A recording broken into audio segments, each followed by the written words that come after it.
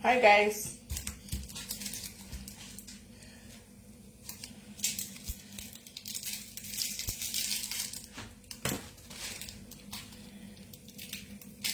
Hi guys.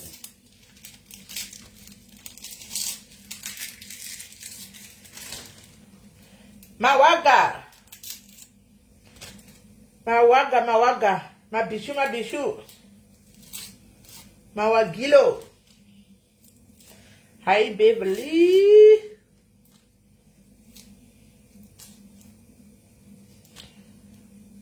Tendai, how are you? Peshi, how are you?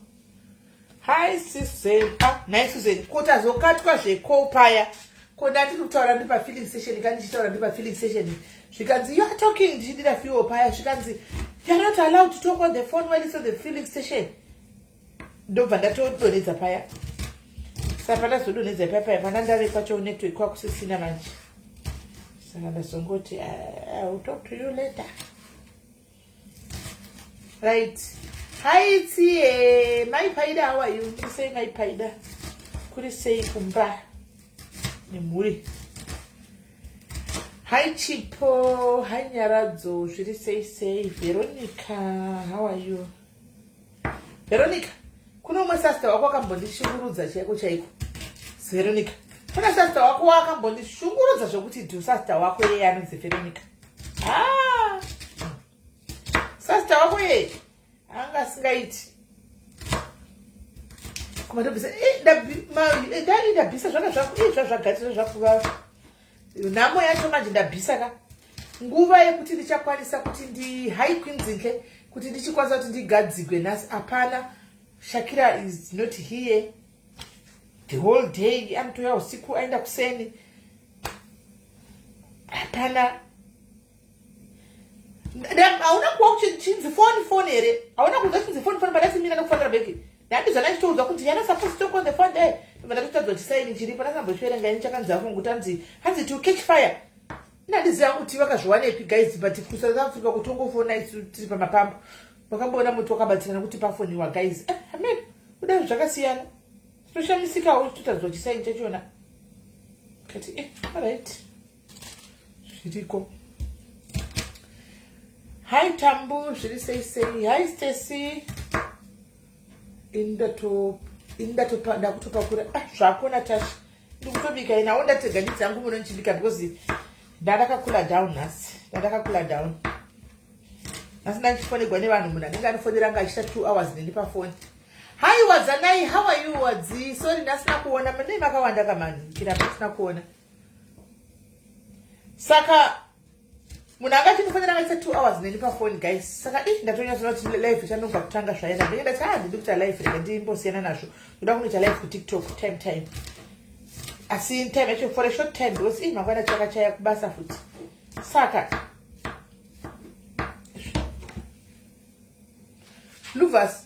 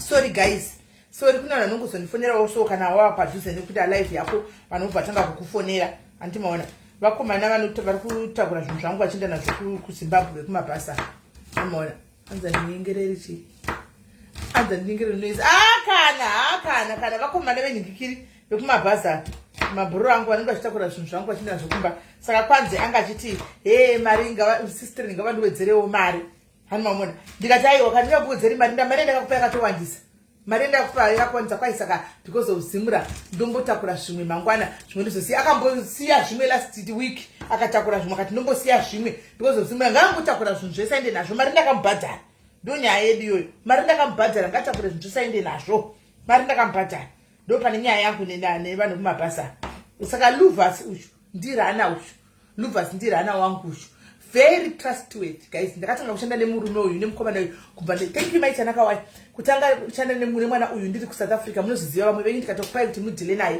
very trustworthy and very honest guy. Ndiri kuno ndotorara upedza umambo kungomuti Maluva ndiri kuda list zvakati Maluva enda pakati nona pakati ndipe ndikiri catalog shop kwakati anomaona anonyatsa kuita zvinhu zvikuru chaizvo zvihombe zvakanaka zvisina kana kuti unozogunun'una unozodii anokuita zvinhu nemazvo anomaona. So vanoda rana ari trustworthy especially vari kudiaspora kunoko vari kuda rana ari trustworthy mogara muchiwanchara kuti Maluva mufana wangu uyu akavaka dzimba dzevanhu vakatowanda pano padiaris achirana mufunge dzimba dzevanhu vakawanda akavaka pano padiaris.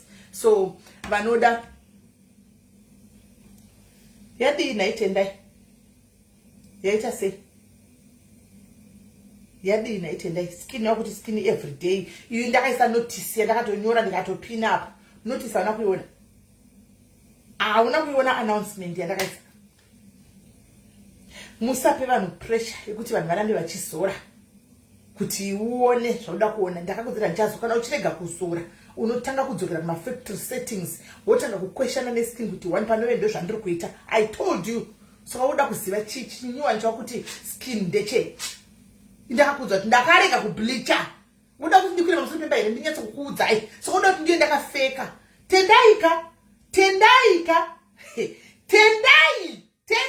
I see what you are trying to do tendai I see what you are trying to do Tinto ndikukuona Tinto right. So guys aiwa vana vangu pana vane zvimbo vagwalusawo chimbo vagwashawo chidaro mwana wangu pano mwana wangu ndinotombogwashana naye chidaro right. Saka inzwai munzwe guys ka nyaya iripo munoziva nyaya yajeshi yanga ichindishungurudza guys. Nyaya yajeshi yaramba ichindishungurudza yanga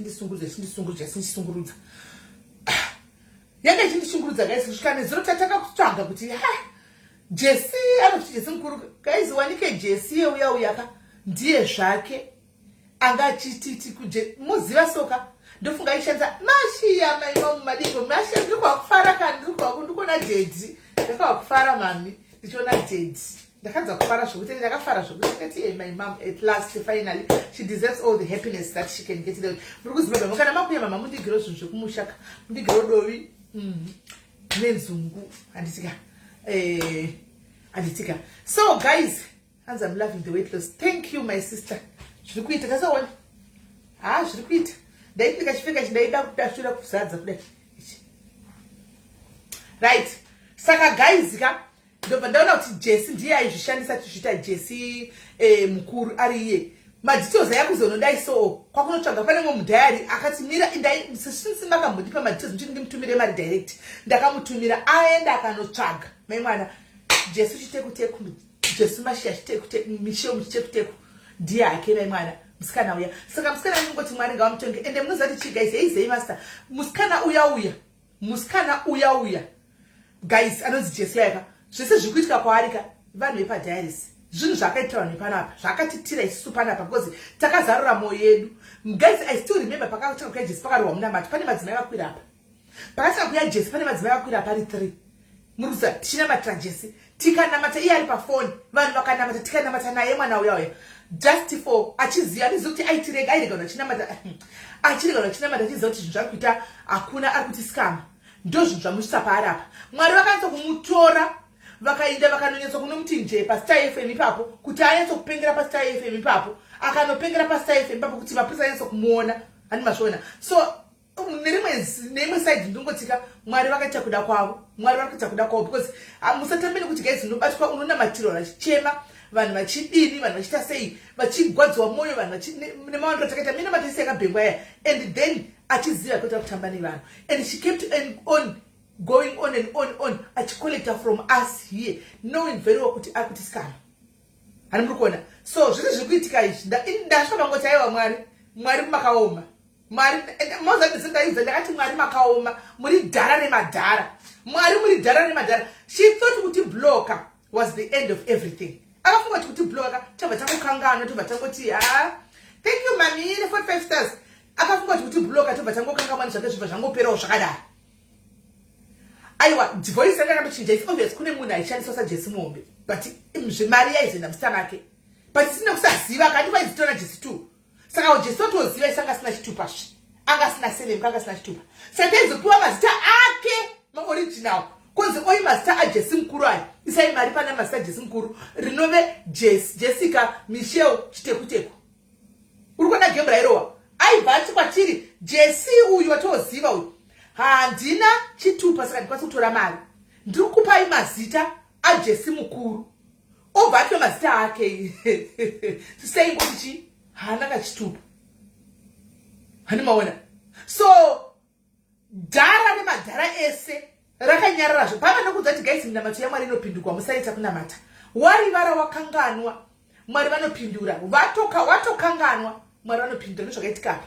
Tatotori vana izvi tototi ameno kuti akaendepi, togozoti akaendepi, ameno kwaakaendawo, ameno ati block.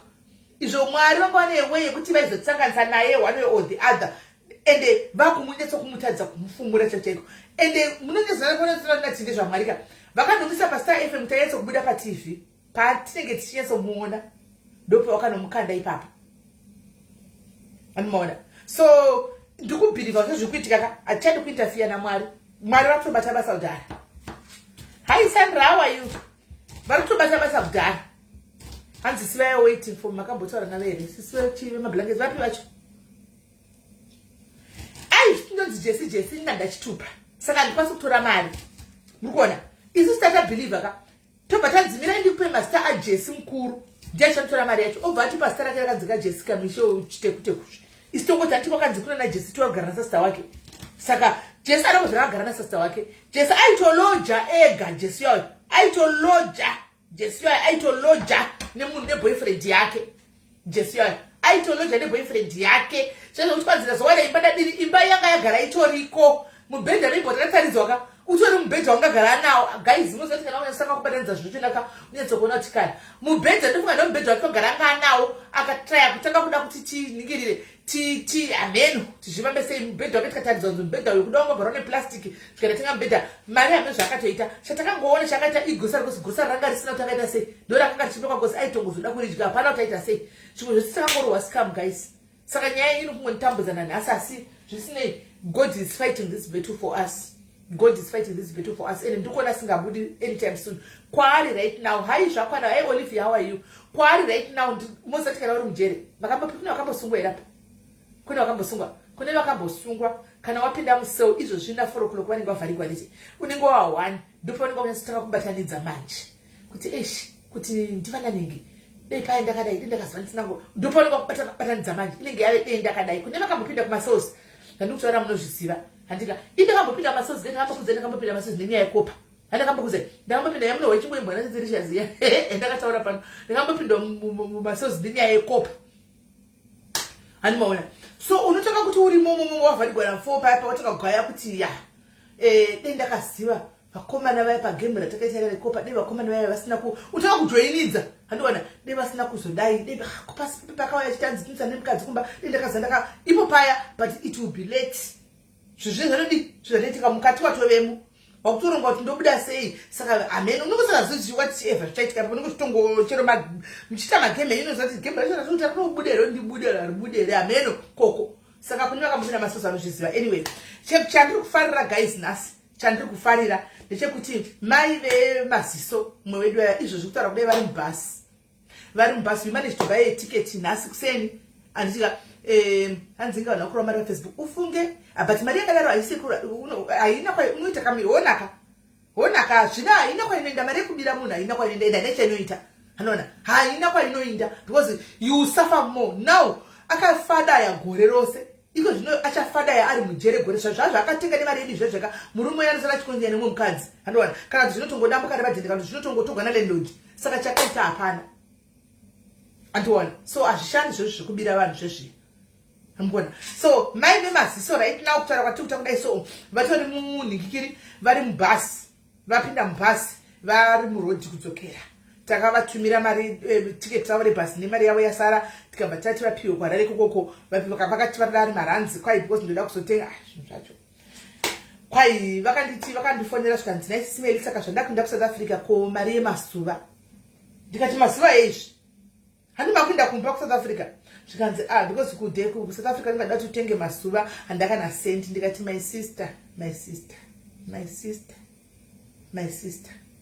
kubatsana kwedu kwanga kuri kukwara kubatsana kwedu kwanga kuri kuti muone kufamba zvakanaka tikatosai passport was not feel part of the package but takazongona kuti zviri necessary zvino kana mboda zvotikwitsirei zvemasuva my sister ndinichanongoza kuti mari yenyu yatinaitongo kupai zvokuti nitozoishandisa sei kana tozoishandisa sei izvo zvinenge zvazvenyu anditi zvokuti tikutengere masuva isusuka pamaigara South Africa mamune masuva here hamusi vakutire madzaiwa ndakavaudza chokwadi so ndakabva ndakati mari yavo kana tizotenga mazuva ekoko yanga bhazi ndofunga ranzi 800 imwe yese tikati kana tizotenga mazuva zviri kwavari ameno saka izvi vari mubhazi vari vainda handika ndabva ndavanyatsoonyorera ndikati my sister takabati pedu takagonawo tongosangana pakupana naupdate yemba sezvo ndiri kutaura nasabhuku handika handichazivi nolini kuti ndiani asaripo mudhayari dzakauya kungoti foni yacho ndeya ndakachinja haisisiriyo saka handichazivi kuti ndiani asaripo mudhayari dzakauya ende pakadai majambudikira hatinambota nemhosva but ngobudikirawo kuti sisimeli mofunga ndini ndakauya nditaura nyaya yajesi kuti so haachabudikiri ndo zvinonetsa anomaona so ndo pati right now vari murodhi tongona matawo vafambe zvakanaka vasvikewo kumba kwavo zvakanaka nemuriwo vowana pekudiwo pekutangira handimaona so nyange ndini ndikuwa kuti ya zvaita zvapera handimaona ndikuwa kuti zvaita ndasirerukigwa right so vati vada kuenda regai vanozvionera nemapisira kuita kuSAU kwese kuDurban kuSA zvichasvika kwavari kugara kuna natoyande kokoko so ivo vasiya musha vachidai ameno tochazoita sei zvave kwavari handika mukoma chale mazhara vandiri kuona mukomeni section apa ndikurangarira patai vabatsira paya ndakavapa idea ndikati mukoma chale madii kuti muchigara nevana kumusha kwenyu musha mune musha wenyu kugara madii uchinogara pamusha nevana handika muchita kaproject kenyu muri kumusha ndaionera hangu kumberi ndaigara kuSouth Africa kaini kubva 2004 ndiriko so unenge uchinyanza toonera pawakapinda nezvazviri kuitika iko zvinoti zvinhu zvatosiyana ndikati mukoma chale munoona mukana uyu ndiwoyu mukana uyu dei mama chigonera kuti muchidzokera mudini muchitanga business renyu ndimozati kuti nezvei chitanga kuchivirika muri pamba nemhuri nevana muchiona vakati aiwa ndombodzokera saka ndochanda ndinodai mukoma chale ndikukuonai muri kuona kuti zvandai kuudzai I was right kuti chirongai mudzokere kumusha muri kuzviona nezvikuitika tiko zvinezvi mukuona tiko zvinezvi makambodzokera kukaende muri muchimbomirai iko zvinezvi makatigwa madhezi madii zvinhu hazvisina kutofanana nepekutanga pepai dei makatotondoronga chinhu business re makatotsimedhe iwo wakutosara wantika uchitombodai kuno kuchimiramira muchitati mutangana tuita vakachirugwi chotengesa huku tikugadzira kudzenyu imoya moitaita achita huku achidini dei matoye pari nani izvozvi makudzokera kumba pakanzi taputika kwamuri kugara uku because Cape Town makada anodziya musoro manje chiri kudhukira Cape Town ikokoko hanimona anodziya musoro makaradi chiri kudhukira Cape Town ikokoko munenge makumhanya ani mazviona so hameno tinenge taingoonesa nawo because ndinenge uchionera kuti pamwe makauya time yacho yatakapinda veduweka zvinhu zvavo zvakanaka chaiko munozati vanhu vanoita zvimapisi job chaiko vai taiwachira 50 rand guys kuwacha nokuaina hani mazviona zvakanaka panguva yacho hakuna chaimbonzi kuteveregwa kana kudikwa kusina but zvazvindaona vhidhiyo yemukomana anga achirohwa nevanhu vekudurban achirohwa nevanhu vekudurban vaya vari kufamba murodhi achinzi uri kwere arohwa vedu vezvoti kuti wakafira mberi kwaitwa muya apedzera kurohwa nechaunga mapurisa aripo saka pakaipa right that's last time but tichita ndenge ndinokuchibika because ndanoka kuya yet kune vari kuti fesi yangu yasvava thank you very much asikana ndakatochida ndaiti zviri right pamana tida kubika miti zinatodzosa mafili dzasingobika minyama ndimukutona kuti mazamini dzakatonzi 5% 5% fat handimukona dzine fat ye 5% chete just 5% fat chete ndo irimo ndichatengeredza dzine mafull fat what aifeza usaida todzibika saka ndachibika right saka hatinei kumberendere guys mumbondiudzawo chii chiri kuitika handika what is going on mukati moupenyu hwenyu chii chiri kuitika pane here zvamunoda kusheya pane here zvamunoda kutaura handika ndandirikuda kubaya live ikutiktok kuti ndisheye kutiktok but ndikuona ndine foni 2 handimaona ndine foni 2 saka vanhu vanoda kuzofona manje handizokwanisi murume kundifonera nje alright ndakanga mati pane munhu zvinoda mutuuzoya nenyaya yacho palife alright ndakanga adepro anodavira fast ndakanga sorry my dear ndakanga zveni uri sei wandiona ndiri palive alright right sezvakuziva imbenge titori palive ipapa nyaya ngaitsve mucomment section sezvairi nyaya hatisi kuda mashortcut because hapana ndikwatinyaya kumhanyira kunze kuzoenda kutiktok saka tiita kuti tiudzwisise nyaya alright simeni nyaya yangu yakamira yakadai osoro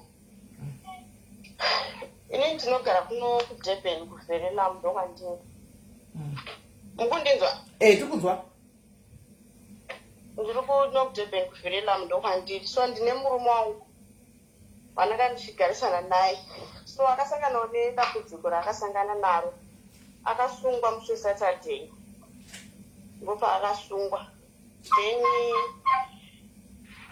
akabanzwa nezvaanofanira kudzoka kukoti musi wa16 May so zvaakasungirwa anoita zvekudhiraivha mauber saka anga asina mapepa then zvakanzi anzi akaonekwa ane zvinhu ane hot staff here mumota saka hot staff yachona iye akati anzi ndiye vanhu vandanga ndakatakura vanhu vachona ivavo akavanzi akavanyoresa mazita pasi but hanzi zvimwe zvinhu zvachona hanzi zvakatorwa zvikanotengeswa nepolisi then polisi inobva yangoendesa zvishoma saka hanzi anofanira kudzoka kukoti musi wa16 May ndopafanira kudzokera kukoti apa inini simeri ndandisiri kuenda basi kozi ndandichimbovara ndine nhunga so zvinhu zvakandiomera semeri izvezvi so handisomboza ndoita semba handana chikafu handana mari yerendi handisi kuenda kubasi at least dena ndaonawo basi zvazviri nani ndaikwanisa zviriritirawo kusvikawo pandoenda kukoti kwachona ndonzoti anonzi kudii saka makarogwa rini hatina time tichigara tisikoti taingodanana pesapa then takazotanga kugara tese muna January alright matangogara tese muna January alright saka hamusati nava nemwana mune nhumbu hasana nemwana ndisitori nenhumbu isitori diki ayo nhumbu yacho alright saka maenda kukepteni kaini mati amuna maenda kukepteni ndatomboenda pani ndambozama kumbobatsirwa then ndangokwira ndobva ndangotaura nyaya yangu then captain wakati ndichakufondera bheki hakuna kuzombofonda saka ndiri kutohwa vanhu nguva zvichitaura kuti zvikwai mabatsirwa wani kwakepteni handambobatsirwa inisi medi because ndakwira chero vanhu vangu vari palive iwapo ndakwira palive ndikataura nyaya yangu saka network yanga ichidisa ndobva ndadzika captain ndobva kuti unozondifonera kunonzi kuchi kuwhatsapp so ndandichingozama kungofonera captain ndokwanisa kutora screenshot ndokuratidzai but vanga vachiti vari busy ndichazofona vachazofona but ndofunga vanga vavi variwo busy vakatadzawo kundifonera because pese panga vari palive papo ndachozama kuti ndivafonere but vakundikana kuti vazotaura nekuwhatsapp alright saka inini pamainda kugomati help yamuri kuda ndeyechii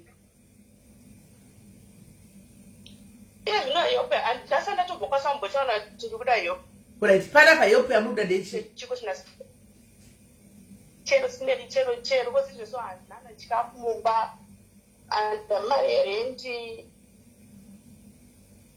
alright pamanga musati mogara nemurume uyu manga muchigarepi makagara January hanti January February March April 4 months mave ne 4 months muri mesi pamanga musati mogara nemurume uyu maigarepi ini ndaishanda staying. Saka wakabva warega basa.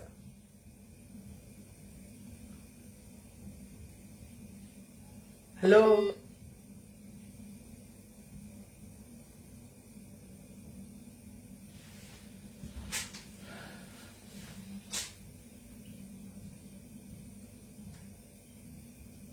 Hello.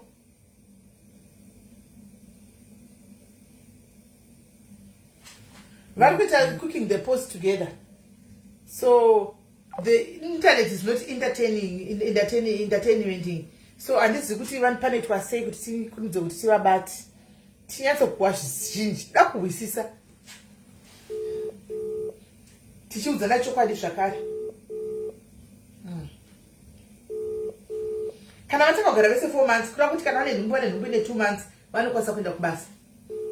Hesi Enes. Kuti sei mwangu. Daira bro wangu tuonesane. Hani kuda kwezvakati kwana Jesu zvitakufa ngokufamba negwara charo nechokwadi. Hello. Hello, smeli network yangu amino chai. Ameno kuti ushasa wifi. Martin? Ushasa wifi. Aiwa, nchesi wifi ndotoshandisa data. Kuri kuwane data iwe every day. Ndikuinda kuma internet. Iwe munhu asina chikafu. Martin smeli. Uri kuwane data naye mwana wangu rekuinda kuma internet munhu asina chikafu. Simeni ndatokwereta kwasisi inokwereta ndatokwereta papa ndokwanisa kuratidzai. Andakana data chero pana nditori kulive kwa captain atodza kuti handina data. Ndinana data ndatokwereta papa. Saka kwanisa kutsvaga yo. Saka zuro wakavata wadei? Mati? Zuro wakavata wadei? Pana papa ndogara pane mumwe ndina anogara pana so. Pane mushini. Ndivoti basi wane chikafu. Usachema hako mningina usachema hako zvinowani.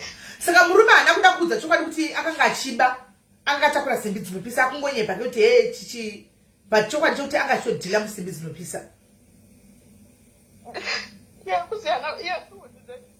Haangakuudzi ndachiziva. Haangakuudzi ndachiziva si wanga achiziva. Ungatakura tambo urega kuziva kuti tambo dzinopisa. Tambo dzacho handizodziona dzichitouya ndozati tambo tambo ikopa inopisa ndokuchozati ijere. Isoti kanga tambo yakatakura shinda dzekurisa machuzika. Itambo dzanozati tambo idzi ikopa inopisa. Saka kuzoti handizivi kuri kurevei kuda kuita bedzi kudaro murume wako. Ko hama dzake dziripi? Vabereki vake vatorowo kuZimbabwe. Kunokwa zvino uku kune muzukuru here but avawirirani nemuzukuru wacho nangozibhozva ndakachakwadadadai ndakatombomubvunza kuti hama dzako dobva nditi zvonizvo ndemuzukuru wangu andinaye but hatiwirirani. Ko dzako muningina? Masi? Ko dzako hama dziripi? Inini yakafamba dzangu dziri kuZimbabwe.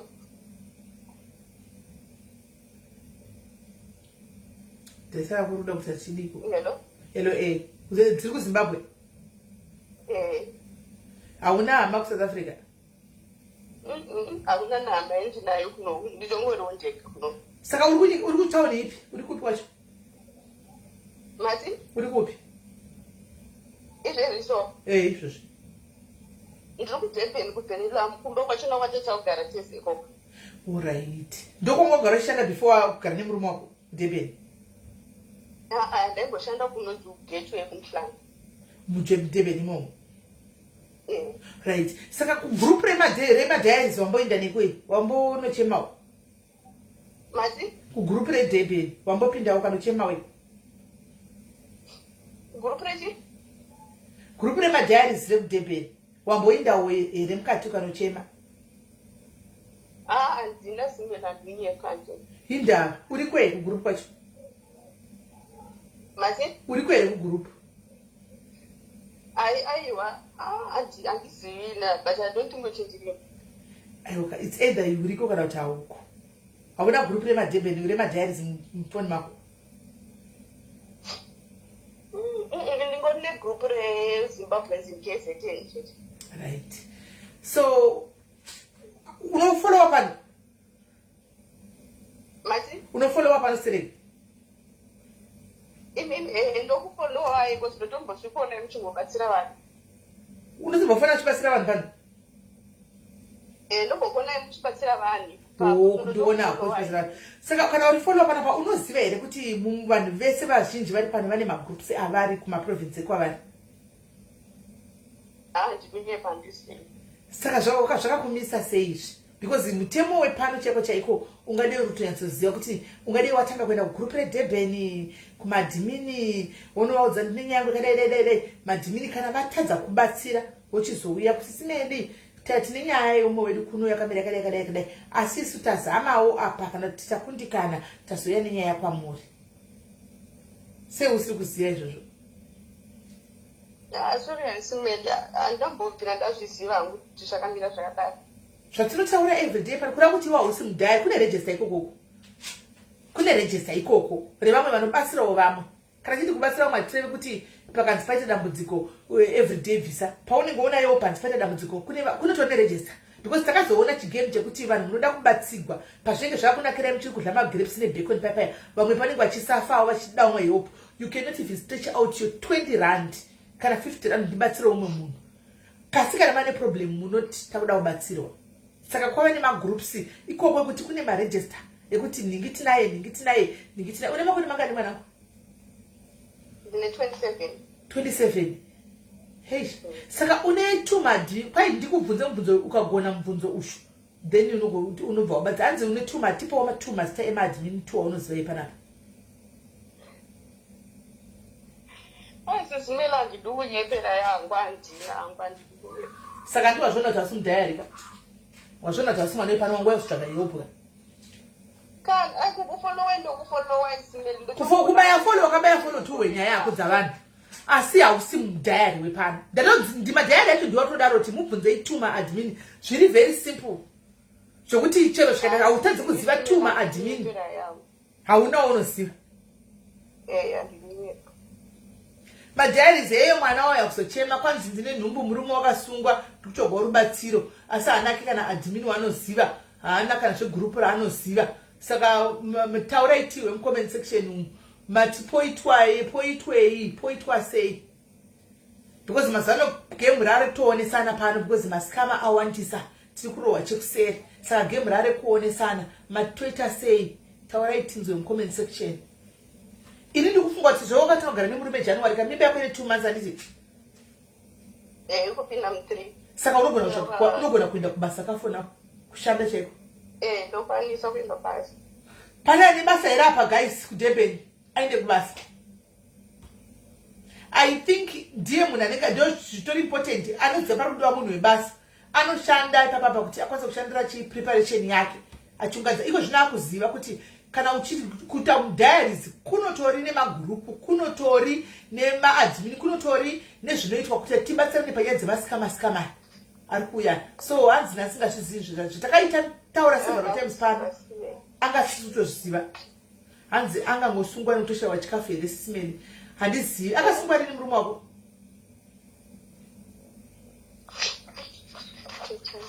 Akasungwa rini?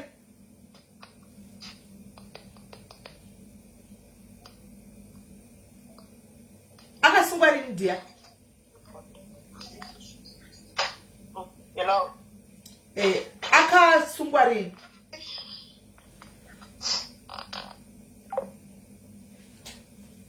I don't know. So guys, you should know izvi kutadza kuziva kana maadmin too vakawanda nenyu. You might not know a lot but munogona kutoziva letu, mugoziva kundai, mugoziva shumbresi handika vamwe munogona kusaziva but iva varatitaura hamungambotadzi kuvaziva. Hello. Hello. Sorry, network yangu iri kunetsa. Iri kunetsa. So guys, hapana wera ane basa uyai mwana aende kubasa uyu. Mwana aende kubasa, hapana wera ane basa. Kana vari kuDurban anoda kumupawo zvake chikafu awane kudyawo. Zvemare rendi mwanangu handifungi kuti mare rendi inobuda. Takabva kubigwa izvozvi musuno pano. So mare rendi chaiyo pamari apa pari kunetsa takabva kubigwa nembavha yakaba pahombe chaipo. So tikazofind out akauya achichema singaiti tikamfamba nemwana uyu tikamira naye tikati mwana uyu dambudziko mwana mudiki kuti asangane nezvizvi izvo tati tichitosikanirwa. So tiri kutombo tichitori mushoku nenyaya yacho because tiri kutotira kujoinza takarasika papi takajutwa pasi the papi pataka but zvisinei tikuti tikukumbirawo guys kana vari pari kuziva kune basa ngatibatsirei mwana saka basa unongoda chero ukanzi ujobhe kati kuti unongoda ujobhe kuti ndada kukumbira ndichange ndanzwa kuti kwema china zvichange zvakabira sei. Akasungwa rini munhu uyu? Musi weSaturday. Saturday, Sunday, Monday, na Tuesday, Wednesday, Thursday, na saka chikapera. Simeni zvachona zvakatochiomera zvasiri kutogopamba zvakanaka. So tatitombona tombotengana grocery pamba musitombonana chini. Murume wako na driver? Atozodriver mauber. Vanhu vemauber vanotavanzisika hwava iwawo aitoza nyaya dzaita ndomagame hava vanotoita. Saka angasiraroora here zvacho kuiwe wakamboenda kunogara uno munhu usina kurogwa sei naye mwanangu une mwana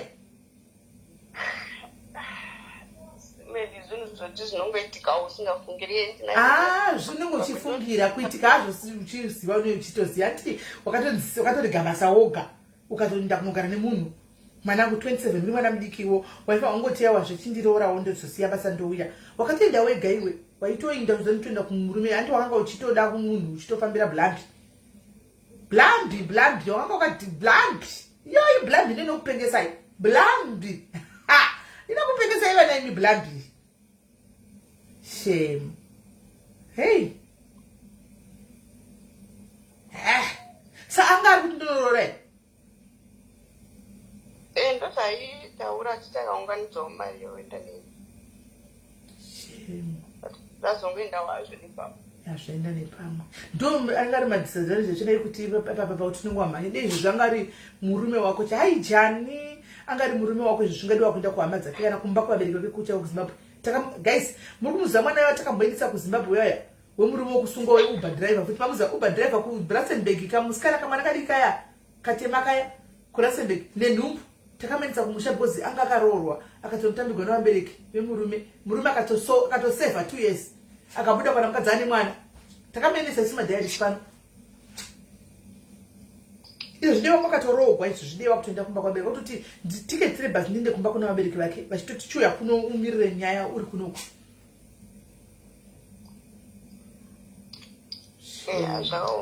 zvakaoma hey right saka zvandakuita ndichaisa nhamba yako handitika kuita kuti vanoda kuti reach out vanozoita reach out kwauri ko kwanditi variko kudiwo vozoita reach out kwauri ndogara ndichitaura kuti anyway vanhu vanotienda kumagrupu ese tinotamba kumapeji ese tinofara kumapeji ese but pane kwanotoziva kuti ndiri kuenda kunofara pane kwanoziva kuti ukandibvunza ndikuzoti I belong to this page ndokwanototanga uku ndokwangu kuti chero ndakanzi nhasi paitika problem ndafa vanotouya vanhu vavatotungamira kutodza hama dzangu kuti uyu takati anga rumwe wedu wamaona so tichitongotora tichitungamira henyu but pamunenge muchidawo kumotiudza tinogara chidaro because magroups mashoma anoita izvi pasocial media mazhinji magroups they are only for entertainment but pamashoma anenge aripo iwayo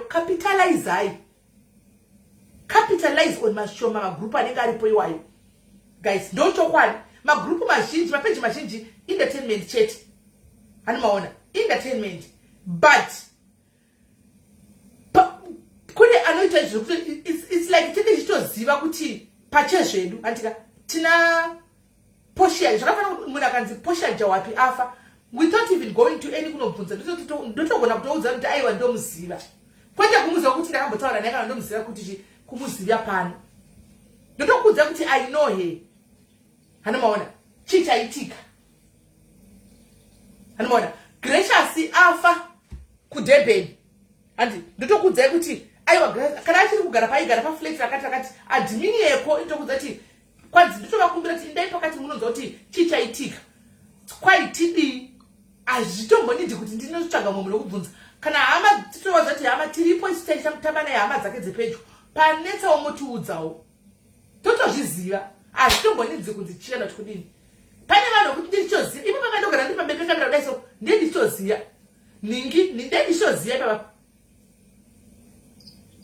antimona ndinenge ndichitoziva entertainment here kwese unoenda kuentertainment but itoziva kuti sense of belonging kuti kwandinobelonga neuku kwete kubelonga kuti uda kunyoresa because you want to belong no panonzi paitawo dambudziko wanikwawo pamwe pachona chinzi akambobvisa 50 rand yake pauya umwe munhu andambudziko akambobvisawo kumagrupu enyiko koko akambobvisawo paita umwe munhu anga ane problem arwara pafiwa akabvisa zvechokwadi 100 yake mubhuku iwanikwawo urimo mubhuku kudiaspora kunokao kudiaspora group global ka zvese zvirimo mugroup imo zvese zvirimo mugroup izvo zvikanzi kwafaningi mugroup rinotaura kuti guys ningi tukufamba sei tukutofamba sei atitosei ka1 Joburg the same ndaibva kuRustenburg uko kwanzi ndiningi ashekirwa nemwana ndaitonovatirako timu atiudza kuti guys munhu wese background maitotoona ini takapfeka yellow yedu tichiri mayellow paya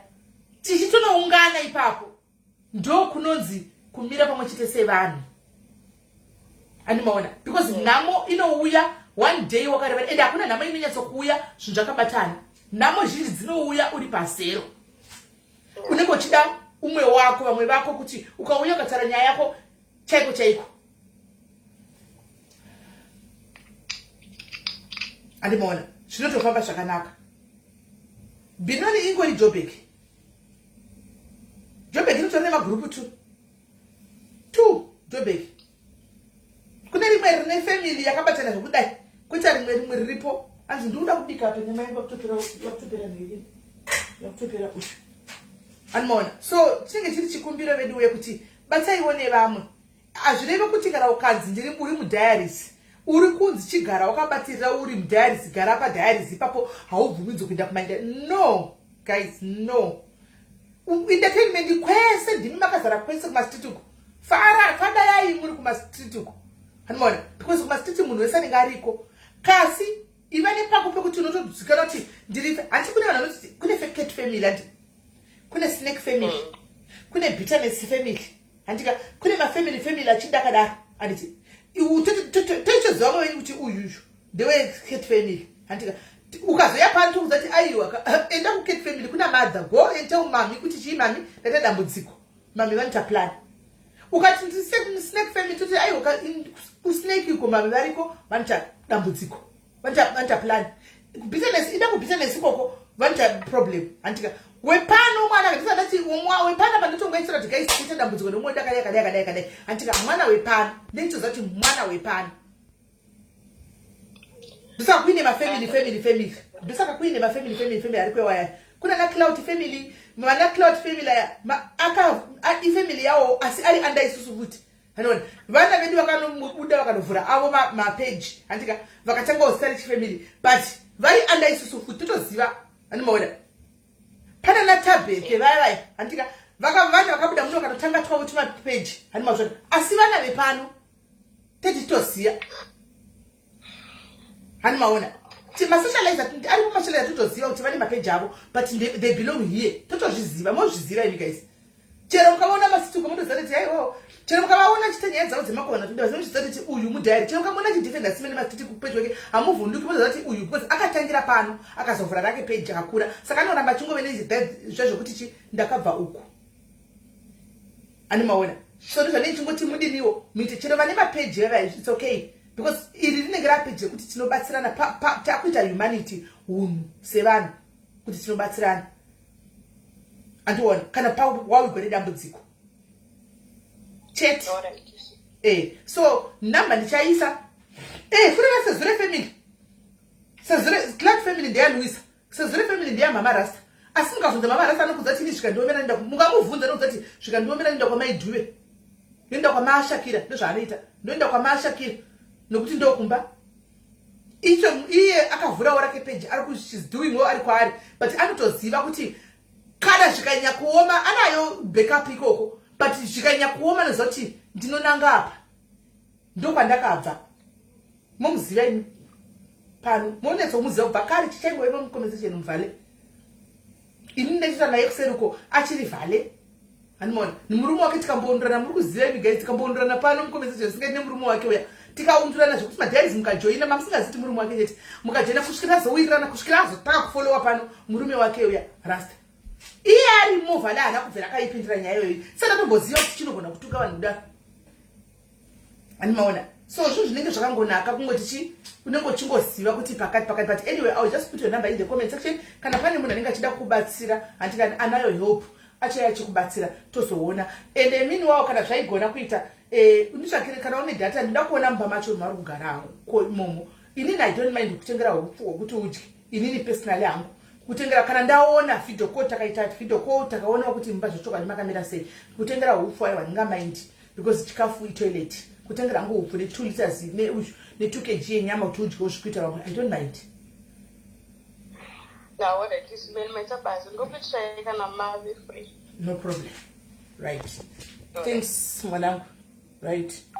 Pambacho nozongona ukuthi unhu guys humanity munhu pamwe anenge ndo atovus asitorina chokula chacho aninga gwadzi yangu kumtengera 250 rand zinomtengera 10 kg yehupu kana 5 kg ne ushu nechi 2 kg chenyama odlawo zvikuita vamwe achipanda panda watsvaga basa azvizo yani kundirwadzawo zvangu animona because pamwe anenge asitori nawo right. So guys zvatanga aiwa handisi kuda kutenga ndingandataura muri pawani ndataura kuti ndingotenga hupfu handika ende hupfu hazvinetsika ndine madhimini arikoka madhimini anotenga hupfu otenga nyama vomudedza unogamuchira mutauni zvapera animona zvapera saka haisi nyaya yaserekisereka madhimini anenge arimo anosangana nemadhimini mutauni haisi nyaya yaserekisereka guys.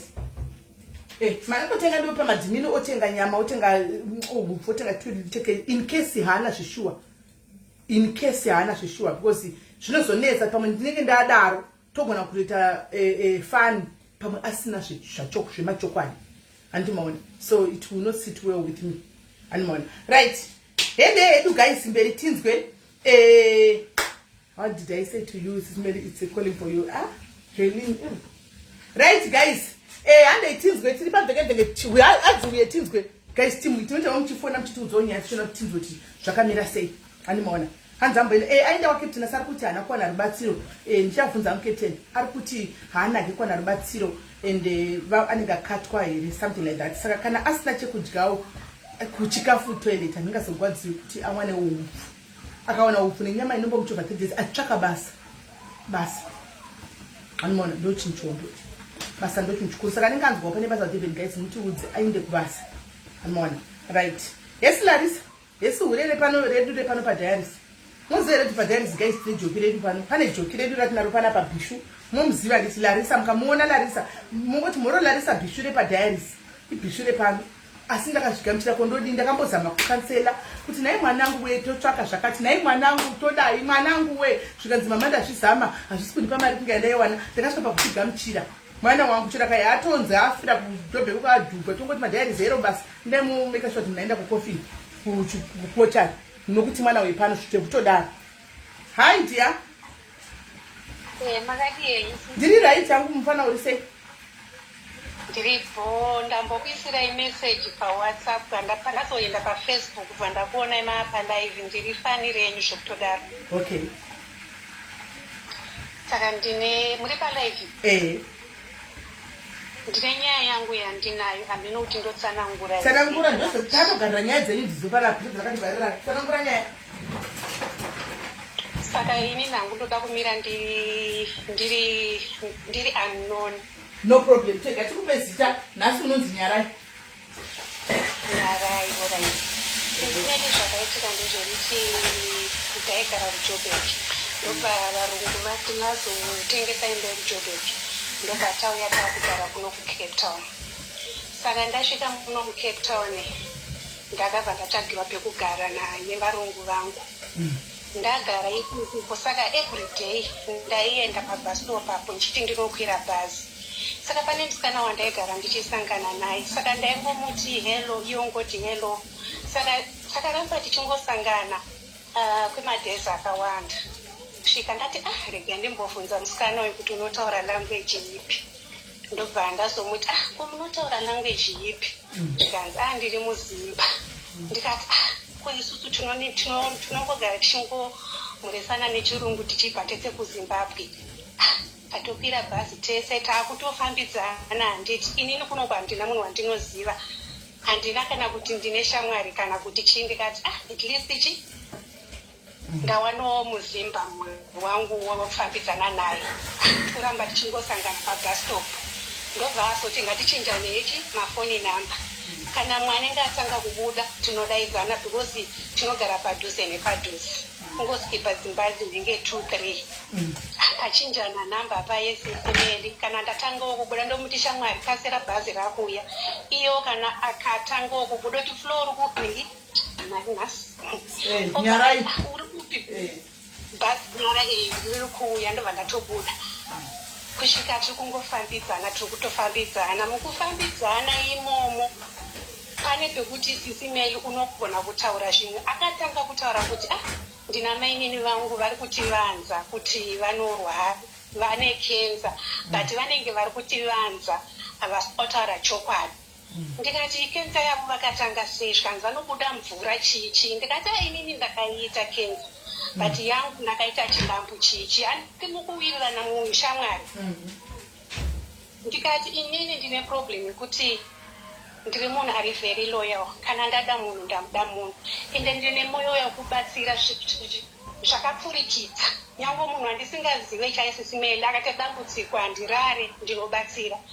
Saka ndofunga mukutaura ikoko musikana kana zoona kuti sisi ava vakamira so. Saka mwana wangu akabva auya kuno kuholiday. Ndobva first week yaJanuary musikana bva auya. Akati Flo, ona mimi nyingine atanga tiri mubhazi. Akati munhu ari kundinetsa, inini handina mari. Ari kuda mari, ari kuti anozodipa next week, manje inini handina mari. Flo, une mari here? Nditese ndipe munhu, asi kana akukudzosera nokudzosera ine profit pamusoro. Ndobva ndati handinayo chichi. Ndobva ndatomupa sisimeli mari yayo 3,000 rands. Saka nemwana wangu vakazotanga kutaura vachiti mwana wanguwo ari kuuya kunoku kuholiday, mwana unozowana shamwari chichi. Saka mwana wangu akafunga kuti ndikumunyepera kuti musikana ari kuramba achingowedzera mazuva kuti mwana wangu achauya. Kusvika musikana paakauya pana pamba pandinogara vakatochinjana mafoni namba nemwana wangu vachivhunzana kuti mwana wenyu ari kuuya here. Saka musikana uyu akazokumbira futi mwana wangu mari because mwana wangu paakauya kunoku akatanga kuwana tumapisi job achishandira vanhu. Saka munoti akazokumbira sei mwana wangu mari. Mwana wangu bva amupa futi mari abva atonditi akamupa 2,000. Abva anditi mwana wako andipa mari but ndikumupa end of January.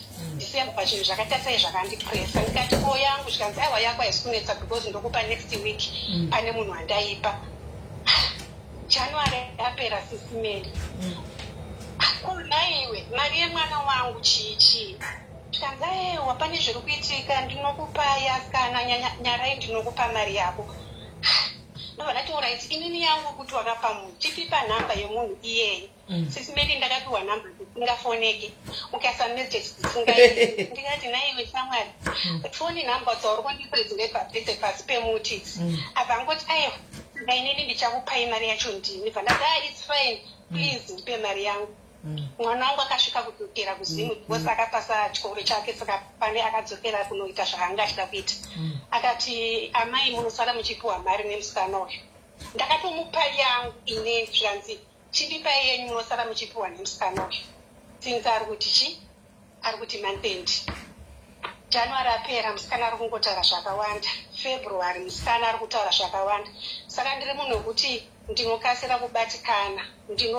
Ndakatanga kungogara ndakuchema every day.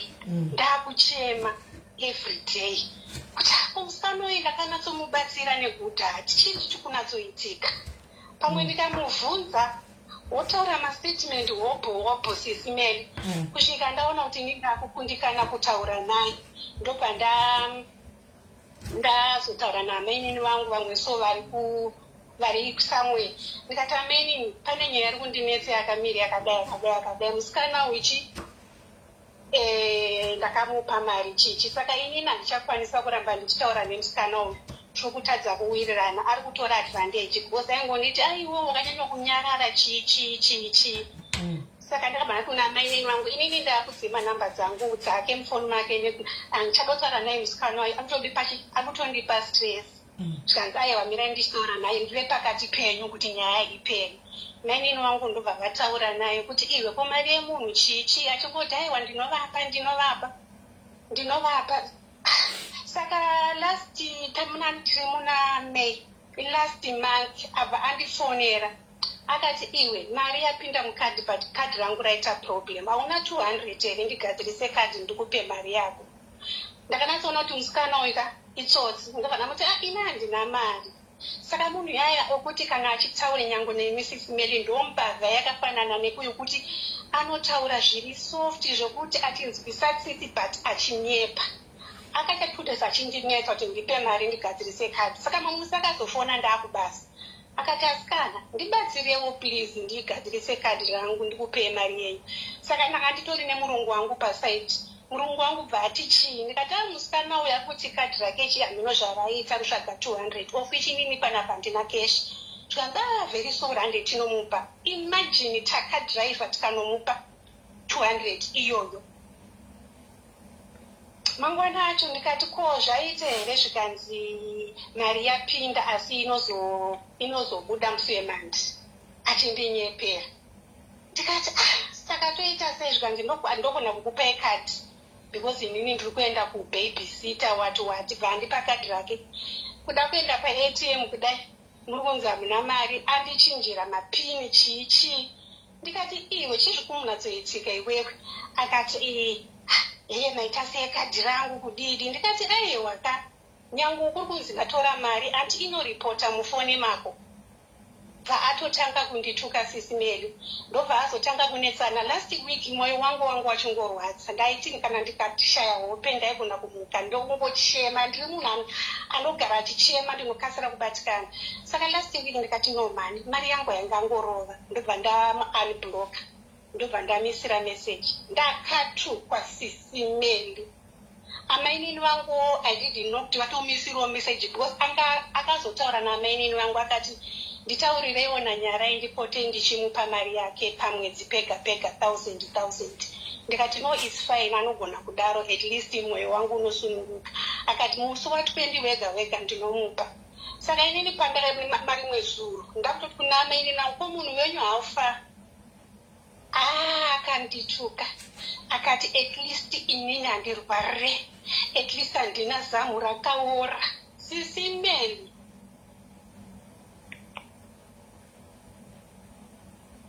takatere ndakatukwa zvikanzi at least ina handina chirwere handina zamu rakaora vakatanga kunetsana namainini vangu achiodza zvikanzi iwe ukutuka munhu akarwara ofichi akakubatsira akati kana mafunga endai munoita zveuroyi wenyu muye muchindiroya kana kuti itai kagenga kenyu muye muchindirova panapa ndaneta nemi zvikanzi unogoti maneta nemi anotaura newe munhu kana kuti kazhinji kana achitaura newe anenge achida mari yake chinhu chakandirwadza kundituka nezvinhu ndaiti ndikutaura saka mubvunzo wangu wokutanga kola musati matopedza pane chinhu mira pane chinhu wandisiri kuunderstand iwewe nyaya yako it's a true story right wakatukwa nemunhu wakapa mari why uri kuda kuita anonymous because handisina kuti ndine hama dziripo apa because ndinogara ndichitsurwa nenyaya yekubatsira vanhu sisi Meli handinzwi saka ndiri kuona kuti ndikazoda kuuya pajekerere ndingatofa nestress handidi kukunyepere ndiri munhu anokasira kubatikana zvekuti machati zvese ndinokutumira isisi Meli saka izvozvi zvakutaura kudai hama dzako dzikati dzakunzwa here kuti ndiwe nhingi ari kutaura because apa patasvika nyaya yako kana iri yemachokwadika takuda zita chairo remunhu uyu handiona taona zita chairo remunhu uyu handitika tichatomudedza pano munhu uyu tichamuudza pano achangoya achitaura kastiu zita rako kuti ndinhingi hama dzako tichangoziva munobatsirika sei kana muchida kuya muri mahaidhi because ndo zvimwe zvinoita kuti ndizodhauta nyaya dzenyu kana uchida kubatsirwa guys why would you say kuti pane munhu akandibira mari yangu asi ndoda kuti anonymous haidhimi andiposti dzakaona nyaya idzi handitomboposti because come as you are handiti zvauri, you are fighting for your money dear. If 5,000 something yako iyi hauna need yekuti unohwanda pamari yako. Hama dzako unogona ngoza kuti you know what guys, timbomira kuti pa lecture right now ndinombodila nyaya yemari yangu. Simple. Because kuti hama, uri kutya hama, kudzozondida idzodzi sure. No, ndiri backwards. Ndiri beko sisimelinda atitoziwiwe. Saka musikana anodzani? Anonzi Catherine. Catherine ani tipe sara kasara. Anonzi Catherine Chiedza Jambwa. Catherine Chiedza Jambwa guys, inda ikoko muno tifambire sekablo. Asada varani ngikiri. Akaloka ana kana profile kana chichiripo. Akaloka. But ndosarake irororo phone number dzake ndinacho. Anogona kwanikwa munhu anenge ane nhingirikirika, anenge achitamba naye ari friend yake. Catherine ani? Catherine Chiedza Jambwa. Catherine Chiedza Jambwa guys, kana pane anotamba nemusikana anonzi Catherine Chiedza Jambwa. Catherine ko naichedza mavhangire wainditukirei. Naichedza. Ko wainditukirei. Ndikamubvunza nezvenyaya yemari yo ndoda kutukwa nemusikana iyeye. Saka muchingokwira bhazi mose? Mati muchingokwira bhazi mose? Aiwa zvaakuita manje mari mwezuro ndine zuro musi weWednesday ndakamuona saka pane mabus stop 2 saka mazano anenge akandiona anobva atanga kufamba netsoka obva andifunga anonomirira ari nebhazi the next bus stop kana kuti because I remember achimboenda kubasa netsoka saka handizonatsoziva kuti akandiona akutondi avheta here kana kuti chii chikuitika. Saka anogara ukuzivi? Ndopaziya. Saka motla kunorohwa naCatherine naKethi? Ndinenge because inini munhu munyowani munomu, you never know ava vane makore vari munomu, unogona kutorongerwa matsotsi ipapo karohwa ndezvimwe zvinhu zvandakutoona. Kana kuti muri munyowani makaenda korini? David. Takauya last year muna is it end of June. Yeah, kune vanhu vanosaisa sure, kune vanhu vanoita zvekusaisa vanhu guys. Kune vanhu vanosaisa. Yo, alright. Muedze pafoni yamuriyo. Muedze papato. Pakandituke mari mwezuro ndakabva ndamubloka muunblock rega. Muunblock. Chisa namba muunblock udone iwewe. Then kana wadona iwewe. Yeah? Ndokupa namba dzake. Ndipe namba ipa WhatsApp iwewe. Andika ende kana wanipa namba iwewe maybe wongodona nditanga ndambata ini. Then kana ndambata ini ndokuedza ipapo.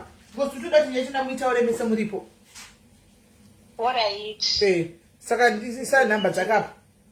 Ubva muunblock.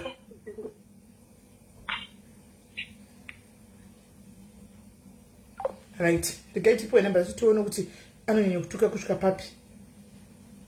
Tigaiti tukwe naye kola wacho. Zvacho.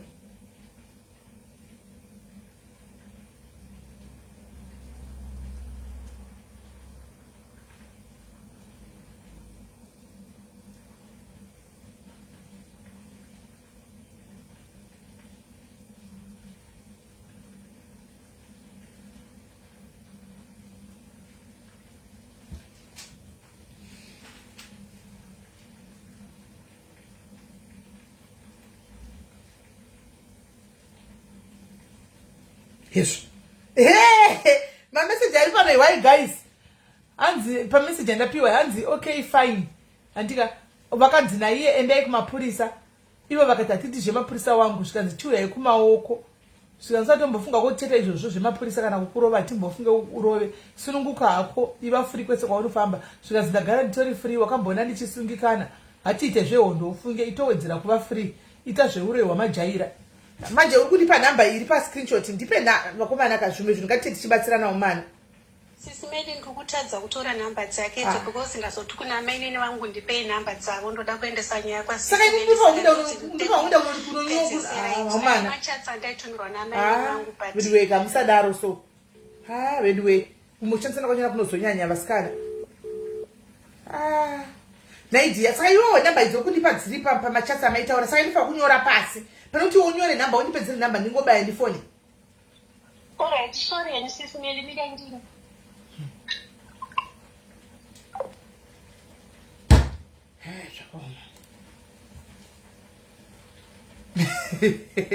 Inini zvichonyorai pasi namba idzo zvenyu.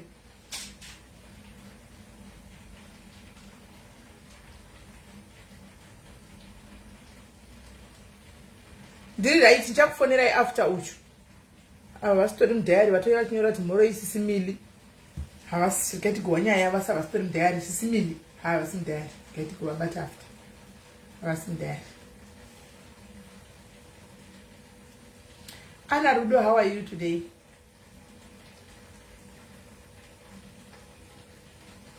But guys, ungadzongera zvokungoti munhu wasangana naye pabus stop wakutomupa mari.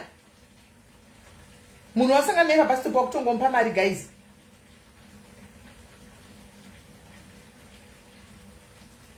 Ini ndingade ndikutsvagana nebhilo kuti naye bhilo iripi ndinyore pane kuti angonyorawo yandipewo indongobayawo ndifone.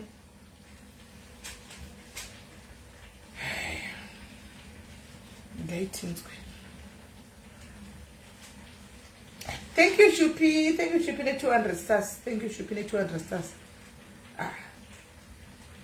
So boa. That's so weird.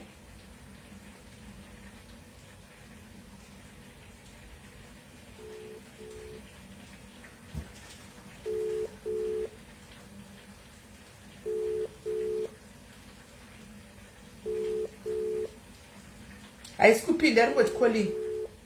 Iringothi calling. Ayisikuphinda phone number. WhatsApp iripo but yakuringa. Yakuringa. Thank you for 20 stars. Hana data kudaira. Hana data. After daira hana data. Hana data. Kaite zvekuchata. Akudaira.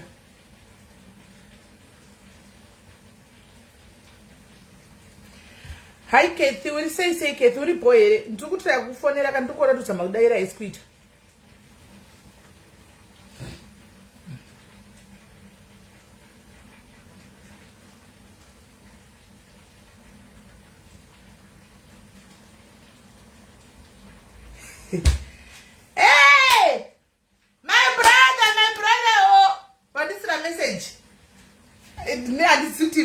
I don't know kuti pakamira sei apa. Alright, let me call the brother. Ndokufonera after. Hold on. Anza ndina data. Alright. Alright. Dzita rangu ndoitwa Sisimeli Catherine. Ndoita Sisimeli mwanangu. So ndauyawo on behalf of ndofunga nyaya yacho uri kuiziva yavamwe mai vakakubatsirawo nemari mwanangu. Muchifamba mose muchinda kubasa zvakanakawo ukaitawo matambudziko ako ukabatsirwawo mune zvakanaka. Iko zvino wakuvatukirira nechirwere chavakakusheya vachikudzawo muchiwirirana wakuti vauye kuzoti murovane kumaoko. Handizivi kuti zviri right here naye mwanangu zvawakakuita izvi. Is it okay? Sina message team. Ari kuvhura zvake fast. Gaitiwe munzira yake kutaura zvekudii.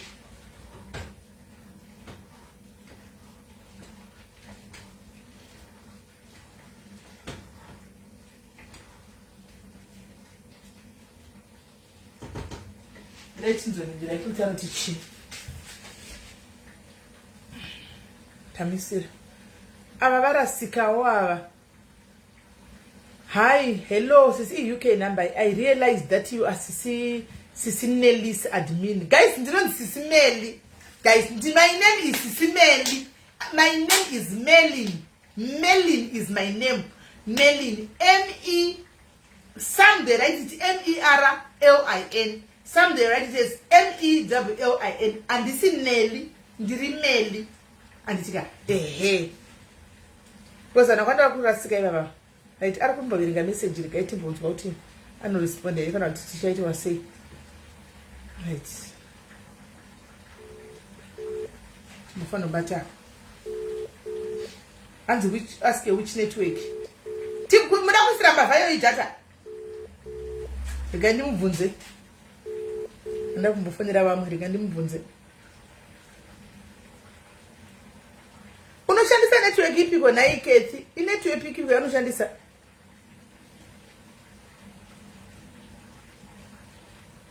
Hello? Hello. Makadiyeni? Ndiri right yangu muri sei? Muri right here. Ndiri right ni muri sei? Kuri right. Ndanga ndichitobuda panze kuti ndione panobata wifi pacho. All right. Alright. Ndanga ndinzwa kunhengere kuFacebook mchiti muda kuexpose vanhu vanobira vanhu. Ini ndakabirwa nomwe munhu agenda anonzi Charles. But takati tikatinoposta koka kuseri uko. Ndo takati tinoposta. Takati kamunoudza kutozoposta kamunhu wacho. Abaro tijita uyo kwa ndoshandisa MTN. Atonyora ndoshandisa MTN. Atonyora. Munozondikandira kutop tazoposta maditozo munhu wacho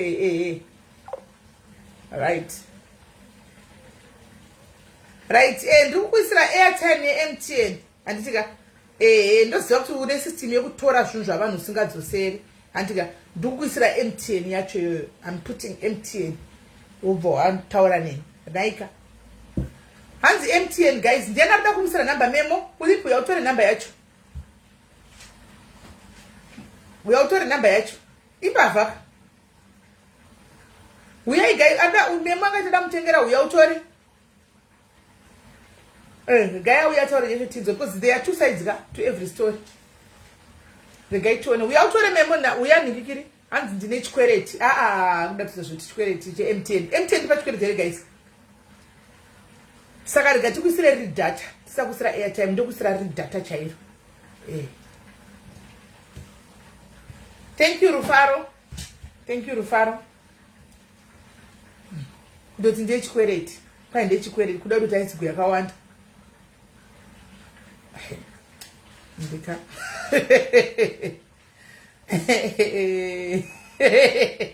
Endeka.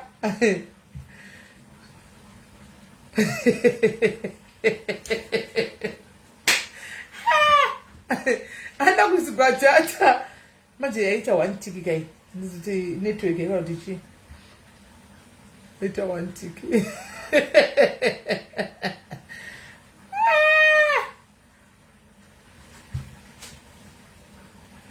Yaita 1 tiki. We diki spend each credit. Guys, we are in a credit. January arda mutengera ngawe yatore namba.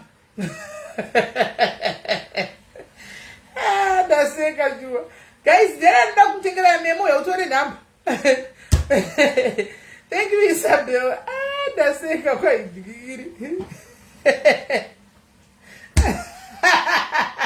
Endeka zvakaoma. Guys, January yatore namba is 2.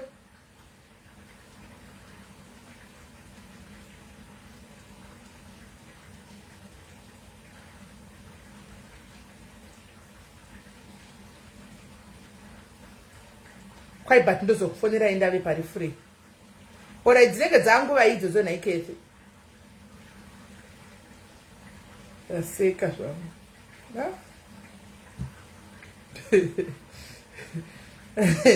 Anotora machances chete.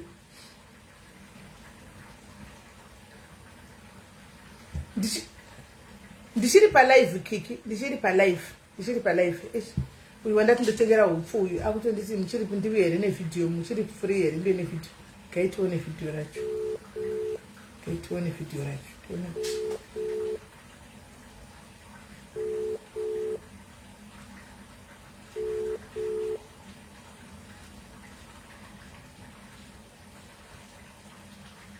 Hello, Smith. Hello. Tuone kamba macho.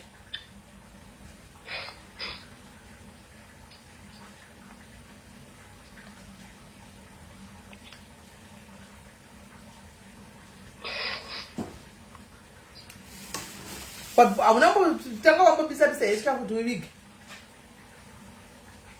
Mrana chiri muno mzismelo. Fura chikabodi cheshoni, tuone chikabodi icho. Zvokushawa chero onyenere pakapushi pushi tray icho. Pane ipa pushi tray yapo. Pane chingwa. Ora iyi. Tuchoje nasi.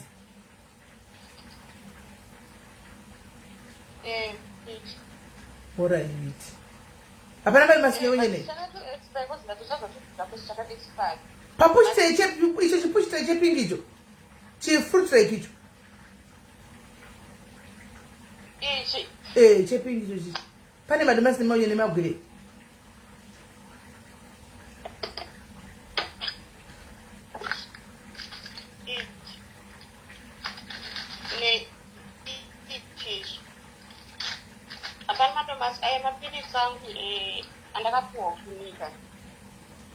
Okay. Hapana mali masine hapana wenyene. Hapana cabbage. From cupboard tuone. From cupboard.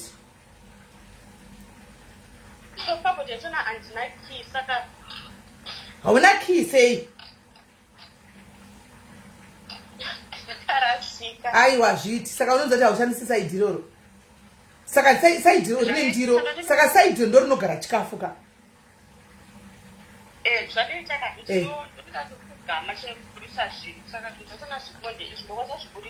Burisa tuone zviripo. We want to be sure because takarwa chekuseri pano takuda kutanga tatotarisa. Because takarwa chekuseri. Aiwa fesa kaburisa ndaiona anoburisa. Isindosha angani mafuta angubata musina lutera. Right.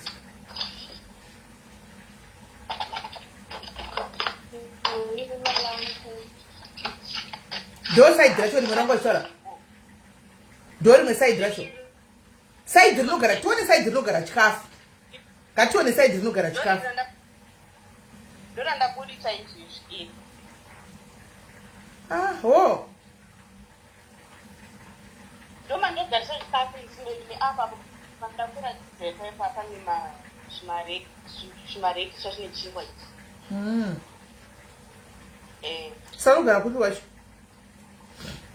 Ngogara zepe ndinonzi Feremulam. Feremulam. Burisa face. Nokuti munhu achauya papagara changokuona. Let's see your face. Aiwa ndo mari kurongedzera chikafu chake zvishuwa. It's true. Ndo pari kurongedzera chikafu chake zvemachokwadi. Ushu. Ifese yangu. Mamuona nditi. Aiwa wardrobe amuna. Mune wardrobe ere? Anambona wardrobe inikoni. Amuna. Ndaona mbedha. Amuna wardrobe. Aiwa wardrobe amuna. Wardrobe amuna shishu. Ndaona. Wati kwa kuveremu. Ndiana nogara kuveremu guys. Ndiana nogara kuveremu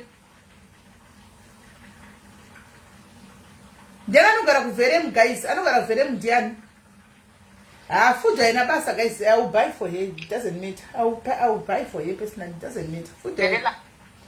Anogara kubele ndekupi. Anogara kukwarutaura uku ndekupi. Aiwa sino andinambokumbira regerero kurubatsiro kuvanhu. I said I'm just gonna help her myself. Andinambokumbira rubatsiro kuvanhu. Andinambokumbira rubatsiro kuvanhu. Ndati ndichamutengera chikafu chandakwanisa kutenga chete. I see nyandinambo handisi kuzoda kuti handisi kuchema nevanhu. Kuverilam. Handisi kuverilam. Saka pana wandakumbira hangu help. Ndangoda kuti verifyewo tione kuti arikutaura zvinhu zvakadini. Zvinogona kuve probably kuti haana chikafu chacho. Chikafu hachina basa. Saka tikauya kudzimba dzenyu mototinyima chikafu. Motondinyima chikafu ndakauya kudzimba dzenyu. Ndayagara kuveremulam guys. Kudebeni uko anogara kuveremulam admin muri kure zvakadini munokwanisa here kuenda kusvika padhuze. Mumutengere imimi admin mari ndonza kwamuri. Momutengera monomusiyira. Muchinopinda mumba make admin team Deben. Thank you Dimamo. Team Deben, team admin Deben. Team admin Deben ndiana angandibatsira kuti anokwanisa kuinda paverelemu pacho baba pari kunzi padhuze. Moenda ipapo mononingirira. Monotenga monomusira imini.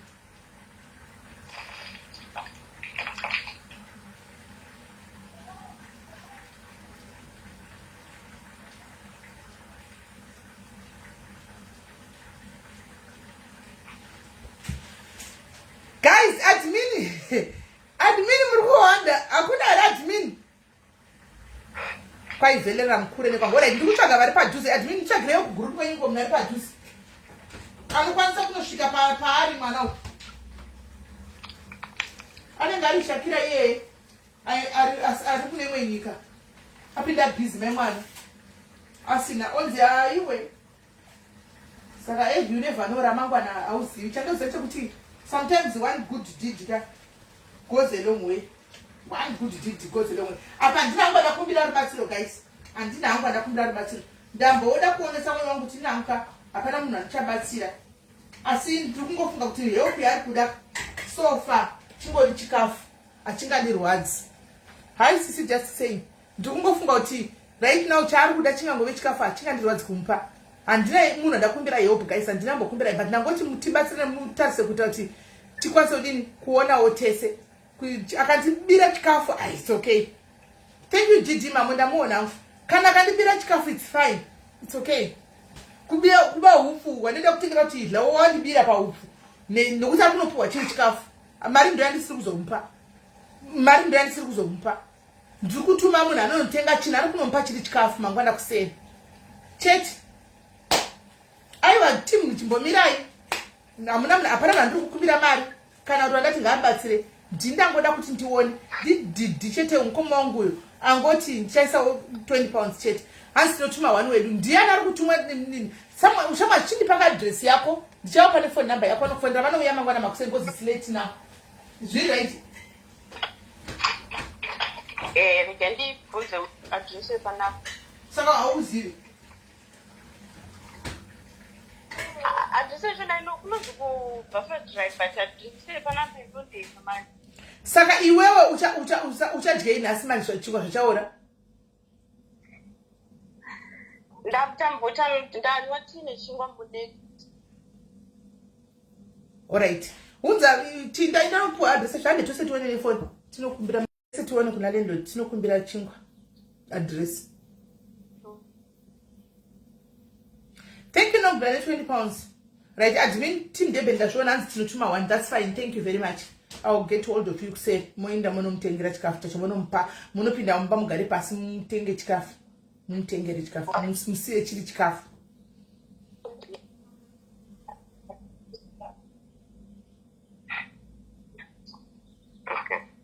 Okay abantu vari kukupa chikafu ava. Yeah, she's also going to ask for the address because follow the address the location. He doesn't know the address. Oh yeah, the address.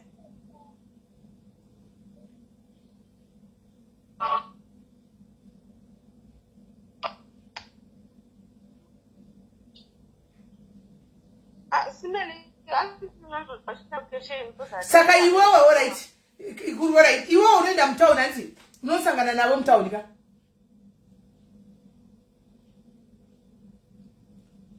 Kana dese tunzi kurikesha ni kuza unokwira kaenda kusanga. Sinaenda kutokumbira umatero.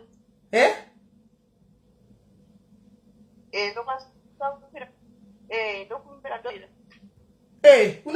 Unopinda mtown iwewe. Iye anokufonera muona apa musangana papi onokupa. Ari kutokumbira zvandiri kuona chikumbira. Thank you Didi. Ari kutokumbira address ndiri kutonzwa vanhu kunzwa chitaura. Hanza Sandra can live in Dubai. Problem ingikiri yacho mberi kunetsa. Address location kwanogara kwacho. Nditori pa video kona epese pari kupinda nditoona vanhu vacho vari kupinda naye.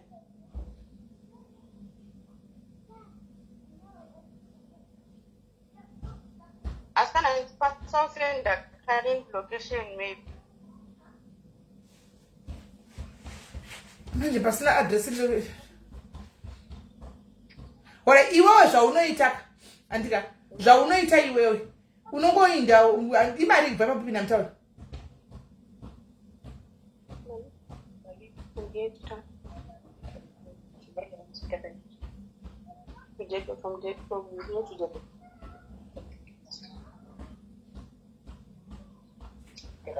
Right, PayPal yangu email due15@gmail.com. Mail do okay mtown ari kutya kupinda mtown munopisa. Alright, let me avoid that kuti munapinde mtown ndarakangamwa kuti uri kupisa. Saka manje tupano kushuka sei pamba pako because ndakakana kuti mtown amusi kupindika muri kupisa. mina ndinyore PayPal yangu.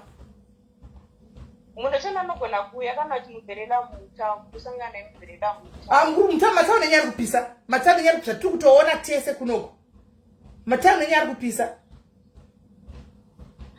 Mudurban ndomi kunyanyonetsa kunoku hakusi.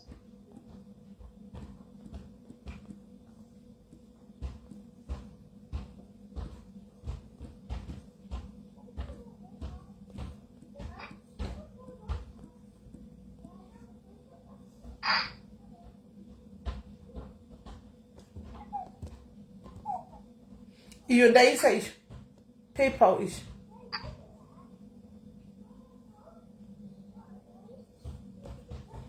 PayPal ndaisa PayPal. Andisika but please vari kungoda zvavo handina munhu andati ngabvise.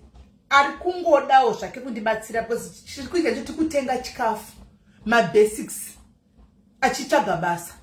Ane basa tipewo basa mabasics chaiwo upfu chaiwo mafuta ekubikisa neka 2 kg kaenda munext door wake mapindawo machinokumbira adresi mune fridge kuda chesa imomo ani maona neka sipo ke green bag kuti anogura imwe achiwacha imwe achisukisa ndiro achigesa green bag simple beans ane magetsi achiona plan shamwari yatenguye kunda kuma-peace job sha utotsvaga ma-peace job kuti unganze mari yerent because parent apa panonetsa ipapapo hapana munhu angakupa mari yerent andiona murume wacho zvakasunga hapana anokupa mari yerent unobhadhira mari panapa panoita 1.1 yeah tinoda uzambotsvaga basa racho watichi basa ndiri kutsvaga pachona chononenge vachida agent fee racho basa chore riripo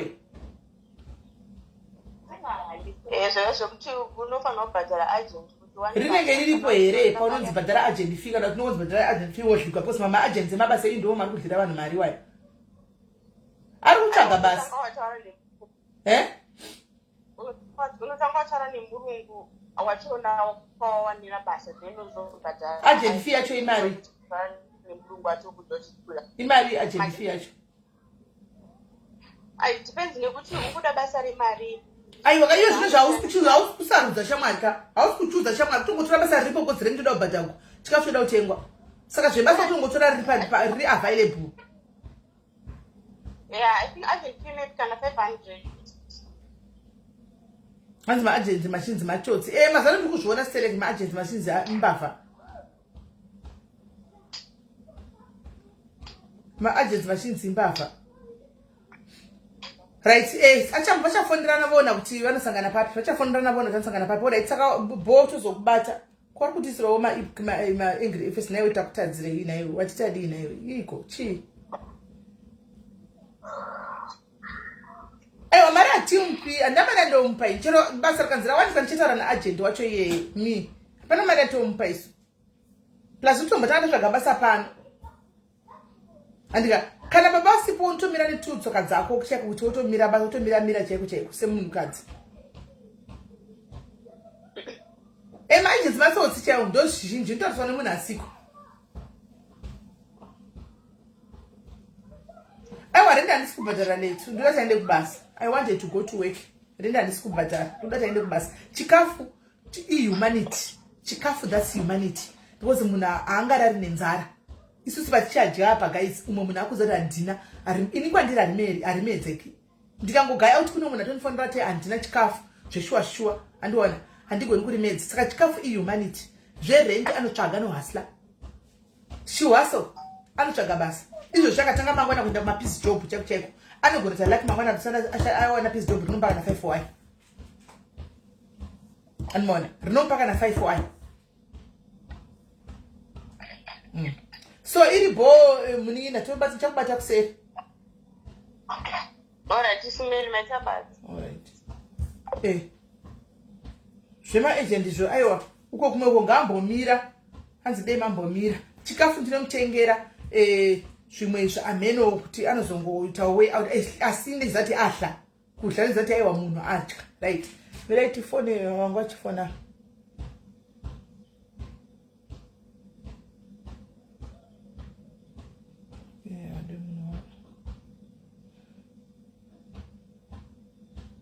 Thank you, D. Okay, hands if your numbers, I'm just gonna alright. Nditenge data. Alright, uya wematsotsi uya. Tsotsi uya mzani.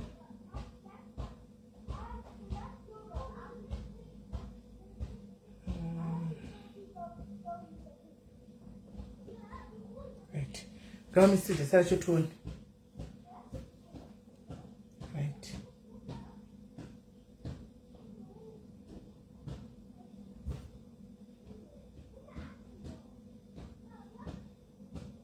Hanzi maybe later nasi kufonera ndikanoka nokufonera kuseri kuti data risaperi ndokuudzai kuti muise risazodyiwe. Arikudaki zvokutaura Kethi. Arikudaki zvokutaura. Kethi arikudaki zvokutaura handifungi kuti ari kumboita zvechitsotsi. Kethi arikuda zvokutaura handifungi kuti ari kumboita zvechitsotsi. Right. Kana pano mwada kufona guys, ngafone tinzwe. Kana pano mwada kufona guys, nenyaya yakada kutiudza dzingave dzekumujolo, ingave nyaya yechii yamuda kutiudza. Chifona itinzwe. Fona itinzwe guys. Fona itinzwe.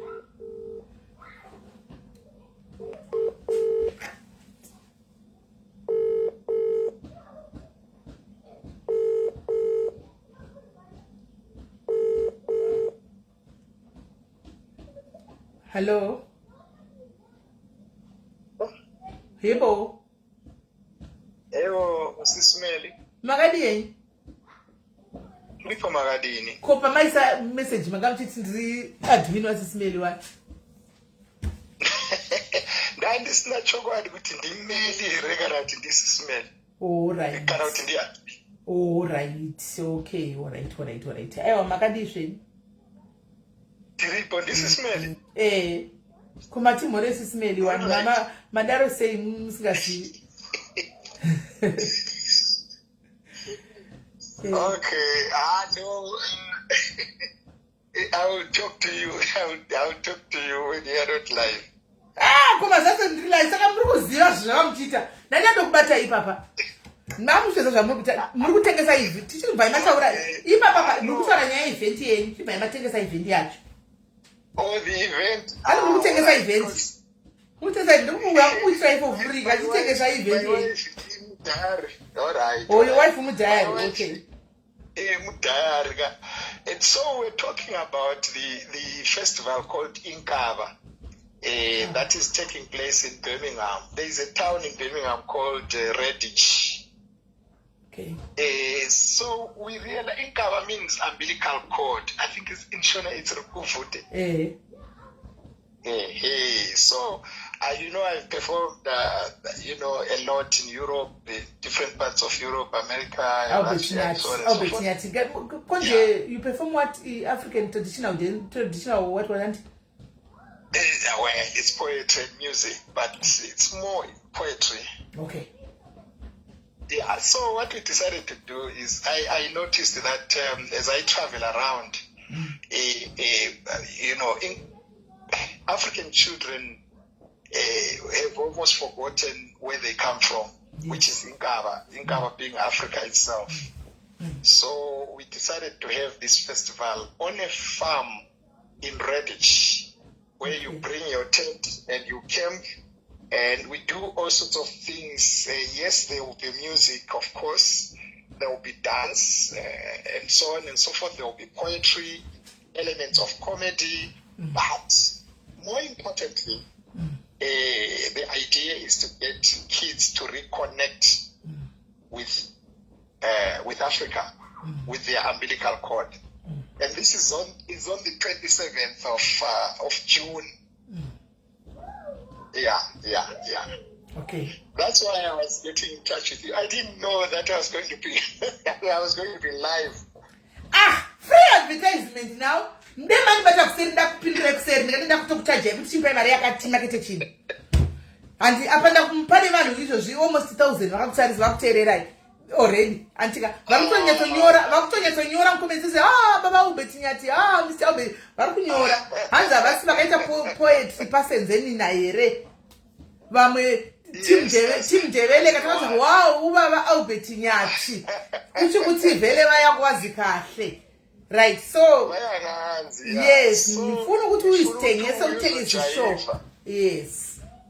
Alright, so ngifuna ukuthi uzojayiva, but this is very much a family event where you bring your tent.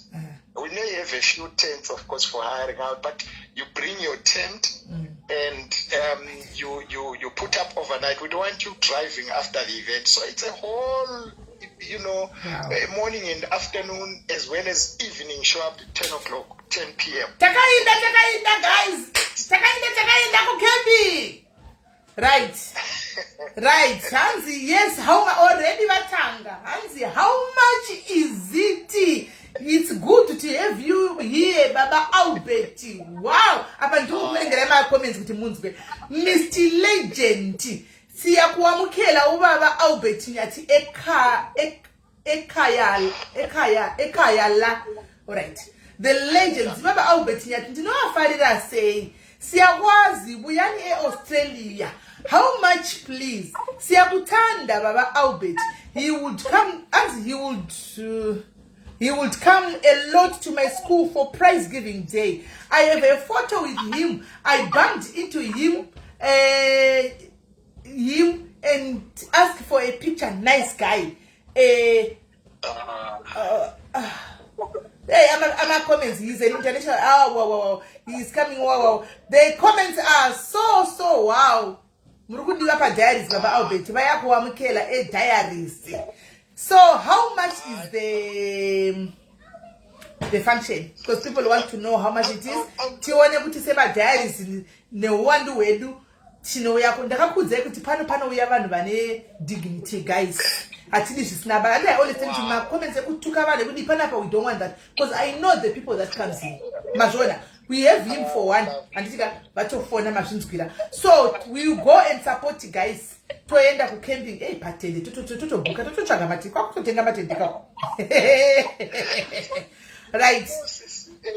No, it's on a farm. There is a friend of mine called Abide Zenenga who comes from Mondoro. So I went to school with his brother called Praise Zenenga. So Abide owns a farm in Redditch, which is near Birmingham. And on this farm, you have animals like the llama, like goats, like horses, rabbits, road runners. So kids will be playing with these, feeding them, and then kids are going to attend workshops on dance, storytelling, and then there'll be music by guys like Progress Chifumo. I hasten to say Platform 1, of course, will be there. Platform 1 will be there, guys. Oh, yo! So we are going to Matrikiza. We're going to have Mono Mukundu. We are going to have a lady. There's a lady called Mantongande. There's one called Queen, and so on and so forth. And it's going to be fun. But with a choice to, there'll be food, of course. There'll be food. There'll be braai, chisanyama. You got yes, African food. Yeah, and people want. People driving afterwards. Want people putting up there because then, unless they live in Birmingham, if they come from far, they put up there, bring tents and have fun, talk about, business connectivity back home in Zimbabwe. Yes. Because it's to do also with creating synergies and talking about what should be done because UK or Europe is not our home. Yes. We are there to work and then come back home. That's why when somebody passes on, we bring them back home and bury them for sure. At home. For sure. Yeah, so, and also kids have lost language. I have friends whose kids left the country when they were very young. Some were even born there and they've lost language and, issues to do with storytelling. That with family, respect. We don't want to see things that are not respectful. Yes. Yes. That's what. So I invite you. I would like you to be there dancing with me. It's a pleasure. It's an honor. I will definitely be there. Magona Manduza when there's still time so that I can organize Kubasa that weekend off.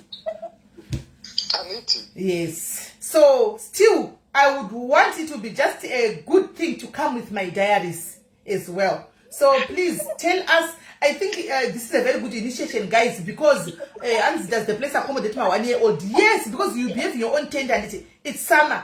When you go to tender rako, and it's good. Okay, let me say this, guys. Let me say this. All the people in UK, my diaries, please bring your kids. In side, I would like to spend time with my youth. Vasikana vakukura, my teenagers, akukura from 12 years above. Kana vakauya, please bring them. I want to have a girls talk now. Timbo taura, timbo nesana. This is the platform. Don't check chaiko. Don't check chaiko. Before dance and whatnot, because Muruya Nevana, that is when Padogonambotra never instead of Pamalife. Tombotara never let chione sana. Nya zeva na bacteria kumba. Nya zeva komana. You know, they are not British. They are Africans. And at some point, they need to know about their African culture and how, you know, we do things in Africa, even though they were born in England. Wow. So thank you very much. This is some kind of African Glastonbury Festival, although it's called Ghana. I prefer the Glastonbury Festival. Your phone is now breaking, Mr. Nyati. Your phone, can you please have... Is it breaking? Yes. Yeah, very low.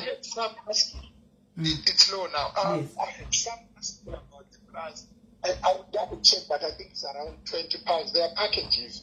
When it's a family, it's less expensive. When it's an individual, I think it's £20. And the food is included there. I don't think so. I'll double check. I'll share with you. I will send you the flyer actually. Yes, send me the flyer. Okay. Send me the flyer, but count me in, I'll be there. Lovely. I've said, I could send Rama message about the event to say, do whatever message you pop up, I'm sorry up. I'll get back to you, can I you a flyer? I'll definitely send you the flyer and Jerry post after a flyer and don't go post after TikTok. So that you guys, Variko, and my twins are 27 years. 27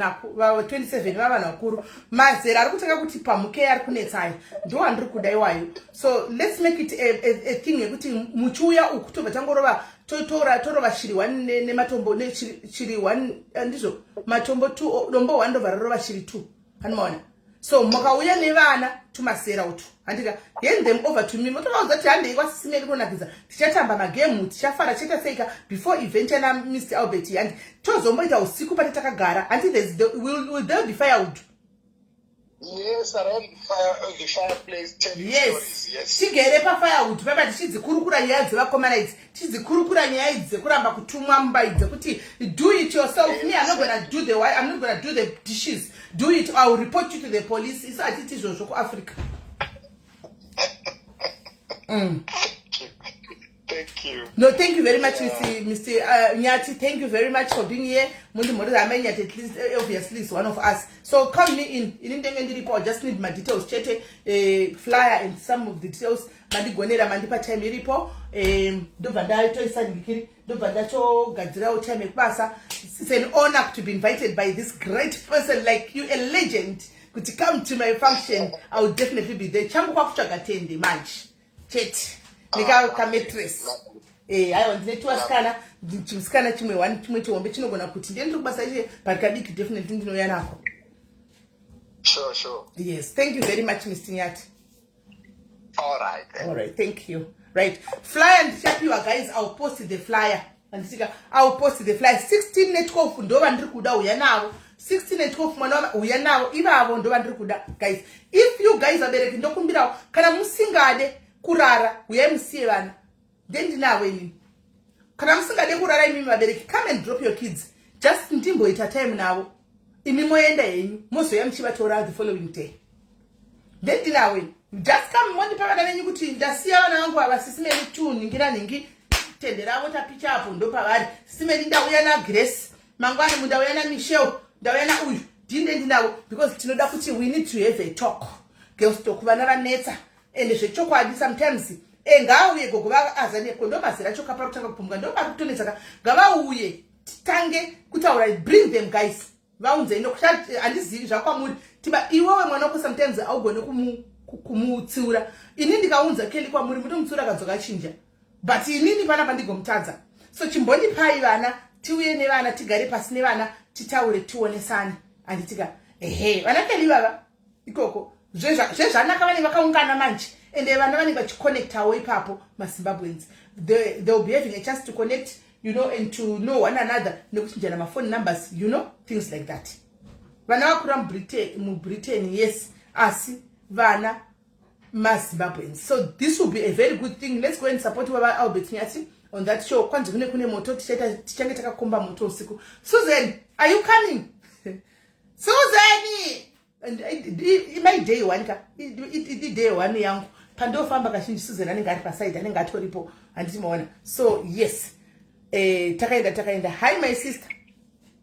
Yes ma'am. Hi. Mava pa live anditi. Ndiripo. Ndikandimute. Okay.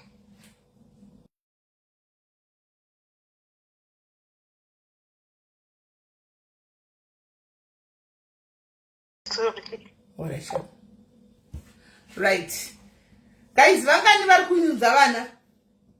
Vangani vari kuunza vana? Vangani vari kuunza vana?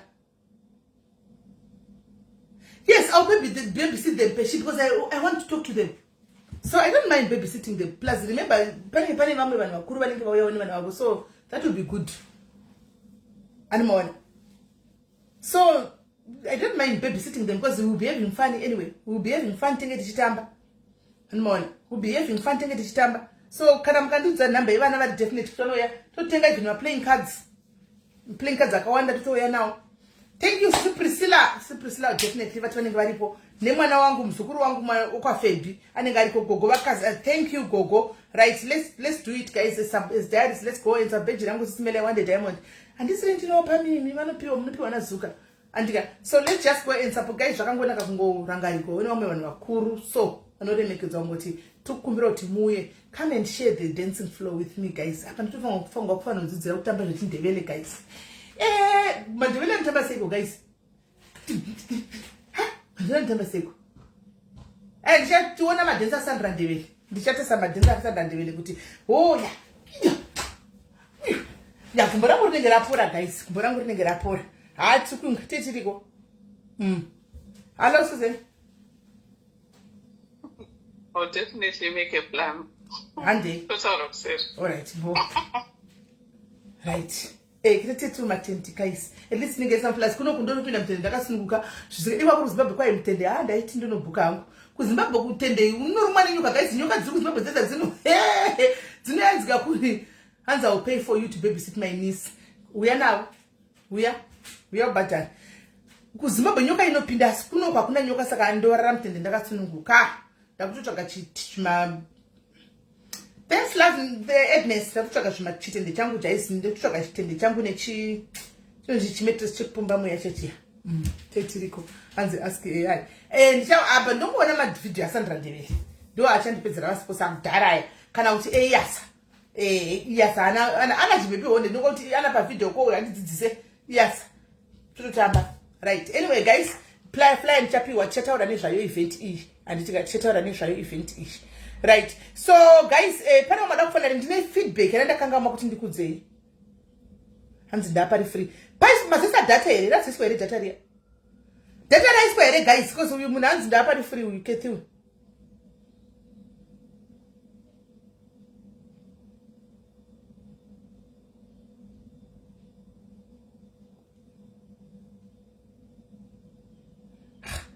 Hanzi nakola ndaida kuti muyozeta MC papati mwana wangu you blueticked. Mina ndi bluetick vanini. Pane zvakaitika maybe yakavharwa nema comments. Kwakadi kundifonera. Mafly achabvawe. Akadi kundifonera.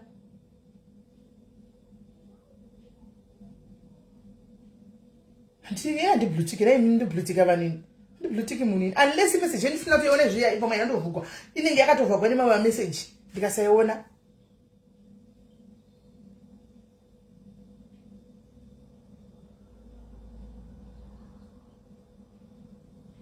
Naivedi ndiani kwangati yaiswa here ndikikiriya.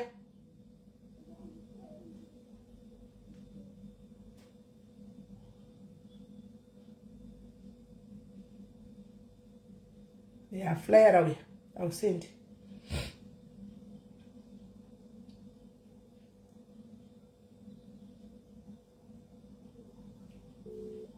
Wait, move. Why not to get up any Wi-Fi? You can connecting Anna data for sure. Data Anna. Then we are to look at data Isa. We are in the coupe. We are in the coupe. We said data. I didn't say airtime. It's a data.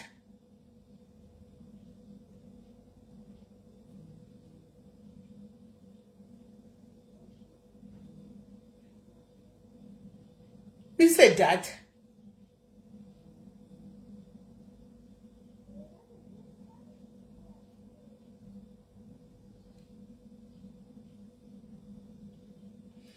We'll talk after this, dear. To tell her after this.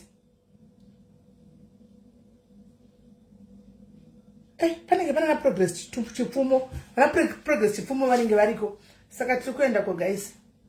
Right, ndaisa ningikiri aisukwidza vanhu ndochikatika kukwidza voice inonzi volume inoenda guys ende zvakare musakanganwe kuti ndamborega isigwena Irene pa Irene koza ndasa ku inbox kwako right. Hi James, how are you? And guys ku Joburg function yedu yaya unfiltered what animona ku Joburg antika tinayo guys mfa 31 October yeah 31 October 31 October, tinenge tiri papa ground, guys, ku Joburg. And tika, so my diaries, please, let's go no one do and support. This is our own function. And tika, this is our own function. Let's go and support the function. Ngati tengei ma tickets kuna admini milka.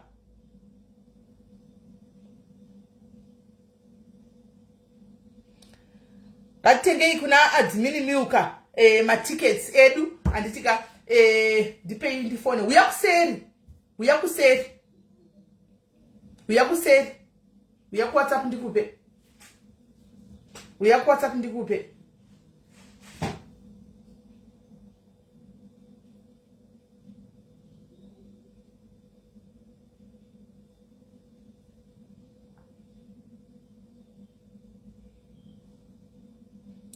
right. We are kuseri. All right, akutengerwa.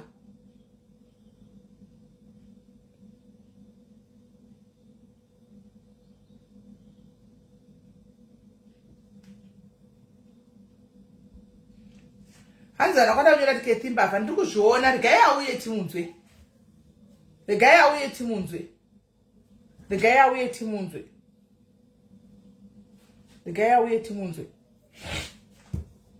Right, saka team, let's support the function in the Joburg, guys. Team diaspora, you're welcome to buy my tickets. Since right now, tisiri kumbo.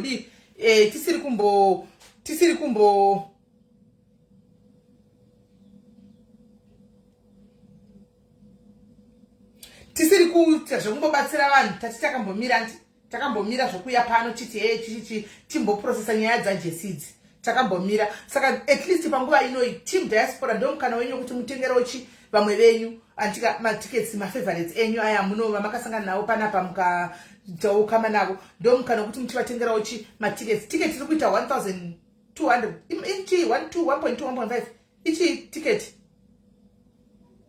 imari admin kunze kunyora 1.2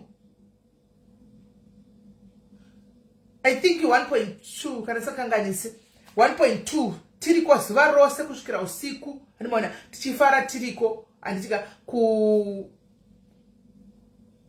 nzikuiko koko kuneme ku Joburg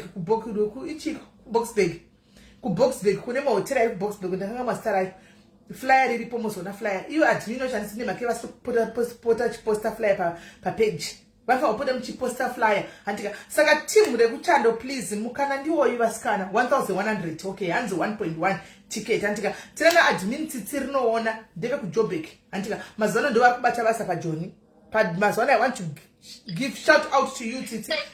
Hello Kola. Hello Sis Mary, how are you? Good, and how are you Kola?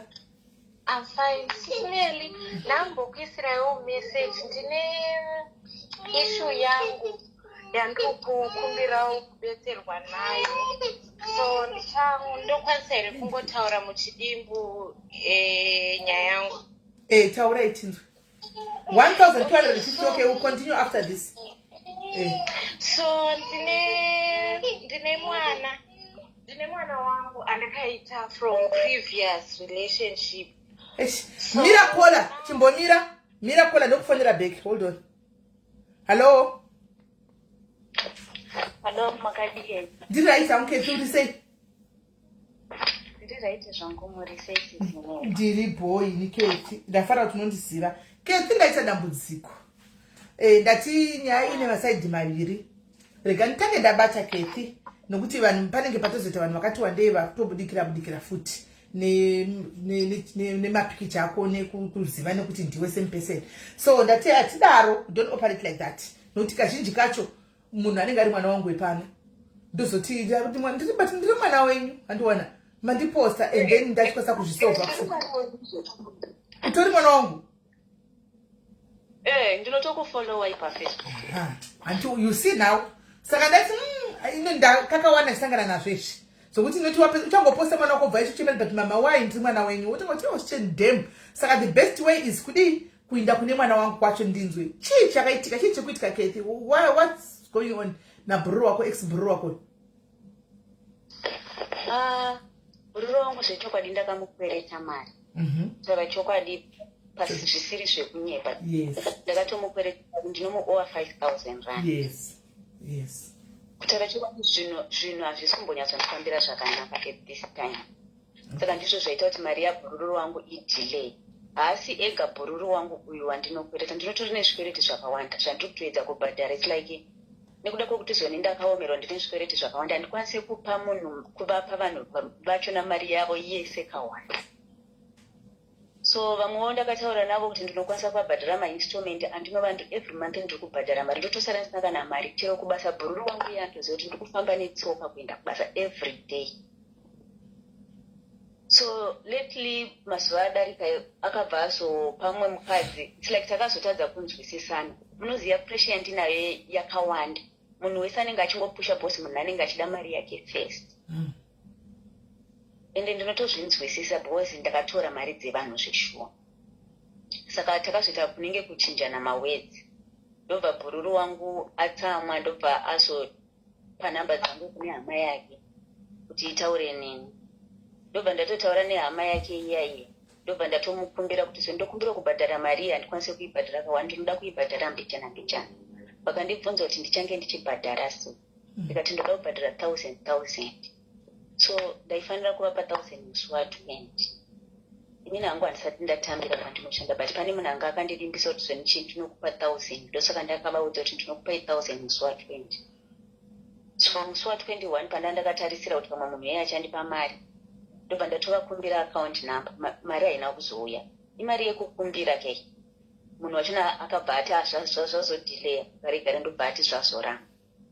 So maidhenzo vakazongotanga wandisendera message kuti zoni ayo hama yavo ndiyo yakatanga wandisendera message kuti Kethi haufamba. Ndati hazvinoita nhasi sezvo ndandapromiswa. Ndikati ngavandipe account number. Ndikatozodzokera futi kuna Pretty uyo ndikati Pretty maidhenzo ngavandipe account number. Ndoda kuti zvinhu zvakandiomera asi ndoda kuti zvoni ndisorted this out kuti tidzokere paushamwari hwedu hwekudhara kuti ndimake things right. Ndobva atonditi zvoni for now munhu ari kuda mari yake, kana uchinge watozopedza kubhadhara ndofunga pamuchazotaurirana. Ndobva ndati alright. Saka kwakazodoka mari yeisina kuenda. Maidhenzo ndobva vangotanga wandisendera message kuti unofunga kuti wakangwara. Saka ini ndakabva ndapindurawo kuti zonayo handina kungwara maidhenzo, ndinoti ndinokupai mari. Hama yavo yakabva yatanga kundisenderawo futi message same time. Ndikatoti aiwa musandiputsire. Hama yavo ndiyo yakatanga kundituka. Maidhenzo havana kundituka, handidi kunyepa. Hama yavo ndiyo yakatanga kundituka. Munongoziva pakutukana vanhu munenge muchingochinjana mashoko. Ndizvo zvakaitika, but kwete kuti mari handisi kuvapa. Aiwa mari ndiri kuvapa, ndoda kutotanga kuvabhadhara in my installments. Right. Unoona pane mistake mwanangu ndepekudai. Wataura wega pawatanga kuti ndotozvi understand kuti munhu anenge achirwadziwa nemari yake. Iniwo isewe pressure yaunayo. Ehe. Saka vakakanda mashoko. Semunhu ari kurwadziwa nemari. Remember vakakupa out of trust. Haisi easy. Unozvisa South Africa it's not easy kupa munhu even 1500 chai. Vanhu vanenge mari dzenzana madhumbidzedza munhu anenge asitorina. Anenge atosacrifice pakuru. Of which vakakutrusta my up. Vakakupa mari yavo. Mwana wavo vakakutrusta futi. Akakupa mari yake. Andiona. So sevanhu vanenge vaoneka kuti nichakwai pakati. Mari yozorega kuenda musi oyo. Handi vanhu venyama vanotsamwa vobudisa mashoko. But iwo semunhu ari kuziva zvichokwadi. Vanhu vangapa mangoni maplans nemari yavo. Ndakatora mari yavo kuzvinda kutora mastatement. Handika vanogona kutopopota. But ndombe panonzi nevakuru. Handika kuzvininipisa kune pundutso. Andiona. Zvinewo tikazopiwa mascreenshots anoti uyai kumaoko. Andiona. Iwo uriwo wakakwereta vanhu mari 5000 yakawanda shaka. Ipapo kutaura chokwadi sisinele ndakakanganisa ipapo. Kutaura chokwadi ndakakanganisa kana ndakatozosara ndozvibvunzwa kuti izvi kai zvingadai ndangonyarara ndisina ndangozvisiya hangu. Pandinozowana mari ndodi ndongova. Mari yavo ndiri kuvapa kuti inorova mari. Kungoti chete zvinhu zvisina kana kumbondimirira musha. Kona ike tenda kubvunza mwanangu mari sidzauri kuchikumba kuvanhu dzinodzidi. Zvaitika ndezvekuti kare kudhara kundaipa vanhu chimbadzo panewo munhu wandakatrustawo nemari yangu akabva andinyudza mari dzevanhu. Saka mari idzodzo ndo dzandiri kukwikiritsa kubhadhara. Ndozvakaitika kuti zvone ndaipa vanhu chimbadzo. So it's like munoona kuti munhu aigona kuuya kwandiri but aketa hausi kuziva here munhu ari kuda mari. Iniwo umwe musikano wandaizivawo mubva atora mari. Nesta rako. Abva atora mari. Aiwa inini ndaipa vanhu chimbadzo inini. Ndichipa vanhu chimbadzo handimunoziva kuti vanhu vanenge vari mudhuze mangu vanobva kuti aketi kana ukanzwa munhu ari kuda mari ndine mari yangu yandiri kuda kuti kuti wanga kuishandisa iwe sefrand wese womukapuraisi kamakapundijana wana something pamari dzevanhu. Inini ndaisatomboisa makapu because ndagara ndaive nevanhu vangu kudhara vandaikweretesa inini. Okay. Saka tine vanhu vangu vandinokweretesa kudai pane vanhu vemudhuzewo. Vanhu vese kana pane vanhu vakauya vachiti ndakatora mari dzavo. Vamwe vachona mumwe mukadzi ingetori mari yechimbadzo yandakatonyudzwa nemumwe munhu. Kuti zoni ndichiziva kuti zoni mimi sisimeli munenge mune mari yenyu handiti. Ndikuzvinzwa zvausara ndikuzvinzwisa kuti nene mari yangu ini ndichida kuti ndipirewo customer iwe ndione customer ubva watora mari yangu pacustomer. Moti kevi ndine mari yandisiri kushandisa at this time. Saka ukanzwa munhu ari kuda mari ndine mari yakati. Vanhu vanouya vachida mari vanhu vobva vanenge vachida mari vanhu vanogara vachingoda mari. Then munhu obva auya achida mari ndobva ini ndotaura nemisisimeli ndine client yangu yandashanda nayo nguva yakareba ari kuda mari. Mobva mandipa mari mimi munopa mari inini ndopa mari uku. Kana zvazobhainda manje ipapa ndo zvakazoitika kuti kana zvazobhainda imi hamukwanisi kunotaura nemumwe munhu wamusingazivi handimunenge mandipa mari. So ini ndobva ndati okay it's fine inini kuti ndinetsane nevanhu hazviite. Ndinokupai mari dzenyu vanhu ndidzo mari dzandiri kunetsana kubhadhara nadzo. Izvozvo ndinobhadhara yese mari yangu painoya ndikangobvisa mari yerent ndosara sina kana chikafu. Izvozvizvi pandanchitizonipa ndiri hapana kusununguka ndasingade kuburitsa foni murodhi ndandichifamba kubva kuSeaPoint kwandinoshanda kuya kuKempston. Alright. Saka toda kuti timusane kumplasi mapakuwirana kwamaita mapaketi maiwirana mutuzana masecrets womunhu wokudza kuti ndakamborwara nekensa kudai womutuka nazvo shuwa. Hauni kushayiwa mwoyo. Kushayiwa mwoyo ufunge kuti munhu aikutrasta chikuza kuti ndakamborwarawo nekensa ndakadai wakumutuka nazvo. Uyu uzati mangwana unofuma unayo kensa. Unofuma unayo kensa inotouya iri pane strong kuti blood chaiko hairapiki. Asi wakatuka munhu zvinhu zvinhu mamashoko atinotaura.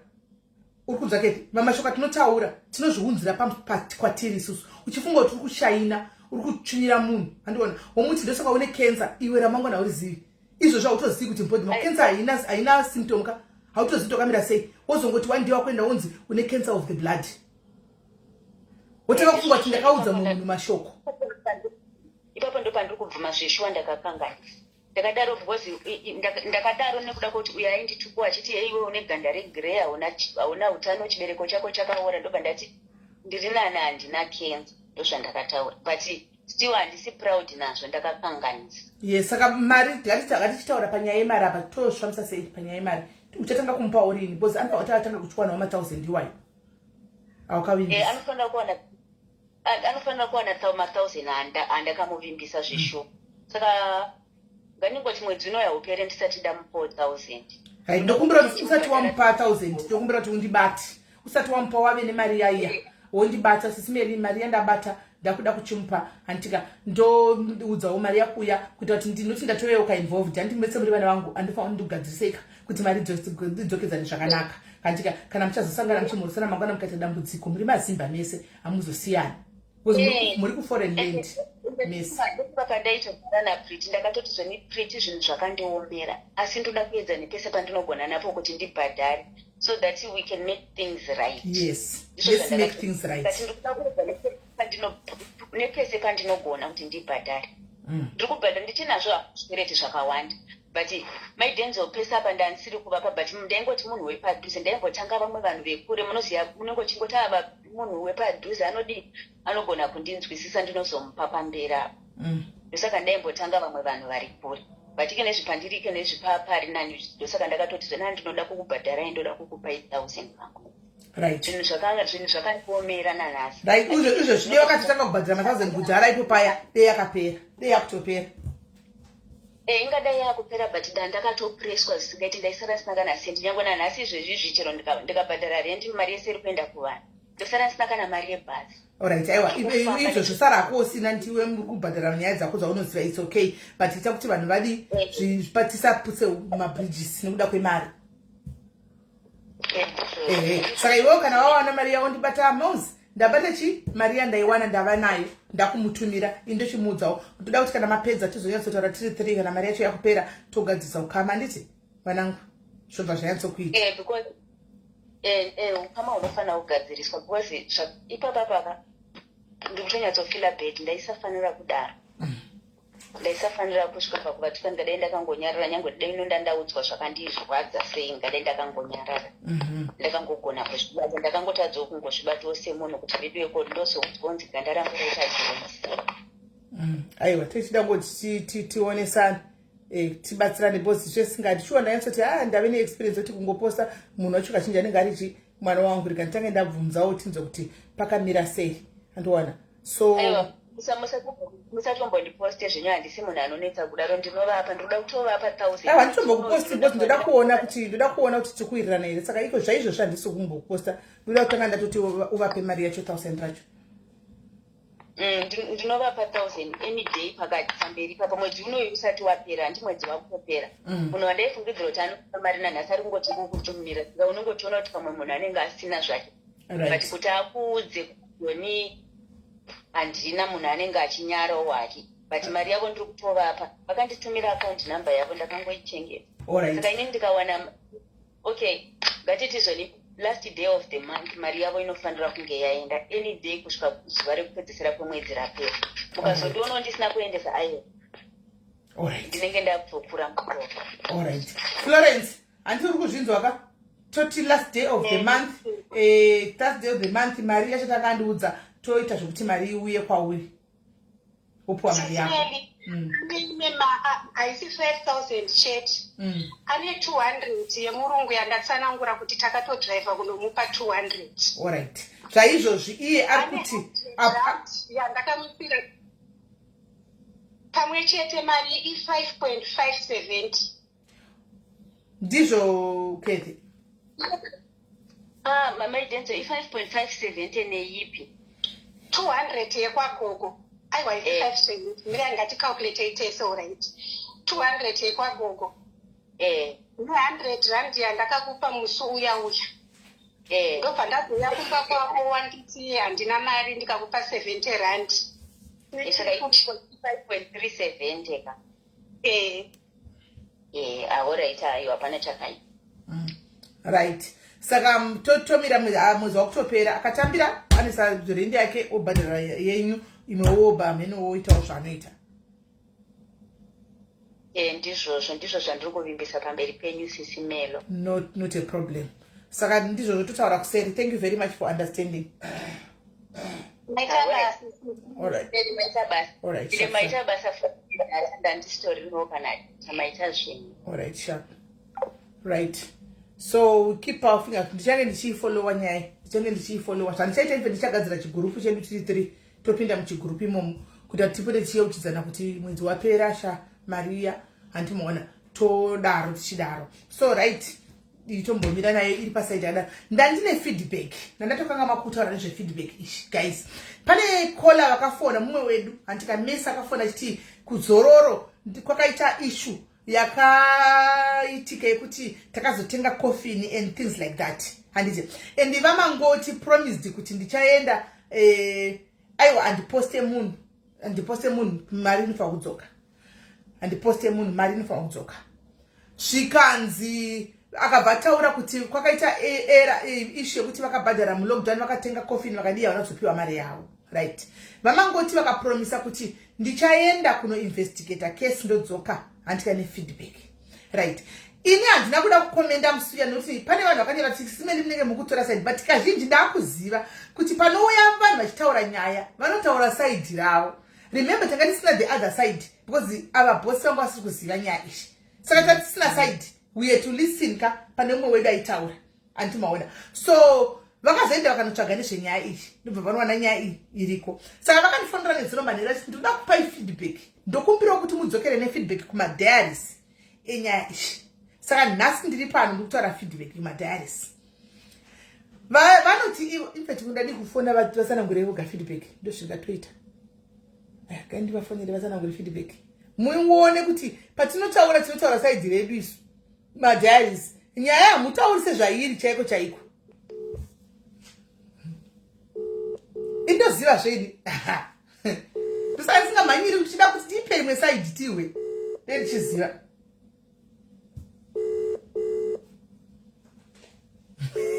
Tani tamandai rega marimbo tanga yadzoka.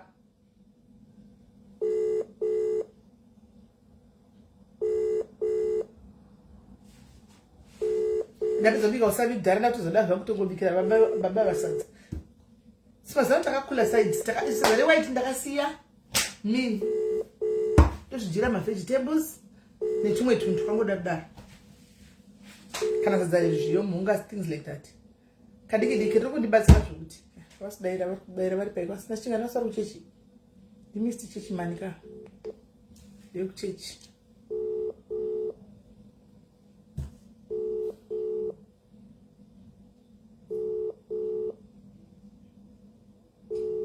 Vari paiko.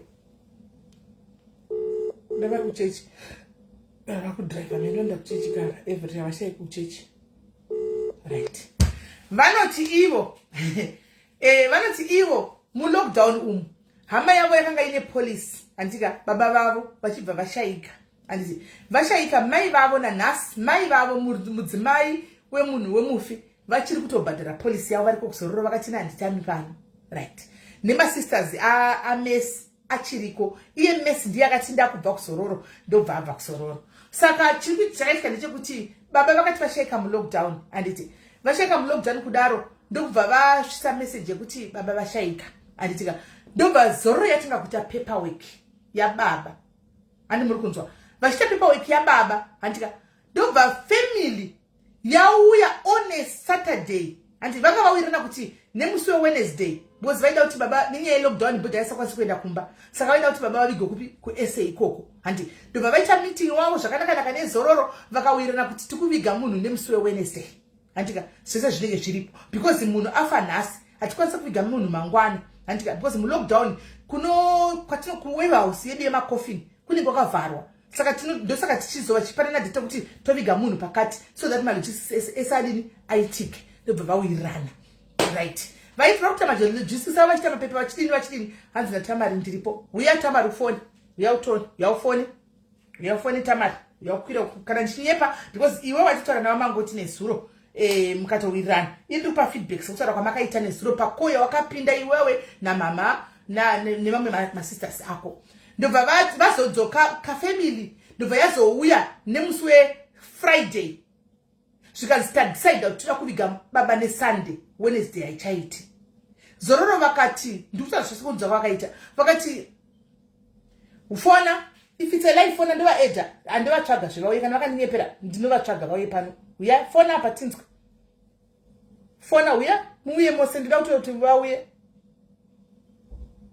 ndida kuti muuye uyai because feedback ndotonitiendesa ifeedback. Hello right, let me try to add him zvakare. Amuna kuenda here mukuwirana here kuti muri kunoviga munhu nemusi weWednesday mukazodzokera neFriday muchitira kuti tivige munhu neSunday. Vakati pane one day coffee iri kuwarehouse toitora sei kuwarehouse coffee mukati mimi saka takuita arrangement muchiwirirana takuita arrangement ekuti takunotenga coffee isusu all right cascade drama ida imini bozi ranga ritsipa ranga riri kuwarehouse takunotenga cascade isusu antika ku afbob kwata kuenda then mozodzosera chi mari handizvo here. No, hazvisiri izvo sisimeni. Okay. Vaedhei. Ndikutoya kaedha. Tikataura nawo tikatoedha mamwe mafamily members tikataura nawo hazvisiri izvo sisimeni. Hazvisi. Okay, ndikutoya kaedha regai vauye sorry. Tikaberete. Naye vedu ndianiko jina uripo here undifonereva mangoti direct twai murudiwa pakona simeli in case vari pai kana vari pai. Vauye pakotomboda zvinonyepa hereso.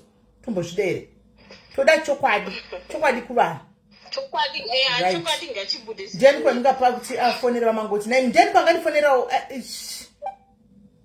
vakwira andi right vamangoti vauya vamangoti maswera sei nanda kutsvaga munhu ndakufonere direct kuti mukudiwa pasisimeli muri sei vamangoti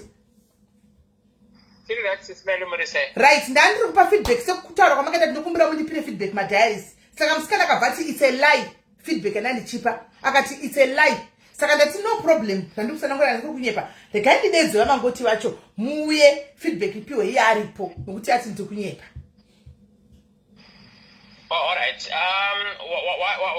What happened Sisimeli ndakazotaura nemai sister nditi vakanditumira message yekuti iyo maybe rege ndiverenge message yacho yainge iri yekuti family yakaapproacha office on a Saturday vachiti vanoda kuita burial on a Sunday. Then office ichimba yavaudza kuti no, isusu office yedu yekuPretoria tinenge tisina macaskets because macaskets edu anenge ari kuwarehouse yekuCG haivhure on Saturday. Then family ndopavakadecide kutenga casket vega because request yakauya on a Saturday kuti burial itwe musi weSunday. The initial plan yanga yanzi burial itwe musi weWednesday. So family nekuda kwepressure dzavanga vanadzo vakazorequesta kuti burial itwe on Sunday iri Saturday. Zvinoreva maofisi edu ese hativhure on Saturday.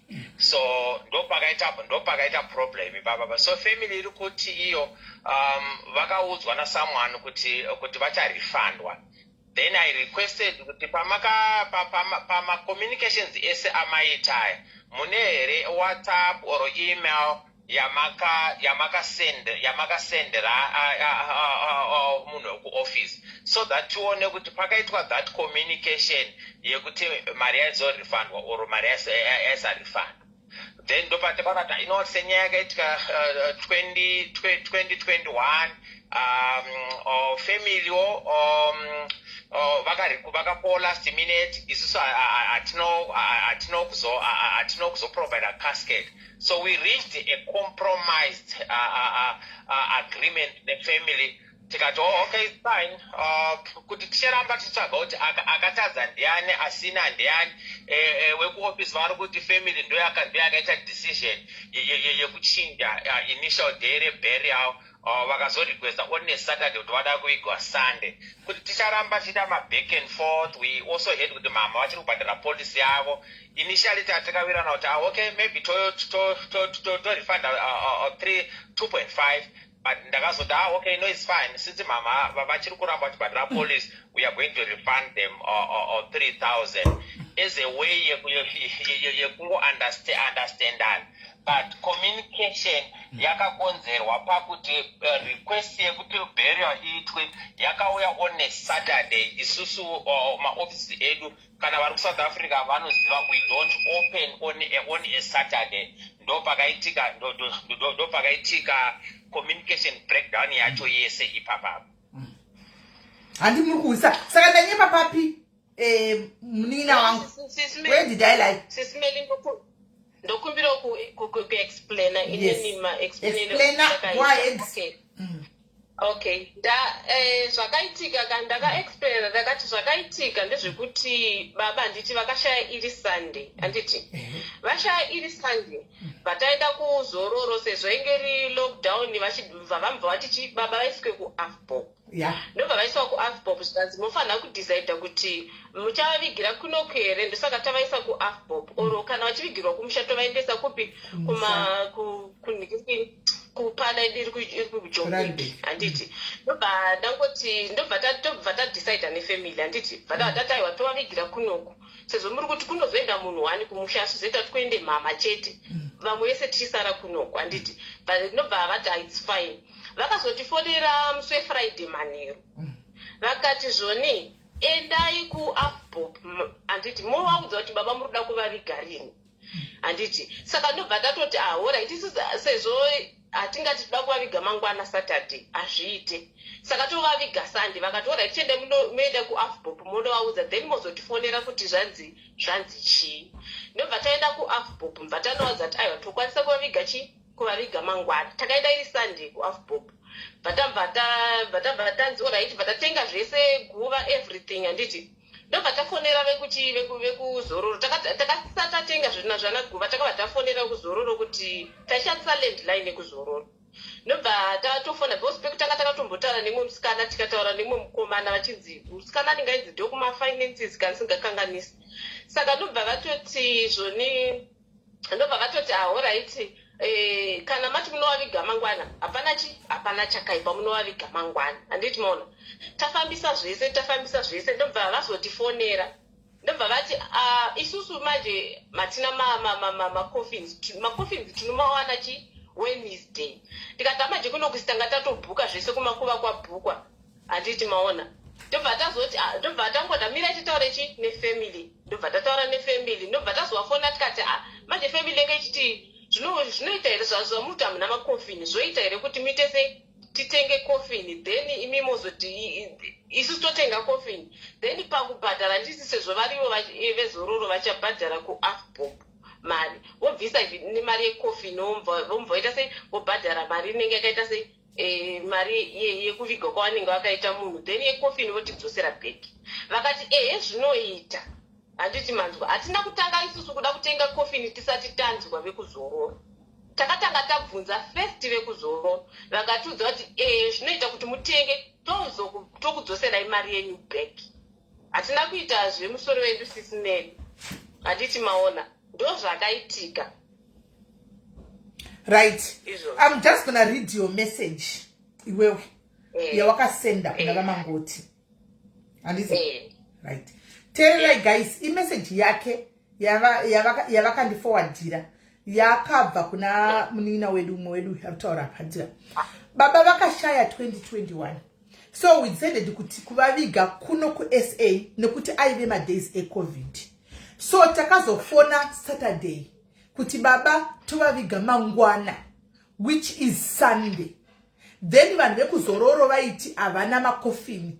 anowanikwa Wednesday saka isu taida kuvaviga Sunday since vaive newiki vari mochari so vakati you can buy your vakati you can buy coffin then tokupai mari yenyu yecoffin back saka after taviga baba we tried to call vezororo but vakamboti vachatifonera back but havana kuzofona we tried to call but vaisada kubata mafoni so nanhasi mari yecoffin haina kuya but mama vachiri kubhadhara havo polisi yavo vanonzi ndobva vataura zita ramama anomaona so imimi makaindiudza vezororo hello sisimeli muri kuona pandiri kutaura inini kuti family yakafona on a Saturday kuti da kuiga mangwana iyo initial agreement yanga iri Wednesday yes pasina coffee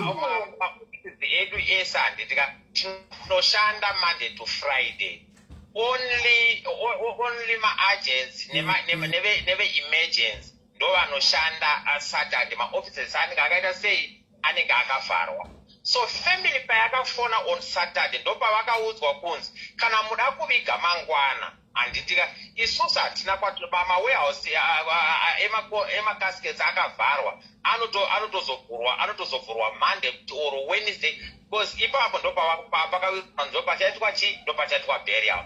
So apa hatichaziva kuti consultant wedu because hapana pazvakanyorwa sisimeli. Ndakapedza kuda kutsvaga kufamily kuti pane here pazvakanyorwa hapana. According to a consultant wedu ari kuti family ndo yakati we rather pay casket racho as long as tiri kuviga mangwana. Ndopa akanzora kana matenga inini ndinozoendesa kuofi ndononzwa kuti vanokwanisa here kuita sei kuita refund. Ndopa ndakati kune my sister ava ndikutaura navo my sister apa yayo word against word yeconsultant imimi apa hamuna pazvakanyorwa consultant hapana pazvakanyorwa. Imimi makadecidewo kuti one Saturday mainge mine weekly mungadeno makaita ma-funeral arrangements ekuti po time yekuti tiprepare because kazhinji hatigone kungoti tira kuiga mangwana because paine ma-preparations anofanira kuitwa like wash and dress stuff like that. But imimi kana makadecide imimi kuti one Saturday according to message yenyu kuti muda kuviga Saturday hamunawo kutipo enough time to prepare because ma-preparations anoitwa Friday emabheri anoda kuitwa weekend. However, we acknowledge kuti wozveshuwa makazobhadharawo casket iroro. Although according to our consultant, it was a family decision. But right now, I even asked my sister, pamai communicator pesa pane here pamakanyorerana pa WhatsApp or what, or pamakazeta follow up pa WhatsApp or what, kuti tuone kuti who is saying the truth. Because consultant argued it was a family decision kuti vavige musi weSunday and vakatiudza on a Saturday. And so family ndo yakati we are going to buy caskets on our on our own. And since tisiri kukwanisa kumirira kuti burial izoitwa on Wednesday sekuirana kwachangaita sei kwachanga chakaita ndo version ina consultant wedu. My sister vanemwe version yavo. That's why takazoti okay kuti tipedze nyaya, let us just agree on something. I spoke to mama, tikanzwanana na mama vakati appreciate vakati no, you know what, pressure nogona ngengeri on our side, but we also appreciate kuti maita reach out kwatiri tawirirana. So I don't know where is the problem, but know exactly what what transpired. Family yaka request on a Saturday kungoti tira kuiga mangwana. Our office no yakati it's impossible to move mangwana. However, since the body iri kuAVBOB vanogona kutengesa ifamily ndeyakanzi yakamota kuAVBOB haigona kuti pakofi nere zvikati munogona kunotenga kofi nekupi kuAVBOB. According to consultant yainge iri suggestion yakatobva kupi yakatobva kufamily because vainge vaine pressure kuti vada kuiga on a Saturday. The reason because zororo haina kuramba kuti irambe papa burial kana coffin, but family ndo yatisati chakwanisa kumirira Wednesday takawirirana takuda kuviga mangwana antika ende uyo pane akuza ndikafasara de ukafasara de unoenda kumochari unoenda kumochari iwewe ukafasara de we take you to mochari. But zvisine hold on kola Maria vakatengesa casket ava vakati 5,000 yavakashandisa kutenga casket anditi then zororo ikabva yati okay because pamutemo wekambani andika family ndio yaita decision iyi zoro inakura ine zvinhu zvavo zvese ivo ndio vakuti toda kuviga mangwana vachinja date vanga fanira kuti vavige. But ninge yakuti nyaya yatakaitaura pano andika vanhu vachinzwa vakakumbira plus mama ndio vakanyanya kuitigwa favor. Mama vakaramba vachikontinya polisi yavo havana kustopa hanimaona. So pakunotarisa pakunoinvestigata paya ndibva vati alright nyaya ita kungochiti sezvo iri nyaya yakareiswa handimaona plus mama havana kumira kubhadhara polisi yavo takukubhadharai antika 3,000 part 5,000 yavakatengesa coffin inove yakazodi I say 5,000 it's mainly 4.5 vakatenga coffin 4.5 ivo gazorore kati alright no because tataurirana parents were this antika aiwa ka antianga manga muri mu lockdown aitaura na agent kawo munhu aitaura na agent saka makozi aizoregodwa papi mu lockdown aitaura na agent vakataura na agent andiwaona kuisa claim yavo andichozviona so claim ya there was no need because aifunga kungovigwa nemune family zvangaorena kuti munhu ari kufunga novigwa newednesday aifunga kuzovigwa newednesday pressure yefamily ikazoti aiwa toda kuviga munhu one sunday ndobva vazo yesterday vakati toda kuviga munhu mangwana ani muri kuona so zororo ikati takupa mama 3000 sezvo vakaita loyal vakaramba chikonzi vachidini vachibhadhara ani muri kuona so ndo pane nyaya yacho ipapo pane vari kubvunza vamangoti kuti makozi aya hanzi sei asingarekodwi vamangoti mira nditaure sismeli makozi anorekodwa handiti ilandline ndoine makozi anorekodwa but eweekend aya anoratidza kuti angari macellphone because weekend by then tainge tisina that 24-hour service helpline yatava nayo taishanda Monday to Friday so call yakaitwa muse Saturday haina kuitwa palandline because Saturday hakuna munhu aita sei hakuna munhu aishanda so makozi akaitwa paWhatsApp I even requested kuti pamacommunication enyama ita hapana here pamakatendawo message muchibvunza kuti kose mari isati yabhadharwa oro pamaicommunicate kuti muchazobhadharwa mari yenye casket hapana WhatsApp evidence hapana email ndopatakati isusu since mama vari kunzi ndo vakabhadhara kuti ticharamba tingoita maback and forth namama kuti mama family ndo iri kunzi ndo yakamake decision according to the SMS akatorwa my sister kuti vakati requesta on a Saturday kuti vada kuiga kuse Sunday consultant wedu akavaudza kuti no isusu macaskets edu anogara kuwarehouse nhasi yakaita sei yakabhara family according to consultant family ndo yakatosagesa kuti tinogona here kutenga tinogona kutenga here kuAbob tozoclaima mari yedu but now problem iripo ndeyekuti consultant ari kutaurawo something efamily iri kutaurawo something hatichaziva kuti isusu tese tanga tisipo hatichaziva kuti ari kutiudza chokwadi ndeyani because of that and also the fact that mama vakakotika vachibhadhara police we decided kuti no at least let us just refund mama something since iri issue yakaita sei yakaitika uye yakaunzwa kwatiri kuti pangove netransparency between the family and the company mari refund vatopiwa refund but tadzoka nefeedback kuvanhu nokuti nyaya yakauya pavanhu handiti nyaya yakauya pavanhu pano saka ifeedback ishi yatiri kupa vanhu kuti vanhu vazive because nyaya yakauya pavanhu ende payakauya tatine one side vamangoti vanga vasiri kuzivawo kuti consultant nyaya yakamira sei so ipromised kuenda kunoinvestigata handimaona so but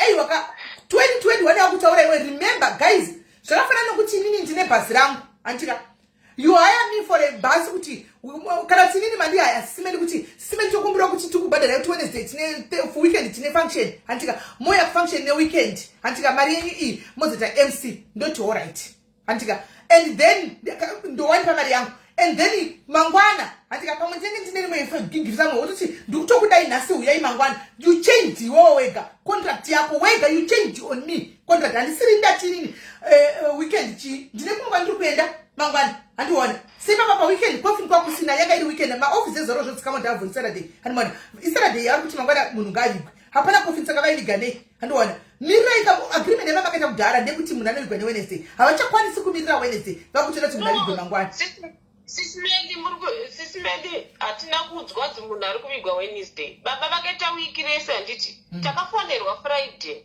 zvekuma-around 4-5 kunzi mangwana endai kuAbob munotaura nawo kuti munokwanisa kuviga baba rini ndo patakaenda Saturday kuAbob tikanoudza kuti tokwanisa kuviga baba Sunday tikadzoka back nenhingirikini nezvatanga tawirirana newe kuAbob tikadzoka back kuzorora because isusu tiri vanhu vekuzorora handiti saka tasingafaniri kuti titaure newe kuAbob tega saka isi taiti zvatataura newe kuAbob todzoka back kuzororo manzwa. Saka kuti tizoenda unoviga baba zvotoda vakati aiwa zvisikuita tingadai tisina kutomboita izvozvo. But vakati it's fine. But makofini hatina. Handiti maona. Saka pavakazoti makofini hatina tikati alright tichirengedzai timbotanga tataura nefamily. Tikataura nefamily handiti tikadzoka futi back kuzororo vakabvumirana nazvo. Handiti maona hatina kunzwa kunzi baba tiri kufanira kuvaviga Wednesday no. Baba zvese vanga but pamessage yandaverenga hayo wakasenda zvitoripo one. But my sister, pari kuita problem ka because imimo muri kuti makafonerwa on Friday and are you saying midweek yese mamusika discuss zvinochokuita neburial? Because kana nokuti kana zvakadaro vanangoti consultant yanofanira kudzingwa basa. Hasi zvaka basa rake naye consultant ka. Saka consultant anofanira kuti abvunzudzwe kana ari anopindura. Ivo ma-consultant ayava kumusima ngoti hazvitere kuti vabhagiwe like zvavamaconversation avo ngaarekodwe even paweekend pachona because sometimes you don't know kuti vanotaura nemacustomers kuti kudii. Muri kuona here sismedi ndosaka isusu takazoti isusu handiti because according version yakuya nhasi handiti ndeyekuti iyo consultant ndiye akafona but version yepamessage andakutumirai vari kuti ivo family ndo yakafonera zororo on Saturday. Yes, message ndeyake ndiye akanyora message. Saturday tistakafona. Ndiye akanyora message. Tichivaudza feedback yekuti tazotaura nekuAfbop kuti tivige baba mangwana. Sunday. Tisu takafona Saturday but Friday takatofonerwa kunzi zvoni endai kuAfbop sezvo tichivaviga munomu. Takatofonerwa kunzi chenda munotaura nekuAfbop. My sister, Murgona Sirwitika, I understand kuti imi mamusiri mamuri informant. Mary Tarakaza, your WhatsApp informant. And it is also tese pana communication yakaitwa between the family nezororo who were not there. And it so anogonanga ari ma hearsay imimi your representative aimirira family pamwe zvaakataura naconsultant wedu nezvaizonoudza family zvakasiyana or kuti kwazi customers always right zvinoreva business riri business rako iwewe ungaramba uchingodaro ngataurei chokwadi guys a customer is always right yes but we reach a compromise because ndikadangoti munhu auya ati ndateka chingwa chakaora even chisina kuora ndotomurifanda ndodona business I'll get broke. No, Kanama business, you know a customer is not always right. Because sometimes I'm not saying you call no. A customer is always right. No, that's why you are wrong. Business no. Mangwana wewe watikofiniri ariskuita ngati chinje mundi palimo wopo modzoka danda zofunga dadai because the customer is always right. Business no dona.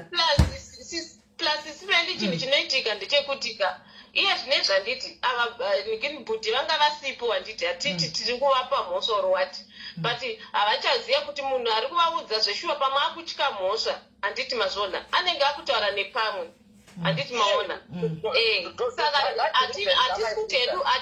hatisi kuti hedu tiri kunetsana takataurana neziro tikagadzirisana handiti but apa takungotaura sezvo tiri kukupai feedback sisime chinoitika chekuti kumaofisi ka pamwe munhu anenge akuti pamwe ndingada kutaura kuti ndakazodaika ndinodzingwa basa or something ndinopuwa mhosva mazvona ndosaka ndati maconsultants iwaya kana dei zvaigona naivo ngavapuwe mafoni anorekodha because yava your word against his and vanhu vese vanga vasipo hapana anoziva kuti chamakataura chacho indapa ndataura because on your message yawakanyora iwe ndosaka ndandigona kutaura kuti message iyi ndikandiiverenge ndobva ndaiverengera vanhu ndiwo wakainyora.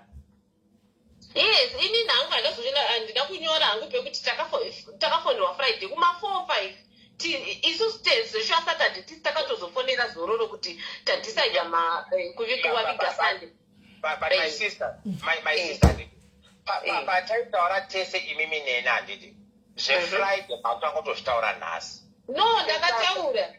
Aiwa, ndakataura even muri kuona kuti even nokupretoria uya wandaiti taitaura naye uya ndakatomudza kutoti tazofonerwa kunzi tiende tinotaura nevekuAfbop saka tichamukira mangwana kunotaura navo kuramba ndiri kuti inini pataita maconversation edu handitika tichiedza kutsvaga kuti problem iri papi nemessage yamakanditumira handitika zveFriday kuti makafonerwa Friday mazotanga kuzvitaura ezvinezvi pamwe pese apa mainditi inini takafonera zororo on Saturday tichirequesta kuti burial iitwe musesani ndopandakati ipapo my sister panenge paine erawo because sometimes kuti mungoenda mungonoti toda kuita burial mangwana pane mapreparations anofana kuita sei anofana kuitwa. However tiri company inounderstanda zvitemo zvevanhu, tiri company inonzwisisa panenge paitika problem.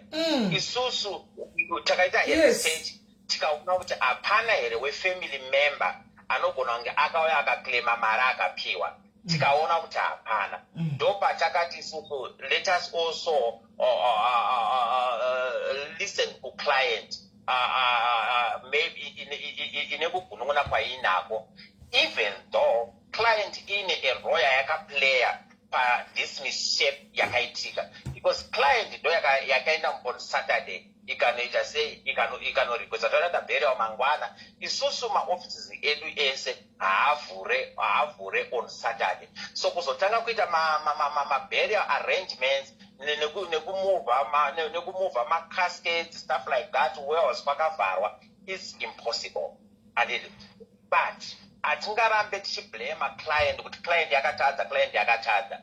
Isusuwo it's our responsibility kuti even client ikaita mistake tinotsvaga a way yekuti tinzwanane. Tikataura nemi tikanzwanana, tikataura namama tikanzwanana, tikatoseka. And ndikutoshamisika kuti this issue is now coming back again. No. But we had a fruitful conversation.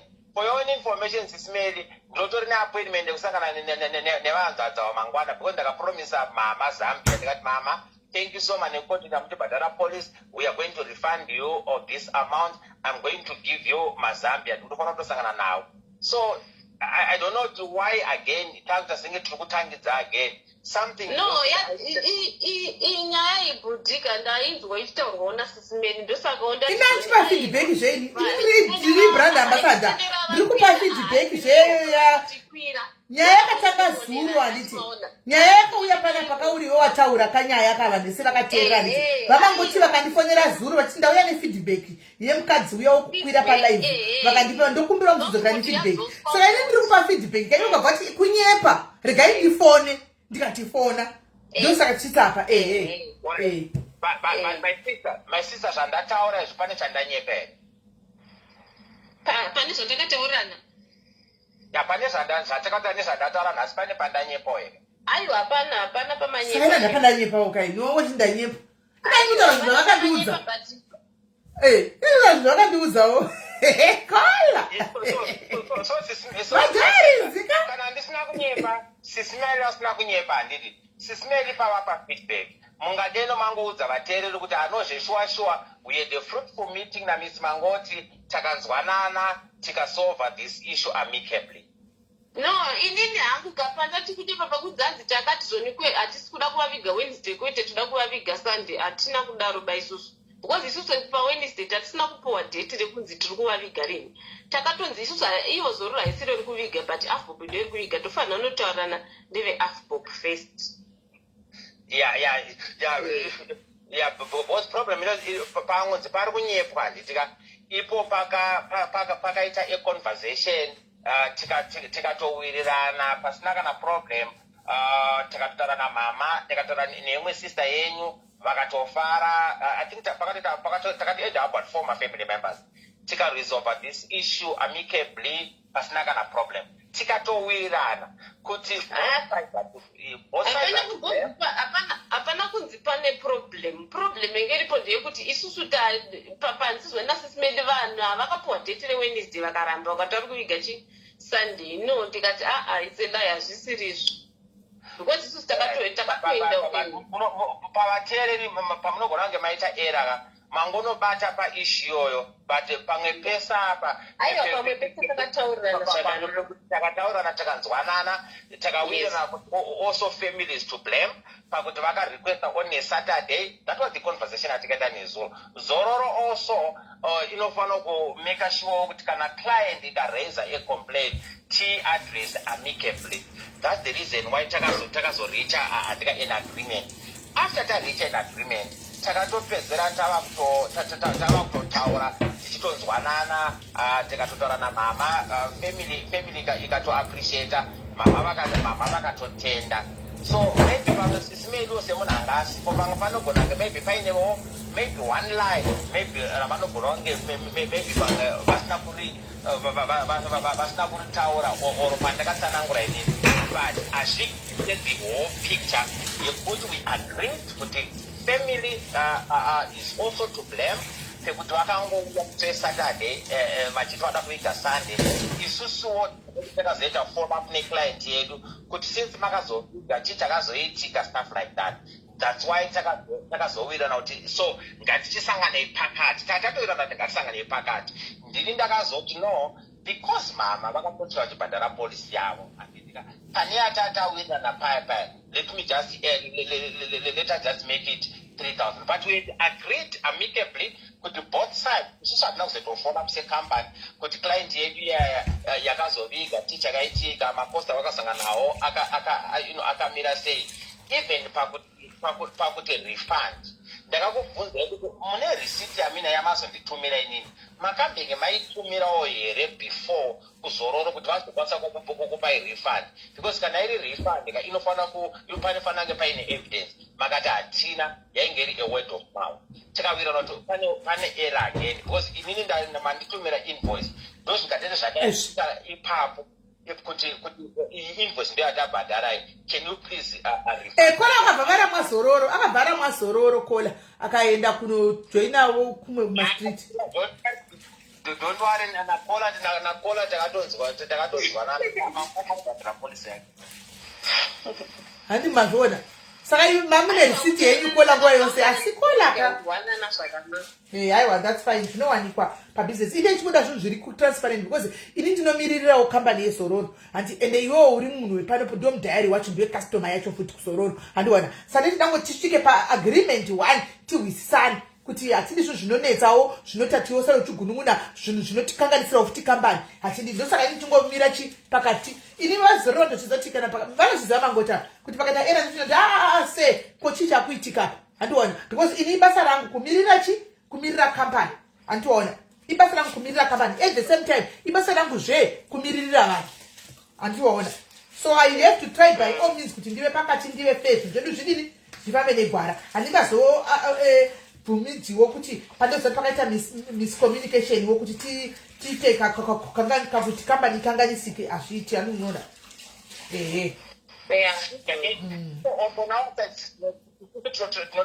by all means kuve fair even kufamily ndakangoudza kuti isu totry kuve fair kumaclients adidi because hazvitibatsire tave ne-23 branches in South Africa. The company is now big.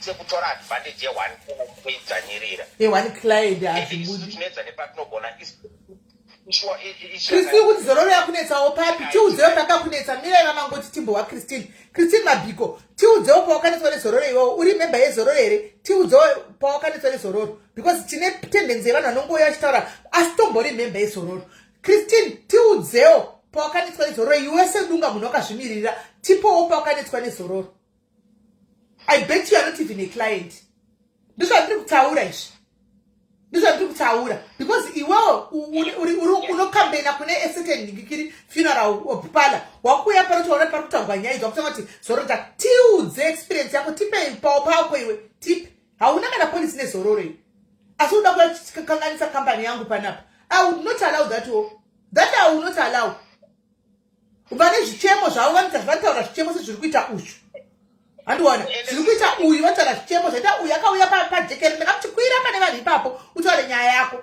akataura varipo iwe uri kunyanya kumesection zororo yakunetsawo kuti wakaita une polisi titangane kuti udzati une polisi here tone kadhi rako renhingikiri tone polisi namba yako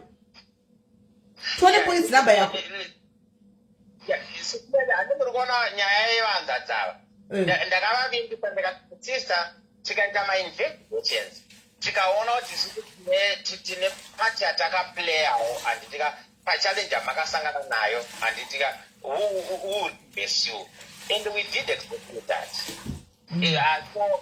uyu ari kuti anetswa nesunga haana polisi hasi tomborina polisi uyu vanongori vanhu vai vanopfuura muvazive here vanhu vai vanongopfuura vachingotaura haana nhikikiri haana polisi uyu vanhu vanotaura ndizvati tisingadi izvozvo izvo zvokuti munhu anonge achiuya unenge uchitambira rimwe timu oda ngoyamba nabada kukanganisa polisi yangu itochanga nezororo handidi zvokukanganiswa polisi kambani because kambani yangu chero masititi hamumboioni nezvinyanyanya hamumboioni makamboiwawo zoro chinzwa yeyasiya chitunha pakati makambozviwawo here kuchinzi kune chitunha chaora chine kuzororo chiudzeika makambozviwa makambosangana nazvo saka sei muchida kutaura zvisina nebasa risino kuti imi mune kwamunenge muri please regai kana kambani yakanganisa iyi people they'll come to me and I'm very fair ndinongovadedza ndobhosi vava handiona vemarketing vanongouya enda varambi kuuya you come here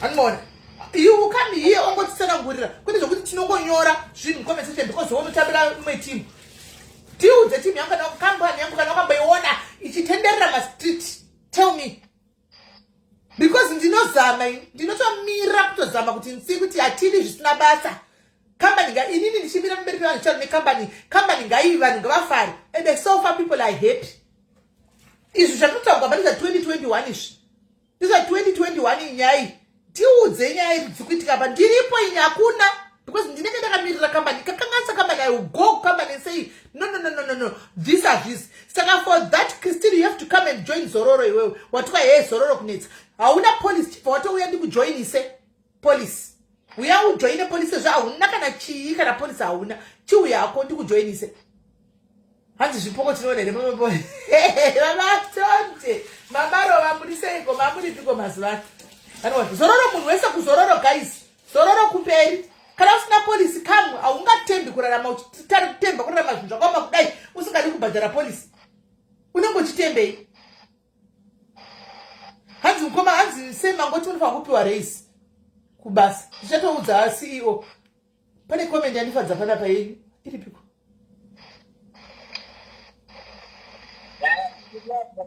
vanonyatsotiziva vantu vanoshanda nesu sisimero vanoziva kuti iripiko Zororo person inzwai comment yenyu Zororo person your calmness and your PR skills are top notch may you please get a rise ndoda kuiscreenshot aindiise kumanagement I want to screenshot this. Yeah. Thank you, Lorraine, for the feedback. Kuna ngoti chero makasudza voice unodzoka voice yako raderera because vana kutaura nezvine unyoro. Vakasana nesitongo chibvo. Hanimona. Avantara zvine unyoro zvine umwari mukati. Hanimona. So vanhu vari kubvunza zvemakadhi matanga. Hanimona. Matanga vanhu vari kubvunza zvemakadhi. Makadhi ukaenda kuofisi unoprintikwa kadhi guys. vari kuda makazi ngavaende kunearest office yedu oro iko zvine zvanditi physical even mabanks yayo chaiwo inini standard bank ndakapedzera kushandisa physical card rangu kwane virtual card vanongonorequesta virtual card ravo pawhatsapp self service kana vachida physical card ngavaende kunearest office vanoona membership card ravo although vanogona kuona kuti maybe card printing machine isiri kushanda but vakanoraisa kuchi yavo vanoudzwa kunzi vanodzoka rini but maofisi edu ese akuprinta mamembership cards. Saka hatina GoFundMe masivano yefuneral saka please joina inhingikiri guys joina iyi mapolisi isusu seshamwari dzako dzepadiaries tichauya tichibatsira kutenga chikafu tichauya tichiimba nengoma tichauya tichitamba t-shirts handika nokuti Zororo haizokupi ma-t-shirts asi coffin rako rinenge riripo transport yako inenge iripo isusu seshamwari dzerwendo tochikuperekedza handi muri kudzidzisa tochikuperekedza so guys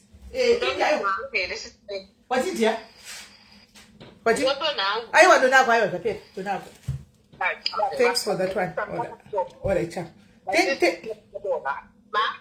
very important kungoconfirma kumadiaries kuti issue yenyu yakaresolvwa amicably and you are happy.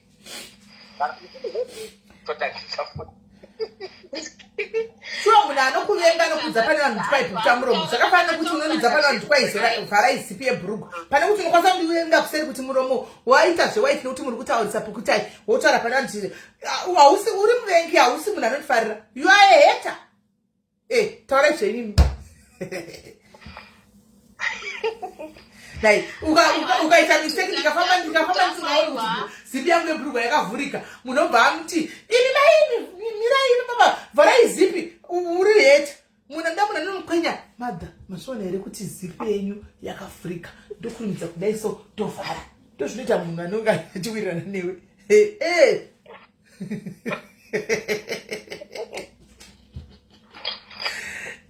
alright mapedzaka ndikunonze yangu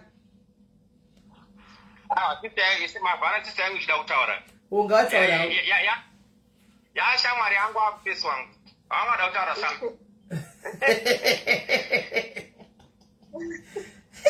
aiwa ndaita kuti makaita basa sisimeli takataurana nezuro takataurana mune zvakanaka aiwa customer service zvavo avabhudhi vangu vanaye havatidi kunyepa ika hatina kumbonetsana kana kuita sei takataurana mune zvakanaka and then vakatotaurawo kuti iyo tese tiri wrong family iri wrong nemunhu akataura nemi ari wrong handimaona saka aiwa takataurana mune zvakanaka zvese zvakafamba zvakanaka saka ndoda hangu kutenda makaita basa nekubatsira that's fine kana makawirirana chikuru kuwirirana ndochikuru kutenda ndivanoudza chichi mamana muri kubhadhira ponse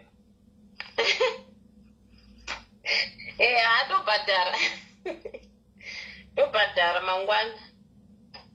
Alright, thank you so much, Sis Mary. Thank you so much, my daddy. Alright, thank you very much. Right. Kutatsa kwanyaya dzvanhu zvamutaedza idzezoro idzi wirirana ekuseri koko komwirirani ka mukaya nefeedback inokukupakura zvamandipa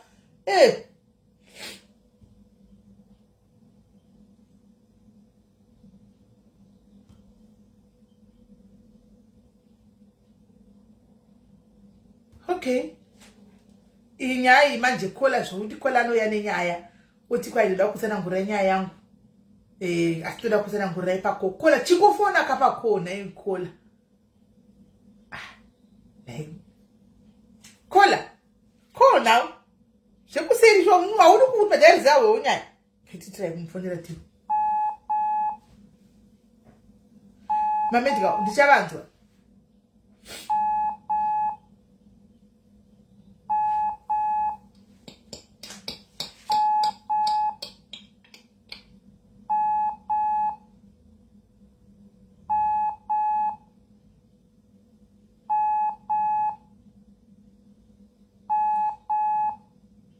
Manyoni family, we have WhatsApp. We have WhatsApp, Manyoni. I hate this season, guys. I hate this season as much as I like summer, but I hate it as well. Because to tambura baby shunzebe zawa nikubaba, uro zawa nikubaba. Masikudaibira. Oda kuzofundira ndandega. Anzi ndinyaya kundishungurudza. Ndokumbira kuzotaura nemi. Ada kuzofundira kana ndandega. Right. So guys, ndakanichara nyaya yekuti ndanicharangu nyaya yekuti sezvo function yekujobhek yakuuya guys takunosvika pachi akufona back. Hello kola. Hello. Muri sei? Ipo muri sei Smell. Ndiri right unoda kutaura neni nyaya tiri family tinopakurirana nyaya tichibatsirana. What's going on? Okay, let me just kupapandiri ramai makatobata ndotofamba kupapandiri. Aiwa ndakabata. Okay, so nyaya iyi sisimiandira yandinetsa zvisingaite. Alright. So zvakaitika manje muna 2022 anti I'm one of those people ekuti ndanga ndakaenda kuUkraine ndichistada kuUkraine kuonde and then muna 2022 ndo pakatanga hondo kayeUkraine versus America versus Russia I mean and then kumba saka pachakadzoka kumba manje zvakaita ndezvoti ndakabva ndasangana nethis guy anti so this guy ndasangana naye obva aita sei obva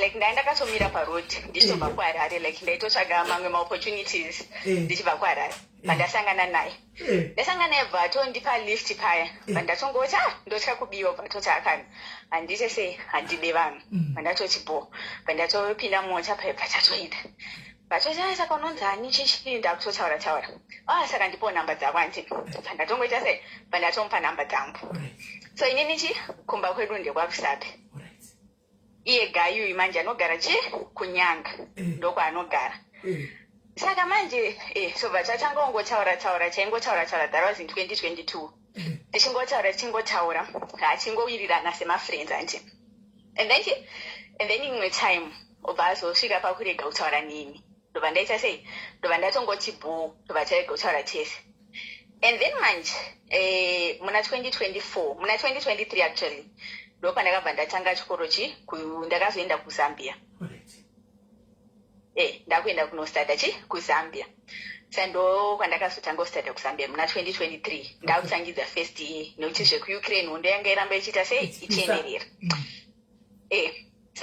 saka muna 2024 manje ndakustada kuzambia kuya inini neshamwari dzangu tinoita zvekuflya like kana chibva kuzim tichienda kuzambia kana kuti chibva kuzambia tichienda kuzim tinoita zvekuflya saka muna 2024 inini neshamwari yangu tobva taita sei tobva tasiyiwa nendege that was tichibva kuzambia that was muna December tichibva kuzambia tichiita sei tichienda kuzimbabwe patasiyiwa nendege paya tasiyiwa nendege neshamwari yangu zvazvo kutongoti like tachingori mafriends ichingotaura pandatongotaura senyaya ndikati inini neshamwari yangu chaita sei chasiyiwa nendege chikanzi naye saka muchaita sei ndikati tikuona tombotaura nemaparents edu tonoti vanokwanisa kuti bhukira here panyowani kana kuti zvakamira sei zvikabva zvanzi naye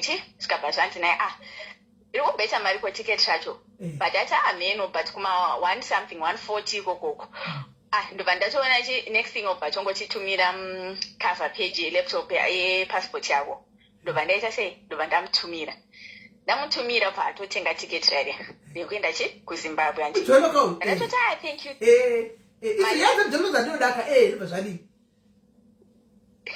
ndobva taita sei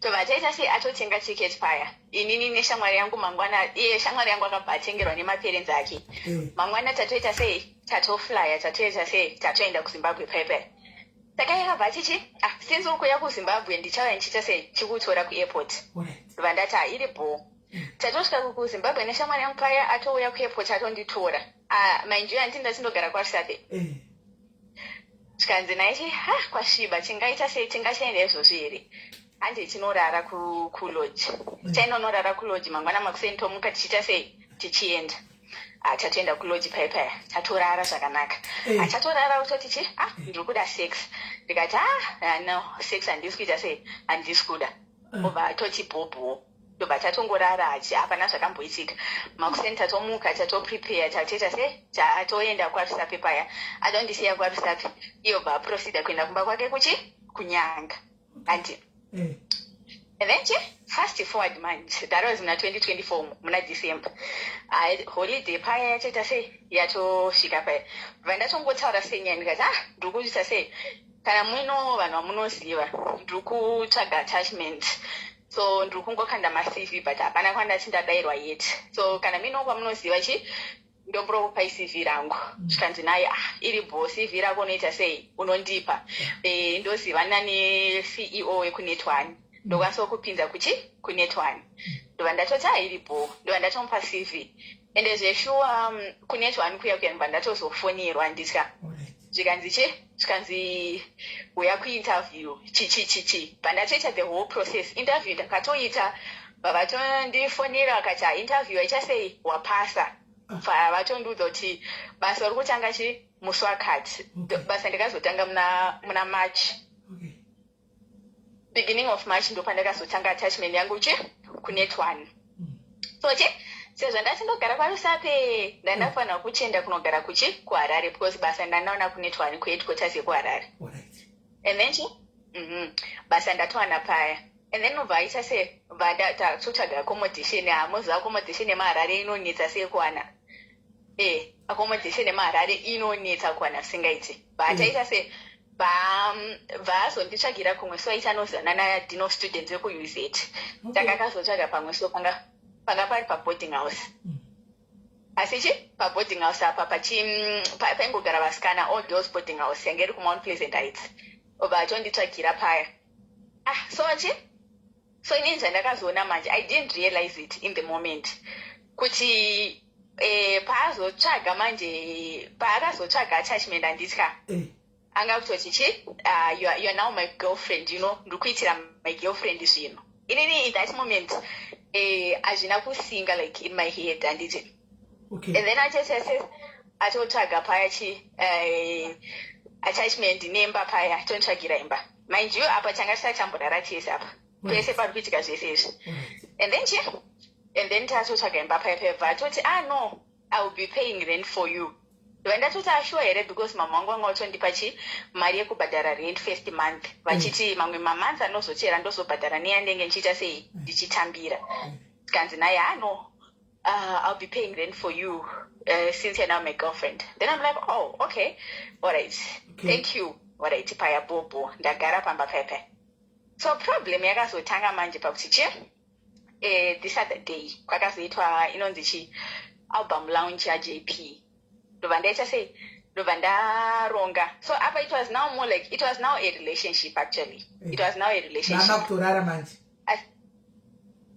asi tasaitamborara chese so pakaitwa album launch yaJP inini nevamwe vakomana vandaishanda nawo tobva taita sei tobva tatoronga kuti tiri kuita sei tiri kuenda vakomana yobva vachouya kuzonditora nemota tobva tatoenda kualbum launch paya tatoenda tatonofara album launch yapera zvekuma44 vavatodzoka bva vaita sei vachondisiya kumba ivo bva vachoendawo kudzimba dzavo like these are just guy friends vekubasa vakatouya umwe achakachongouyawo negirlfriend yake inini ndikaenda nethe other one but you're not dating nothing intimate it was just kungovaiba ngoti tiri same agent everything and then tobva taita sei and then so ina I didn't know kuti munhu uyu zvaakanga aita pamba paya pandaigara handiti anga akutaura nemagadhi kuti pese musikana uyu paanobuda o paanopinda ndiudzive kuti paanopinda ndiudzive kuti kana kuti anenge adropwa nani nemota yakaita sei paanobuda ndiudzive kuti anenge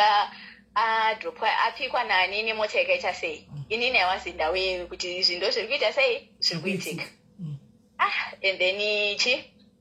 and then ndobva ndazozvibata kuti no ndo zviri kuita sei zviri kuitika kuti munhu anochitonge amenameno kuita kunge amenameno zviya zvekuti kana kuti hauna kana freedom bhisi kana kuti ukati ndoda kuenda kana kushopping nonzi kushopping kwegara pamba akutoita controlling behavior iri excessive yayo ini ndobva ndati izvi hazvisi kuita sei hazvichanditire but ndakazozvirealize kuti no apa ndatopinzwa mutraffic apa ndobva ndaita sei ndobva ndazomunyorera message I remember very well it was musa 1 September ndo musa ndakamunyorera message ndikati no actually like pane pandasirira along the way handitya akazorivila sekunyatsokufunga zvose along the way akazorivila kuti he was actually married nevana 3 okay ndakatofunza I'm 26 years izvozvizvi ndikutena 27 muna July iye ane 45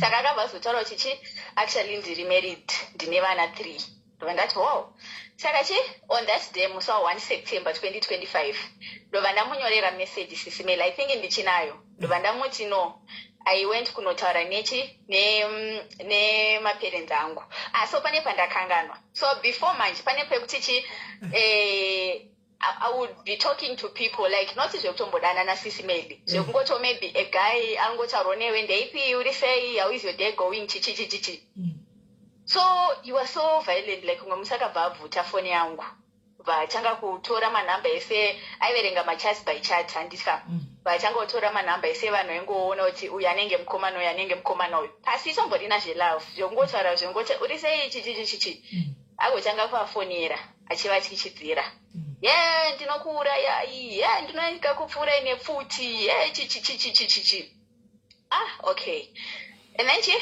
musi wa1 September uyawe sesimele mukuteerera sterek Right.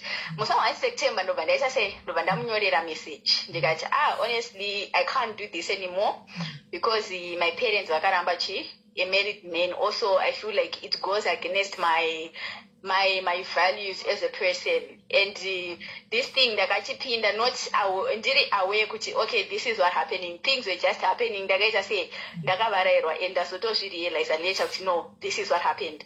But I appreciate everything that you've done for me and everything, but inini I want out. Bongo bote manga angatorova report angatorova makumbu apangazorova pa but cyber protection. Alright.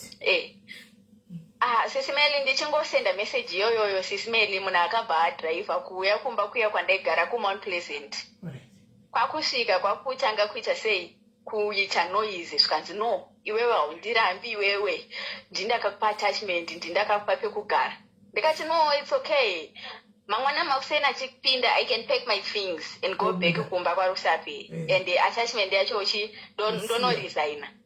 Kanzi aiwa hauresign ndipe like type of my contract lines aya. Kanzi aiwa hauresign ndipe contract line rako ndipe contract line ndinono resign inini ndinonokusira inini watu ndikati azviti I have access kune ma systems andofana clear because ndikaenda ndisino clear if anything happens anditi kamari yabiwa kana kuti chi ndinenge nchinzi ndini so I need kuno clear. Kanzi aiwa azviti unotoita sei ndipe sim card roro chichi wato ndatokubvisa pabasa pamba panapa ndindakakutsvagira ndakutokubudisa wakutobva pamba panapa ndobva ndati anti vaigara pamba pepevhu watouya vhu watonzwa noise kurodhi kabvu watouya aiwa usiku mwana anoita sei anobuda mangwana kwakachena.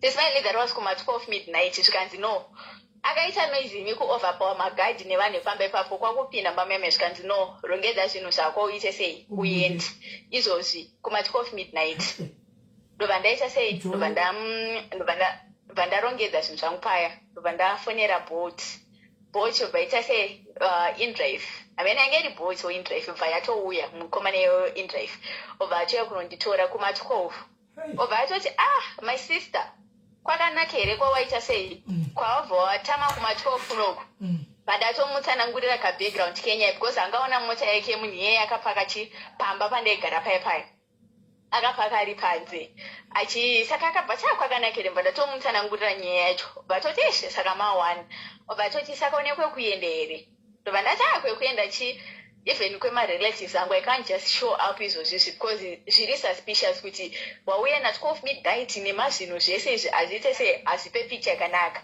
Vatoti saka toita sei vatoti une kamari here alright ndikutsvagire elodge yekuti ndinonokusiya pane lodge waita sei worara ipapo and then mangwana uzofumochita plan vandototi kamari ndinako tobva tatofamba paya nemukomana yewendrive achindibatsira kutsvaga kalodge kakachipa vachazongowana pamwe so mukomana yenda akatongomutrust wangu vandatongowana pamwe so vandatomuti vatoti kana uchida zvinhu zvako ndokwanisoenda nazvo mangwana ndodzoka nazvo ndokutora wakundudzoto wafunga kuita sei vandatoti ndatorara palodge paya iye mukomana yebvaenda nezvinhu zvangu mangwana makuseni mukomana yaenda tomufonera weindrive obva atouya paya obva atouya vakutoita sei vatouya neindrive akutonditora vataita sei vachapanika basa kandodongoita kuMount Pleasant Heights so mina handei ikokoko since ndine zvinhu zvako unokunofunga kuti zvazobiwa kana uchichi handei kuMount Pleasant Heights ndinoita kabasa ikako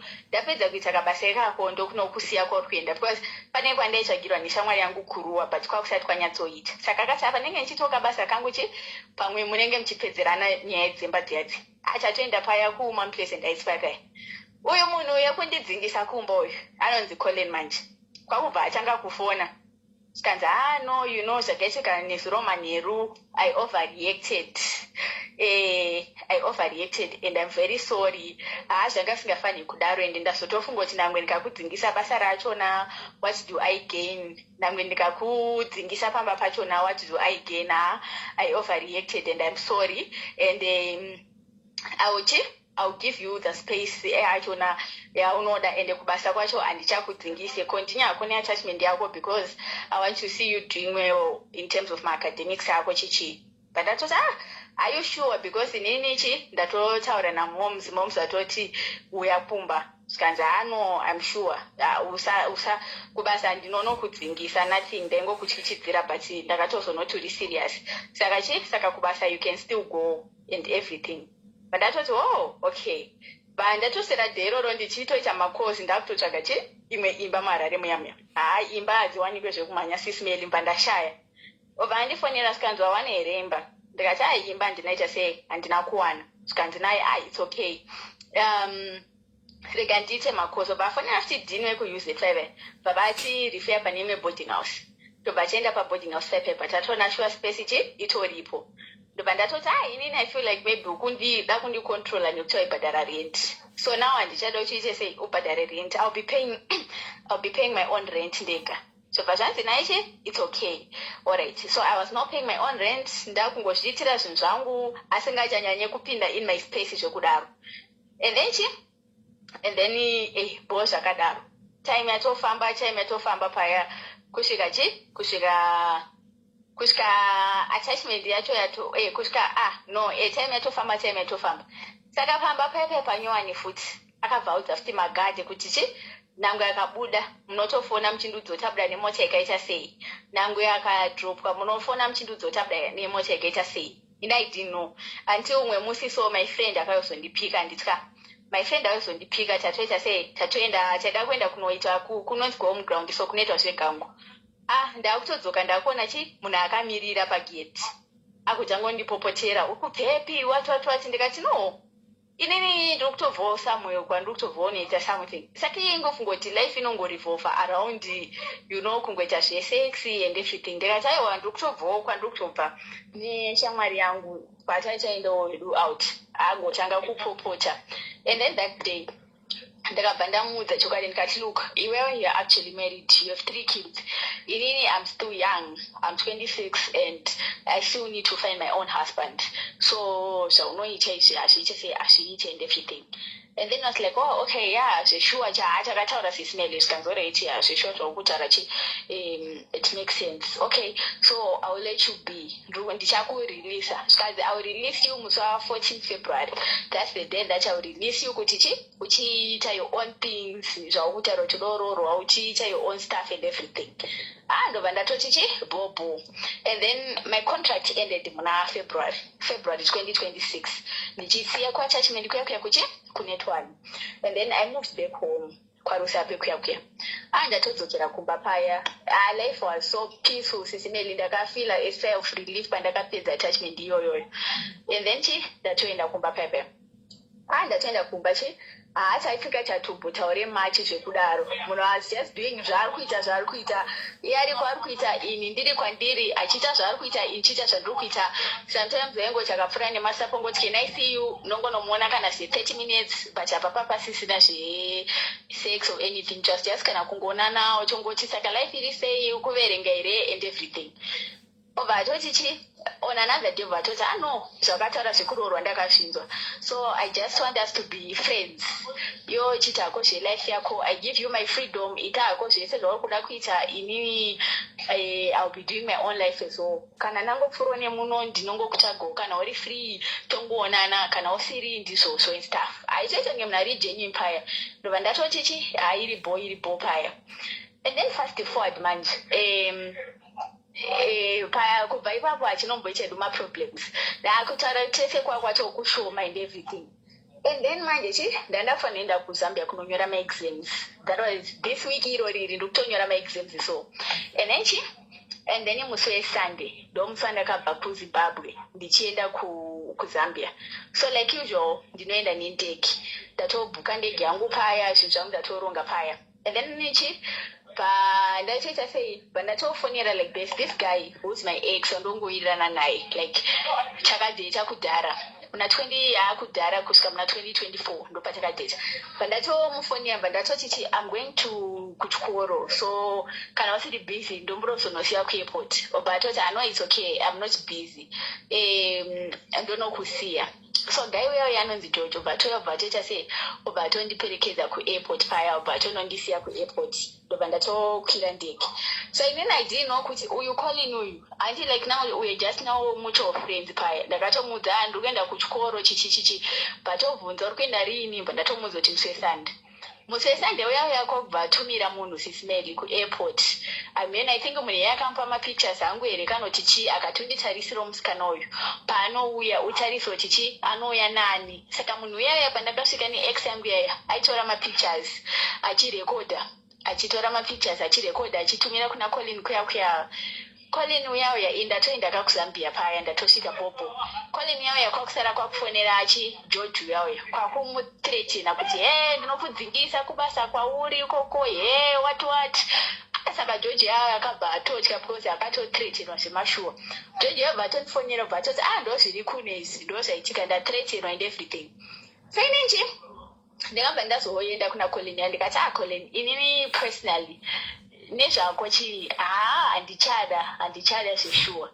And then so pese pandinongoedza kumuramba nditi achanga kundithreaten kuti achangondithreatina nekundiharasa kuti alright wandiwatondiramba wacha decision yako ka ini ndakuteto yangu decision ndipe zvinhu zvese zvandakakutengera pachaidheta ndipe mari yangu yese yandakakuspendera on pachaidheta ndikutoda izvozvizvi ndakutotumira vanhu pauri izvozvizvi ukasavapa uchaona zvavo zvichaitika kwauri watototi matresa asingaite sisimeli. So ini ndoenda ndichiti sisimeli ndonyaya yandinetsa because munhu uyu mulife mangu ka handichamudi because chega chanokonzeresa chaos. It's like munhu ane obsession neni kana ndichiti obsession yekuti anogona kuuraya chaiko. Hadingana kuona ndichiita anything kana kuti ndichitaura anyone kana kuti chisisimeli ane obsession iri serious. So pane nyaya manje ndepekuti iye anoti zvonazvo anzi ndiri director wekuZANU-PF. Saka anobva ashandisa mapowers kuti hapana ari pamusoro pangu, hapana zvaunondiita izvozvizvi, ndipe mari yangu yese. So zvinhu 3 zvanonyanyothreatena nazvo anzi ndipe mari yangu yese, ndipe magift zvinhu zvese zvandakakutengera. And then anobva athreatena kuti futi ndakakutora manudzi, saka manudzi wayo ndichaita sei ndichamarelease. So inini yangu munhu uyu handichadi because every day unenge uchingothreatena and you never know zvanenge achifunga. Isu hatidi vanhu vanoshandisa advantage yekuti vanhu veZANU-PF madhara eZANU-PF voda kuintimidata vana. Wagona wasvika pa-right station andika kana mudhara usingasadi munhu iwewe mudhara uyu ane mhuri yake ngaite zvemhuri yake iwo zvowoita mwanangu wagona sei kwasvika kuna sina muzi wako wochitipa nhamba yakodza uyu andika ini ndochifonera kodza anti tichionesana kuti kodza we do this amicably kana kuti toisa hedu viral just because you are threatening a child now andika ende mukadzi wako atozvizivi kuti une mukadzi andiona nevana nemwana mudiki but kana zvapera allow this child to have their own life handiti zera rake hausiriwe mazera ake isusu mazera ake asanoda kuteketeka nevana mwana ane 26 azvibudi. Saka iwewe uchatipa namba yakodza kana zvichitoita muedze pako kodza ndipe namba yake ndimusapa ndokuedza newe pako tingopedza nyaya yacho because afangokunga chikutesera famba kutika mota munyika yeZimbabwe because muna kuti anzi ndiri official weZANU-PF saka ndokudzimisa basa. It doesn't work like that. Ex yangu yoyoyo like it was just an innocent call to ndakatomufonera ndapinda mutauni ndikati panzvimbo yekuti nditi tinorambana zvekutukana kuti zvechii takangorambana zvingoripo pandatomufonera ndikati uri mutauni here bva atoti whatsapp ndandomhanyisa kuairport bva atoti asho ungaita indrive tiripo bva atoyobva atondiendesa kuairport bva atonondisiya zvakanaka. And then akazosara ufonerwa izvozvo akabva atoti usasataura neni because ari kudya akati handizivi I can even zvandichaita ndichakupa namba dzavo vese vari 2 iye kodza wacho naJojo wacho akafonerwa achithreatenwa kunzi ndiri kukudzingisa basa mangwana iwe ungagana nemukadzi washefu iwe ungadanana nemukadzi washefu.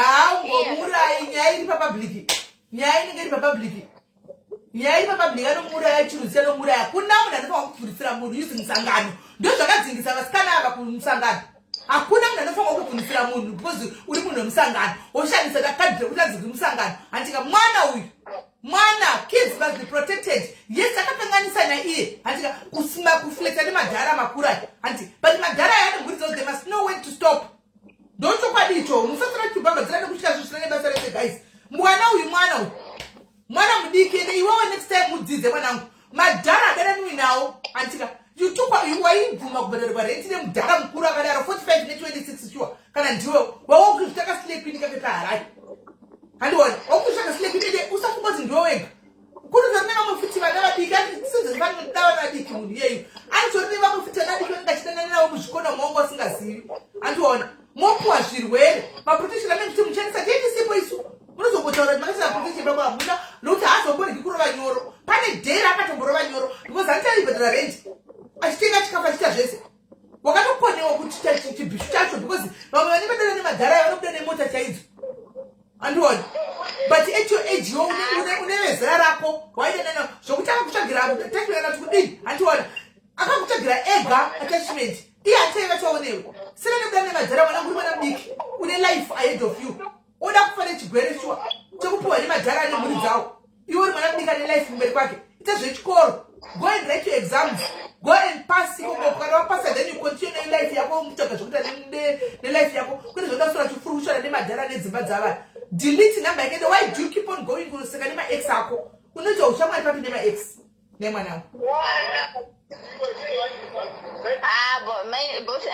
sismailika uyu ex wangu uyuka muda kuti we parted on good grounds and panga paine a chance yekuti maybe we could reconcile yedu but that was not the issue ndakatongomufonero because hatina kutsukana hatinaita sei and we just akangononsiya kuairport we just had a nice conversation so what's up chichichichi tingototaura that was that atongondisiya obva atoenda kumba kwake autoita zvelife yake aiwa tipe namba yake is known for this kind of behavior tipe namba yake just send me the number I'll call him I'll speak to him kuti my brother we are almost of the same age siyana noda inini ndakati mapano inini ndakadai ndodana nemwana 26 years guys zvingaita izvozvo kadana nemwana 28 years guys mwana wake go first born yake mudhara uyu ine makore mangani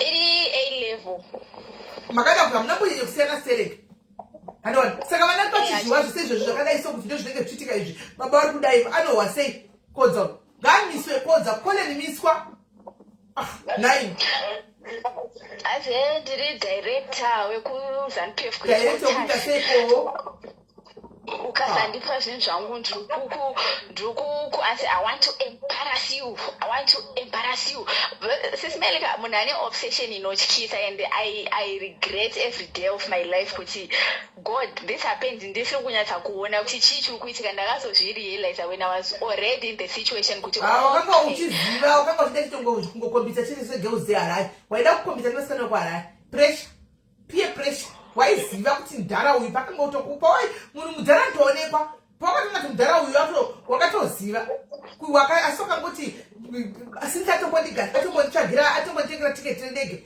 akatsvagira accommodation papa panenge panobuda bega kuziva waiziva no iva kuti like munhu muhombe kwandiri ka I knew bandikuti like the series of events maitikira akaita ndisika ndakatozoona kuti okay it's not really chinhu chekuti ndakatogara pasi ndikati okay ndoda kumudhata kana kuti chinhu zvakazongoitika and when I tried to bail out that time na September ndo pakaitika that drama yandaikuudza kuti akandibvisa pamba ipapo na midnight and everything ends akandithreatena akaita sei akazoti no I'm sorry I'm this but inini now I'm firm on this kuti no handichade kana achida kundiuraya ngaandiuraye zvake achigogwambokuuraye naita public inofunga kuti zani company here inonzi kwai ina director naini ini company here inonzi kwai kwaisati director wekambani ine director angori munhu ari koguzani kogogo chete majara ezani vaya anotamba sekudla vana but ndozvatiri kuti isusu we are saying we protect our kids we protect kids and it's wrong kuti majara danane nevana it's wrong danane nemasaizi enyu masaizi enyu ari kuona tambujani ako uyamudana nemasaizi enyu antika vana African princess ndo mazera enyu dananai naivavavo kwete kudanana nevana vadikidiki ma20 years mchisiya vanhu vakuru mazera enyu aripo hazvibudizvo ipapo sisimeli ndakatokanganisa neni zvekutoti even up to now ndoda kuti once ndamuremova in my life, it's a thing yekuti I'll give myself time yekuhila nekuzviforgiva kuti no, I made a mistake but that was a learning curve for me. Ndizvozvo right. Unokakanda nhamba. So sisimeli ndombura kuti muzomfonera mangwana anytime, because mangwana ndiri kunyora tikamufonera izvozvizvika ndozoti anotanga hondo, so handitoda kuti anditangire hondo ndikanganisike exam rangu. So mangwana ndapedza ndida kufonera ndiri ndoga inini. Iwe mublock everywhere. Why are you still entertaining him? Why are you not blocking him everywhere? Because Kucheiko blocka munhu everywhere, block him everywhere. Titeta marecords pano. This is now a record. Block everywhere. Block munhu here everywhere. Give me the number. Let me talk to him. Inini personally. Kuzomuzati you are my brother. We don't do that. Kana ngasingasabisi yena ine munhu. Makuti ngebe obsession. Kuzanko tendele zvo uti pastele sende mtichwa kutendele zve. Nai. Tiyangoda chinguzo vanatsi kusara chingukabisa moti kwai. Edzi yake inopera sei? Inopera sei? Inopera sei kana magara achingozvizvidza namuvanawo.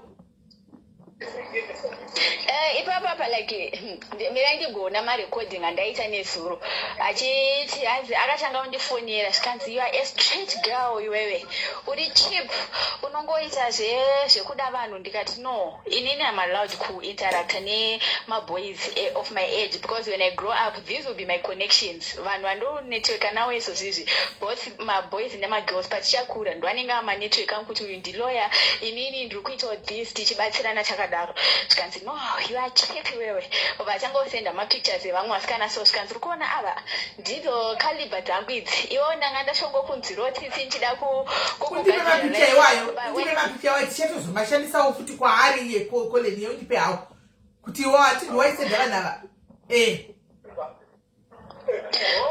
Vachangoti saka ukuona iwewe hapana zvauri apa zvezvo zvekuratidza kuti munhu ari kurwadziwa. Apedza paakazopedza like ndakabva ndati andoda kuverengeni ukundidisturba because that was Miss Romanero. Obva achangoti zvonazvo apedza kupopota zvese izvozvozvo zvaitaura. Mamwe acho mabits and pieces ndairekodha ndichakutumirai.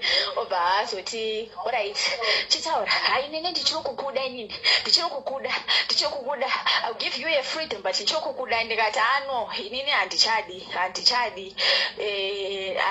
ndauraisa zvelife yangu. Ndikangodaro chete ndopanotanga kundithreatina kuti ndipe mari yese yawo ndakakupa ndipe iye anokudzoserawo here kukuvata kwese kwaaita, nokuti pakudzosera naka iye achidzosera zvaainakigwa achemawo zviari pamusoro, iwo chimudzosera mari yake 50-50 munodzosera namosi chokudzosegwa one side sei ko zvaaitora mauri iwe anodzosera. Saka pane lawyer randakazotaura naye ndakamubvunza lawyer legal point of advice akati no, unofanira kutora protection order, and protection order inoprohibita either kuti akufonere kuti akuharase zvaari kuita izvi haafaniri kuzviita. Iwe tanga nekubloka munhu everywhere. Block that person everywhere first of all, then see inini ndataura naye ndomufonera. Then from there, you can akaramba chikonya, then wait as a protection order, block and delete. You are by still keeping that number open. Uchimuindetera kula kuti unika chikakaposhe ngekuchimuke kumuda uchinako. Blocker. No, chenge chandaiti kaka. Kuorder because mazoti aka number za mama wangu akambafonera achivaharasa. Mama wangu akatondigara nini pasi akati ndonzi akachisiyana nemunhu uyu so because akavafonera achivati ameno chakava chichi exactly havana kuzoda unyatso block and tell your mom to block as well and leave the person to us. Simple. Blocker everywhere. So ndakupa inamba dzake asi mamufonera mangwana ndapedza because zveshuwa anotangoita drama ndikatadza unyora zama. So ndichamufonera mangwana dondo atofona mangwana usiku apedza unyora. Mangwana manheru ndangopedza exam ndenge ndisisina problem naye. Then ndisisina problem newhatever zvaachaita because I'll be prepared for it. Ihondo yandiri prepared kurwa. Ene iwo blockawo. Alright. So namba ngayo bloka mangwana manheru then tofona ndomutaura naye chamuudza kuti aiva vakuru atidaro makukanganisa the way the route you are taking haisiriyo. Yeah, and then ndina ukupa futhi like my bits and pieces ema-recordings andaita maneru ne number dzacho ndichangogara ndakupa asi musamfonera nhasi mozomfonera mangwana. No problem. Saka no problem manangu saka iwe wetira kuti leave chimbosiya nyaya concentrate on writing your exams tomorrow. Mangwana akunonyora ma-exams, that's what you should be concentrating on. Utoshaswa peace nemdharawe, block mdharawe everywhere. Manasi maneru, prepare for your exam. Go and X your essay exam tomorrow. Then Maneru, we call this guy. But you block it because otherwise it's going to send driving message you can disturb it. Go to the exam room, block him. Alright. Block him everywhere. Alright, again, shangu kufodre mangoma messages achona pa chaitaura pachona ngona like the back and forth yayitika. Alright, pari boma na upase tutaura kusende zvese. Alright, sisimeli maitabata.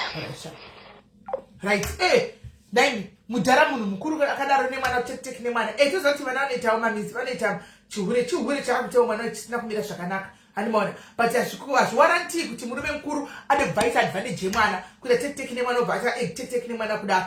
Andi mazvona. Azvida kudisturba mwana anonyora mwana adanota future yake. Anti nganotonga mukadzi akana mukadzi nana 3. Nganotonga mukadzi wekumboko. Animona, mwana achaziva zvokuita kutoshoka kutotaura nyaya kuno Facebook because mwana achaziva zvokuita because ndakumutetsera iyo zani mediweka ndimakatambotita video kuti kune vanhu vanesa nokutretena mangwana kodza siya kutretena vanhu using zani nai pese ngodai so ndoshandisa zani ngodai so ini ndiriwe zani nai madhara amuri kuti asi zani nechona muri kuita chinhu chinotogara chinhu chiri corrupt chinhu chakaipa muri kuchiita chinhu chakaipa because chinhu chinotyiwa nevanhu chinhu chakaipa ukaona uchityiwa nevanhu hausi munhu ari right. Ukona uri chinhu chinovhundusikwa nechinhu kunzi ndozodai unenge chinhu usiri munhu ari right. Pese tikunouzani pese tikunoibva zani chaipa muri kuiipisa mega zvokusvika kuti ndiri munhu wezani zvinopinda papi pakudanana nemwana mudiki kwauri kuita zvinopinda papi. Tondiwari guys mangwana tizoka kubasa ra8 tomufonera basa radhende ndiripo saka mangwana kana basa tichichaita 8 zoidira mwana dzizotokumaiti kwakachena tinonguva yachirova anoita kundinyiwa. Manai because ndinoenda kugym ndabva kugym ndichibva kubasa ndinda kugym ndichiuya toitora anoita kunyiwa timbonega mwana apedze kudi aiwa but mwana ngaambopedza kunyora education yemwana kumberi education yemwana kumberi zvimwe zvese kumashure animona so right now atisikuya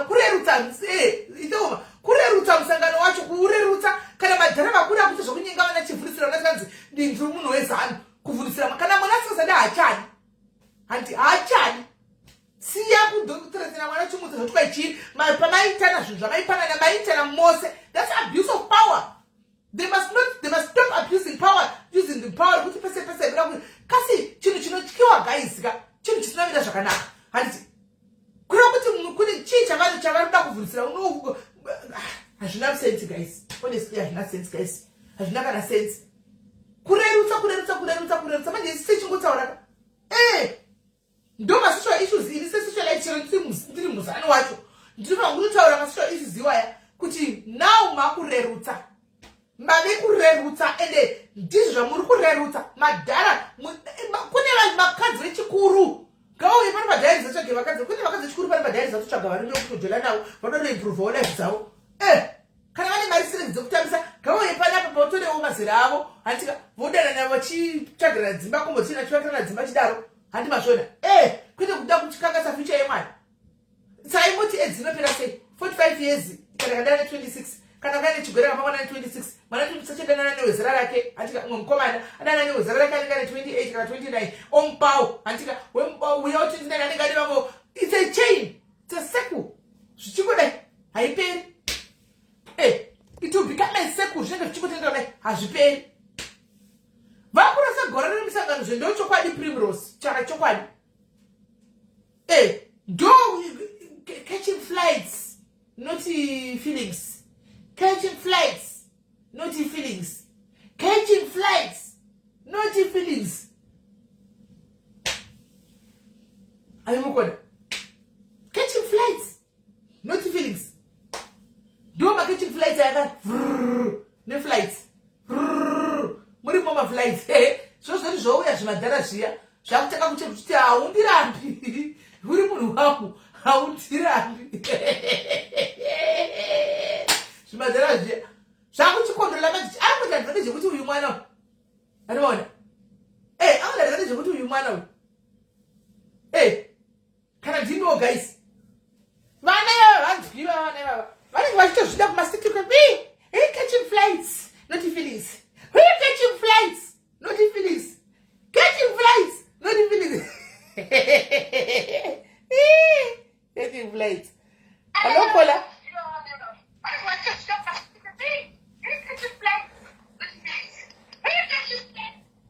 hello Kola Hello. munisei Mushe right. Ndambofona before nenyaya yangu. okay Saka ndichiti ndakaita mwana in my previous relationship. Ndoto taitogara tese because takaita zvekuisana tiri kuchikoro. Then ndobva tagara tese kuCape Town. Tagara tese kuCape Town.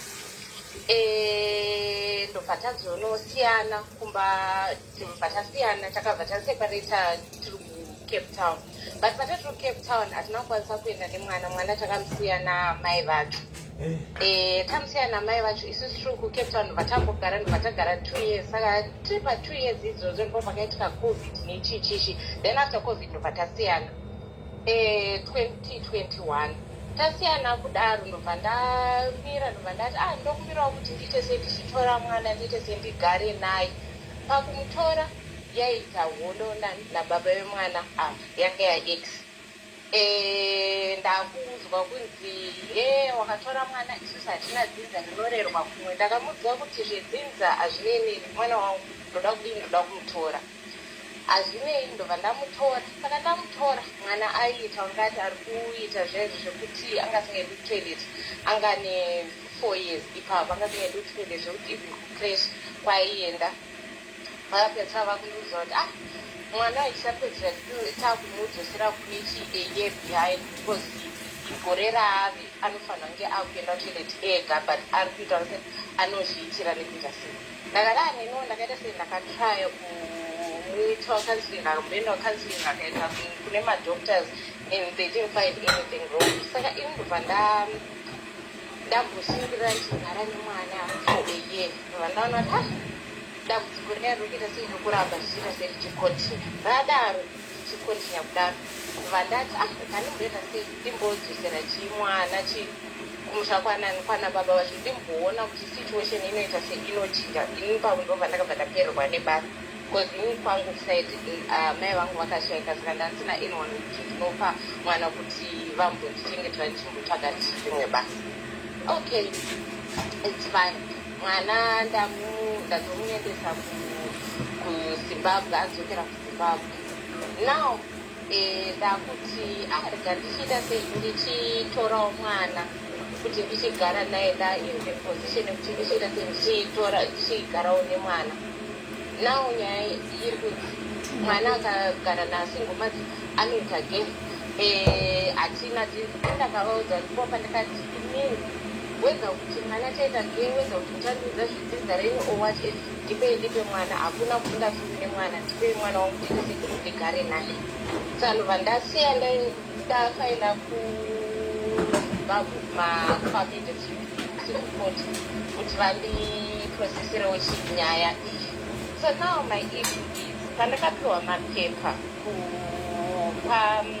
kucivil court yekuti ndinomuseva akaramba kusaina makopi yangu yandinofanira kunosabmita kumalawyers kuti adisivha mapepers aekuti akwanise kuuya kukoti.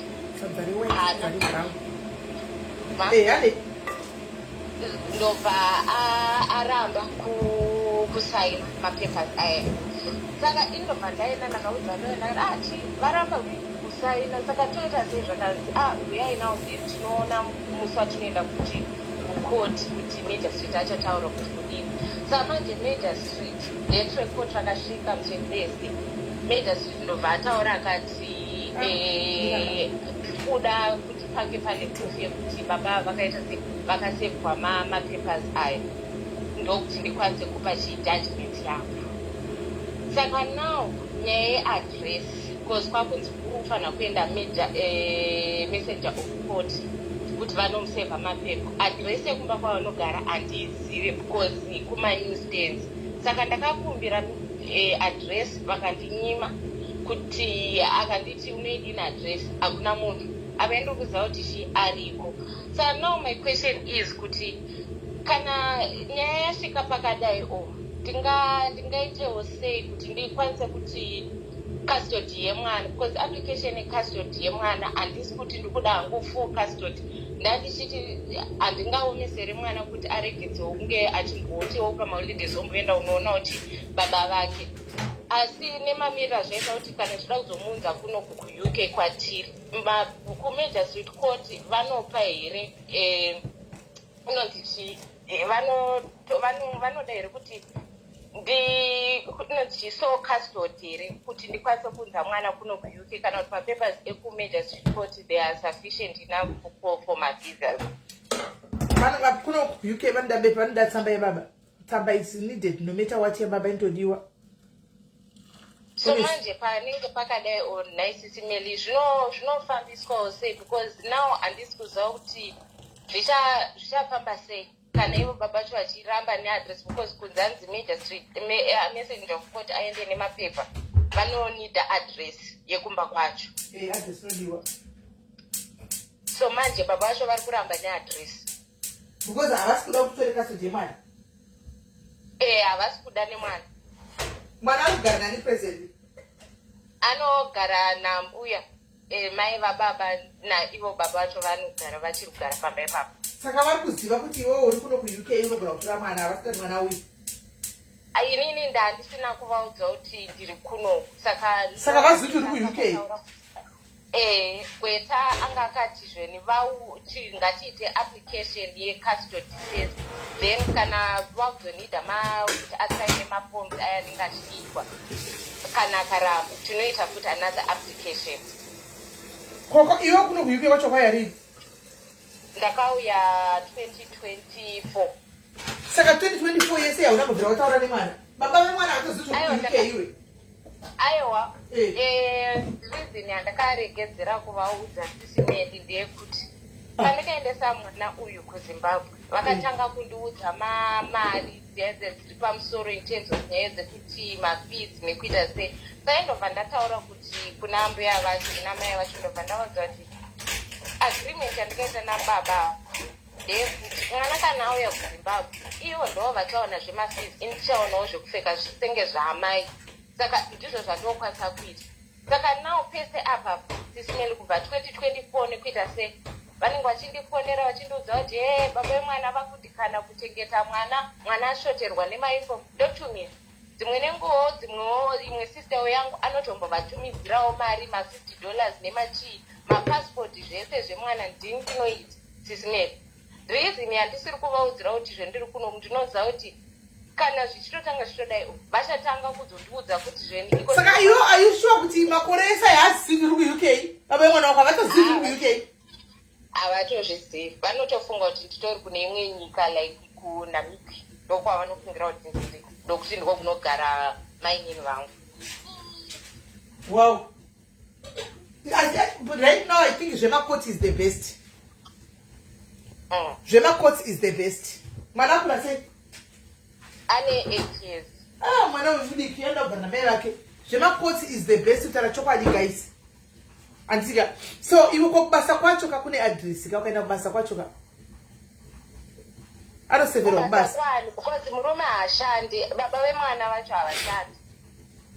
Haashandi ko mwana alright. Mwana anogare, mwana anodzidzepi? Anodzidza kuchikoro chiriko kuZimbabwe. Saka ukaenda kuchikoro kwemwana iwe ukatuma munhu kola ukatuma munhu right now wauchipira wobhadhara pachikoro chemwana, mwana ozikama munhu otevera mwana kunona pari kupinda kunobva adhiresika chamwana wakutoita seginza sha uchida zvitaka wakutoita seginza sha mwana zvodzakona zoti mwana dzapakati pachikoro chakati kungotsvaga vanhu vako 2 minutes chamwana vanhu vobhadhara $50 voenda kunotela mwana achibuda chikora chichera mwana kunosvika naipamba pane address panosvika ipapo zvatopera. Kunana fidelity kune madress because ini pandakatoenda apa because ndandiriko kuZimbabwe muna March ndakatoita because ndakava tichiripai address ndikwanise kuti ndiwe because pavakamuva ndandisingakuzi ndobva ndati chindipawo address kuti ndiuye vakatondiita zvakanzi no tinokuitira isusu in drive ndakatoona kuti saka kana paonekwa kola chiro pakashayikwa address kana paonekwa paanogara panopinda mwana anonosvikonopiwa ipapo handinonosvika totsvaga ningi buda osign up you have been saved zvanopera alright nokuti akangoziva kuti uda kuenda kunhingikiri nemwana haakubva haambokupi shamwari pane padhayaisipulani wakachangamuka hatingakudziri zvese kutaura chokwadi hantika iwewo handisi kuti vanogara kwana kana tukupi kutotsvaga izvozvi munhu anototraila mari panekuva madhiri kola anodati abudirika you have to pay for you to get what you want unotobhadhara dhiri rese rinotobhadhara kuti ribudirire zvauri kuda iwewe andiwana vanzi kuvidheti hakuna madresi no problem adresi haisiriyo ningikiri haisiriyo way yekusvika pamba handika izvozvi rainongangotiza kuti ari kupi titsvage munhu isusu anonotraila tinosvika pamba padheni handika otsvaka picha remwana toona kuti mwana pakati pamwana ndeuyu sososososo otraila mwana zvanopera vachinosvika pamba pane ipakuzikamwa handika next time kana pane secha paanendanga messenger of court unonongedza kuti ndeapa zvatopera zvatopera fidelity yacho iri kundwarare kuna na Beatrice Road uko saka muri kunidza kuti ticha kuchikora hakuna adresi yemwana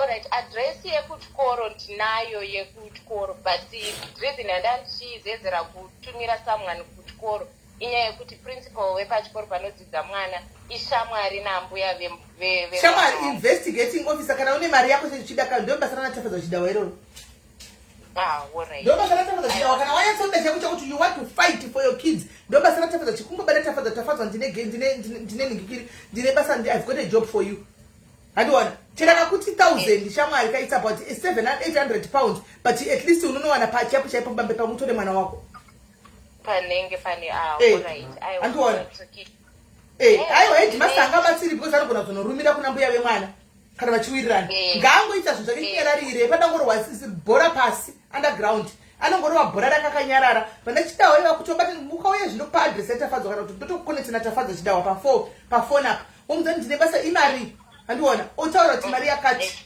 ndokundotitrenele zvinhu zvako zvakavira so nemusoanasichinga mande makusina ningatokupa adresi yepapo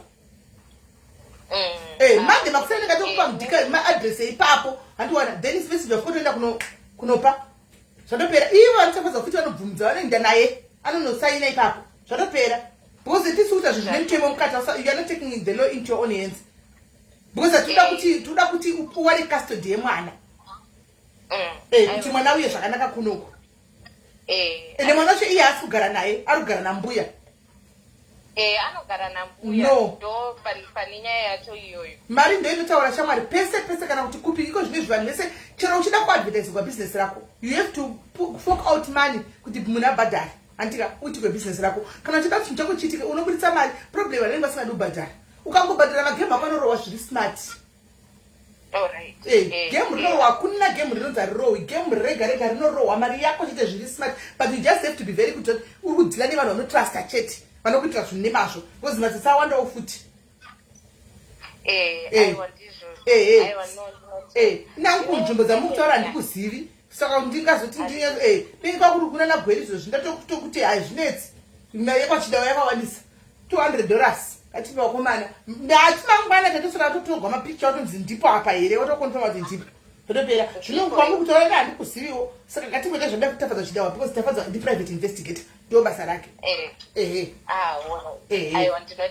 ndinotiendawo panyaya yangu yechitu okay so madhayari zingavasandiitatewo tinongoseka edu ndakazowanawo munhu andaifambidzanawo naye takafambidzana takaitawo mwana akanobvisawo zvaakanobvisawo kuna baba vangwani but now nyaya yapo munhu uyu aiziva kuti mwana wangu patakatotanga kusangana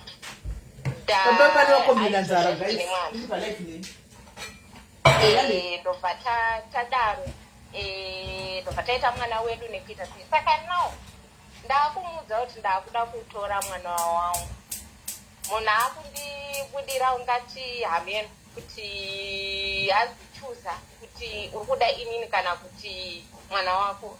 Ndakatadza here kana ndakaudza munhu kuti come rain come thunder I will choose my children no matter kuti ndinoida marriage kana kuti handide. Une vana vangani? First. Ma? Une vana vangani?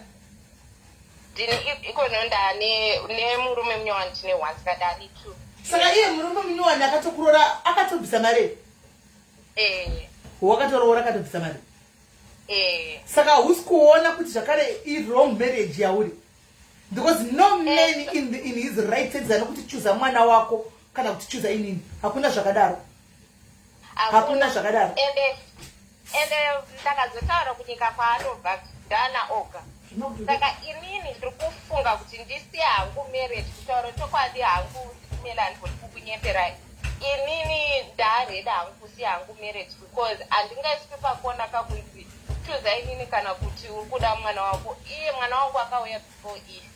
Saka ina handingachuzi nyangwe zvinzi ndichida marriage nokuita hazvidi.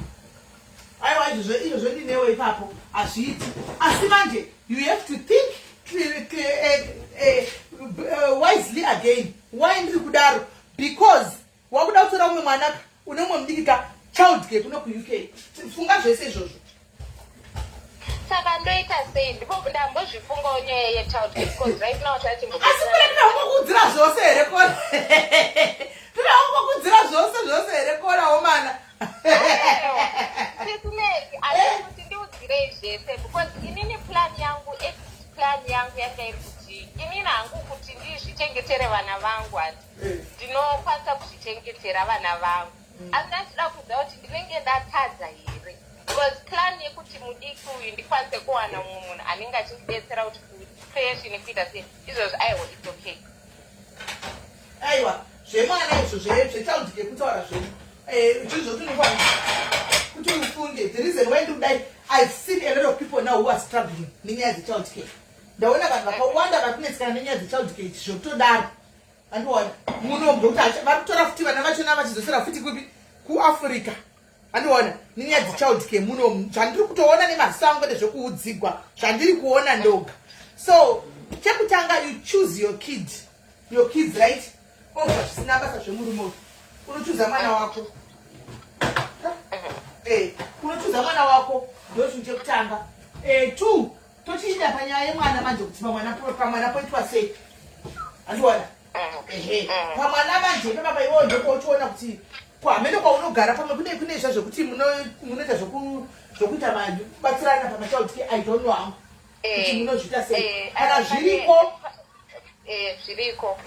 kana zviriko then you are covered. Kana zviriko then you are covered. Unotora mwana wako ouya and then modini moita izvozvo. Zvekamurume akakatambara futi akaruti achiza mwana wangu akaka unokaripotera futi maintenance kuno. Aiwa ava rushava zvanzi third marriage aiwa inini handichadi ndatosareda ipapapa regai ndimbochengeta hangu vana vakure vatsemuke vawane zvese pane kuti nhasi ndapinda mangwana ndabuda vanhu vanongonidawo step home inenge iri nani. Saka for now kana izvi zvatombofela aiwa ndombomira ndakamira kuti maybe marriage is not for me ndombochengeta vana.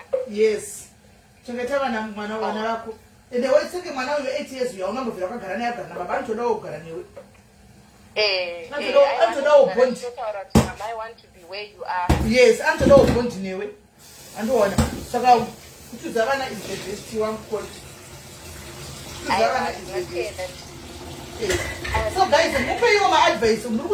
Mupewo ma-advice. Oita say, call me Coco for child care. Haisi easy as you think child care. Vanhu vari kuchema nechild care. Vakawanda kudzosera vana kuAfrica. Vamwe vakutozvara vana kuno vachitumira vana kuAfrica. Child care. So iye kana nevanhu vekuti vachinjane navo hazvina kushata. Vana vanokura. Andiona vakuti vaite zvemarotation zvazviya. Anogara nevana vake. Baba vemwana vari panodai so. Plus besides maishu ekunzi tsvaga chuza mwana wako kana kuti ninika. Pane issue iripo pakati pako nemurume wako ndeituze chokwadi. Issue iripo ndeyekuti iye anotaura kuti hanzi kuculture kwavo havazvizivi zvekuti munhu anoti anouya nevana vake ogara imba yake nyuwani nemurume wake munyuwani vanobhilivha kuti mwana kana wakaita mwana kumaprevious bereti anogara nevabereki vako. Saka ndakamuudza kuti ini nditoriwo nherera, saka ndinonomusiya kunani kwauri kuda kuti ndinomusiya ari. Ende apa patori nenyaya yekuti kana culture ipi yoyo? Ari mu-Igbo, is Igbo. Ma-Nigerian? Ndataura ndakati ndioga business. Zvanaoga izvi. Saka now pane issue yekuti ndiyoyo issue yacho iyoyo. Then nenyaya yekuti zvone anti dzimwe nenguva ndinombositumira dzimwe mari kuZimbabwe nekuita sei yakatogweita hondo zvakanzi kuchengeta vanhu vekwex yako nekuita sei. Ndakamuudza kuti aiwa dzimwe nenguva nechitobhadhara chimafees. Saka ndakatozoona kuti aiwa ina handichamuudza. Saka ndandane dzimwe nzira dzokuti ndinotumidzira mari izvo zvinenge zvichidiwa nemwana wangu.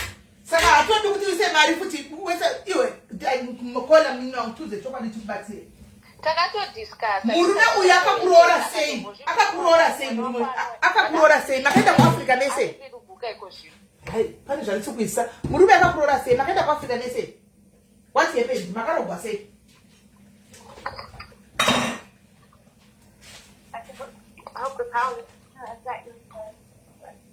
Kola.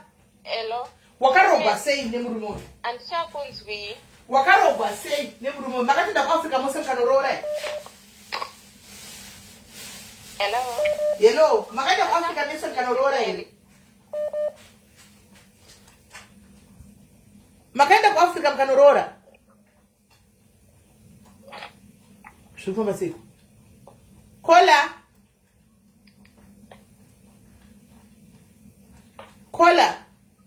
Hello. Uri kundinzwa? Andisikuziva pane munhu aripo but andisikunzwa. Pane ajoina pacall but mira ndifone futi, mira ndidonhe ndifone futi. Dona ujoine. Hello. Dona ujoine. Nomasimba uri kundinzwa? Akutifona manje ngajoine call wakumana zvinhu zvacho. Nditotanga call iya. Pane nyaya iripo. Tichasvika panyaya pamudzo wenyaya pane nyaya. Aloko mina nditrai tisuti chichi kuitika ndoda kuedha uyu nomatemba munoti zviri kufamba sei angachifonesa ndoda ngoti tite call.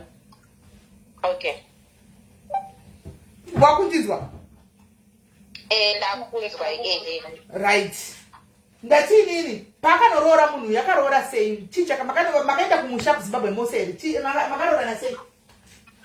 Akatumira nhuni yake from South Africa.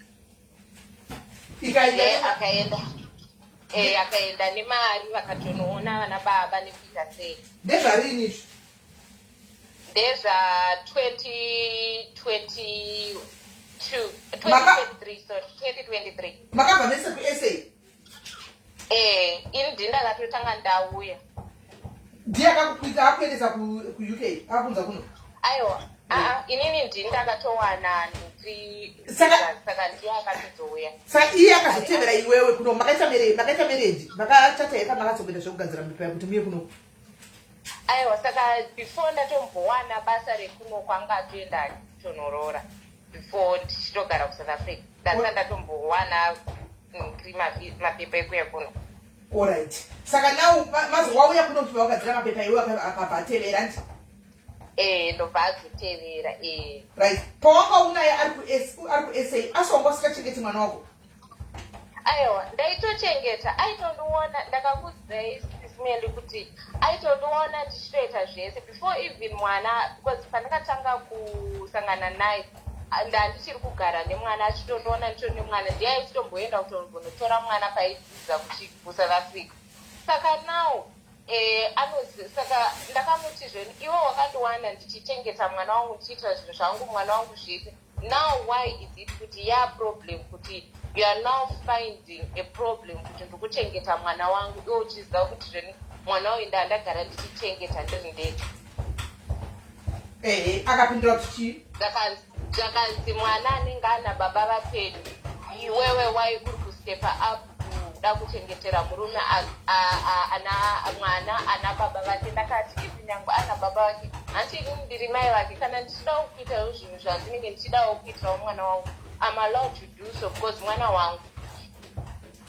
You are not in a good marriage, Kola, honestly speaking, and azvibudi azviiti azvibudi amene ndinomatemba taurawo. Inini kuti ndanga ndichitori neimwe nyaya zvinomabva mataura rasite. Zvandakuziva zvindakauya kuzofonera kuti ukontribute nyaya. Ayo ndakamirira kungoti panga pachitaura kuti no, it's okay. You still bring it some other day. Don't worry. Yes, so some other day. Yeah, it's okay. It's pa weekend baba. Nai guys, saka nai Kola ndakubvunza. Ogava besides nyaya mwana. Chii chimwe chamuri kunetsana Kola? What's chii chimwe chamuri kunetsana chii? So dzimwe nyaya dziripo dzinenge dzichitika sisimendi ndezvekuti inini hanzi ndagara ndinozvishandira nyangwe nokuita sei hanzi ndagara ndingati ndinowana mo kumudarika, saka ndinofila kuti zveni iye anofila challenge because pane nhau yekuti aiti vake kuti kuNigeria. Indakamuudza kuti kuvaka kunzvimbo iri yandisandakambosvika zvinondinetsa inini because haungandiudzi kuti ndivake kuNigeria inisa ndakusvika. Unondiudza kuti hatikwanisi kuenda kuNigeria kusvika tavaka imba. Inini handiwirirani nazvo izvozvo. Mai vake vese vanani zvese ndotaura navo zvese. But inini ndinoda kuti ndisvike panzvimbo handivaki munyika yandisingazivi kuti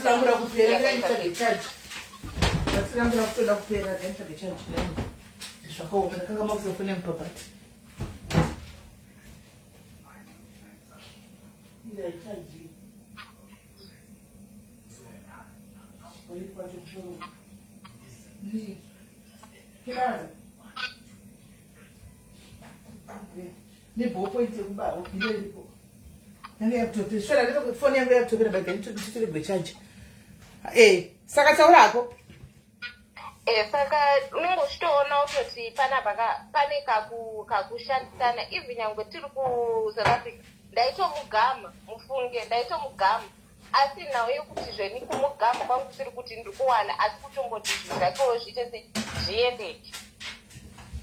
Saka iwewo munhu arikuda kushandisa, arikuda kuti umuitire zvese, arikuda kukushandisa. Saka murume uyu haana mukadzi here kumusha? Haana mukadzi here? Aiwa, haana. Kuve nemukadzi akana. Saka mwana anaye but ndingati zvekuva chiri tukomana ndo mwana waanoziva ndiye handinoziva. Of which mwana iyeye haatozivikani kumba kwavo. Akaramba kuti zviri because akati handinganoudzi vanhomba kwedu kuti ndakaita mwana kunze. Ipapo vachiziva zvinhu zvavo zvakatiomera. Guys, uyaiwa mupe mwana munin'ina wedu advice, but advice yangu ndandistanding neyekuti siyanai nemunhu, my sister, take care of your kids wega. Marriage yanga 15% nayi. Marriage iri doomed kudhara. The first thing jekuti atorambira mwana wako konzi ndanovaka kuNigeria kwausingazivi iwewe, kwausingambobvira wakasvika. It's a non-start. It's a red flag. It's a red flag.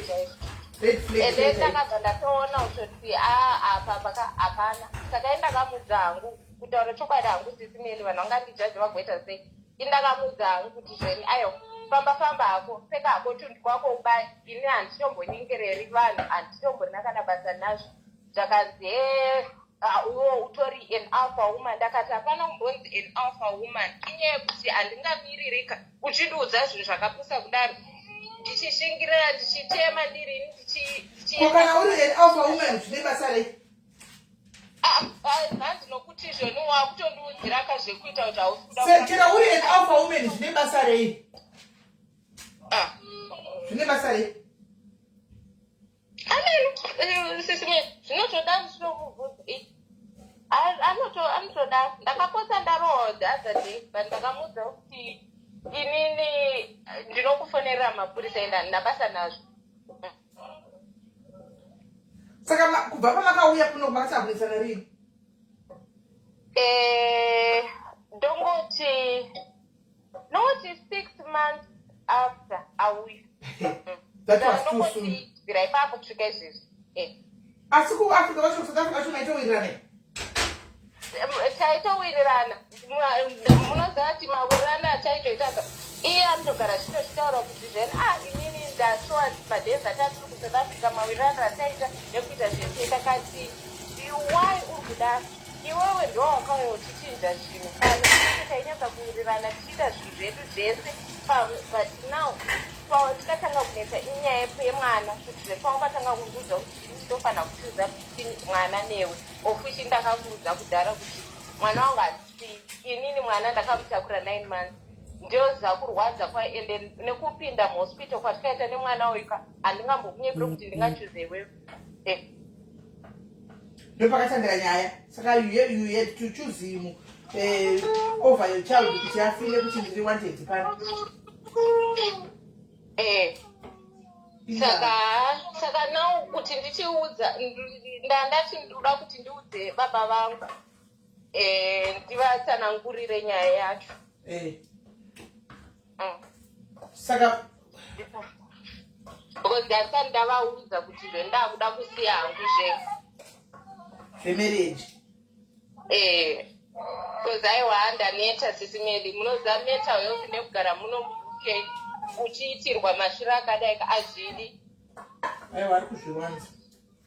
Ari kuzviwanza. Hey,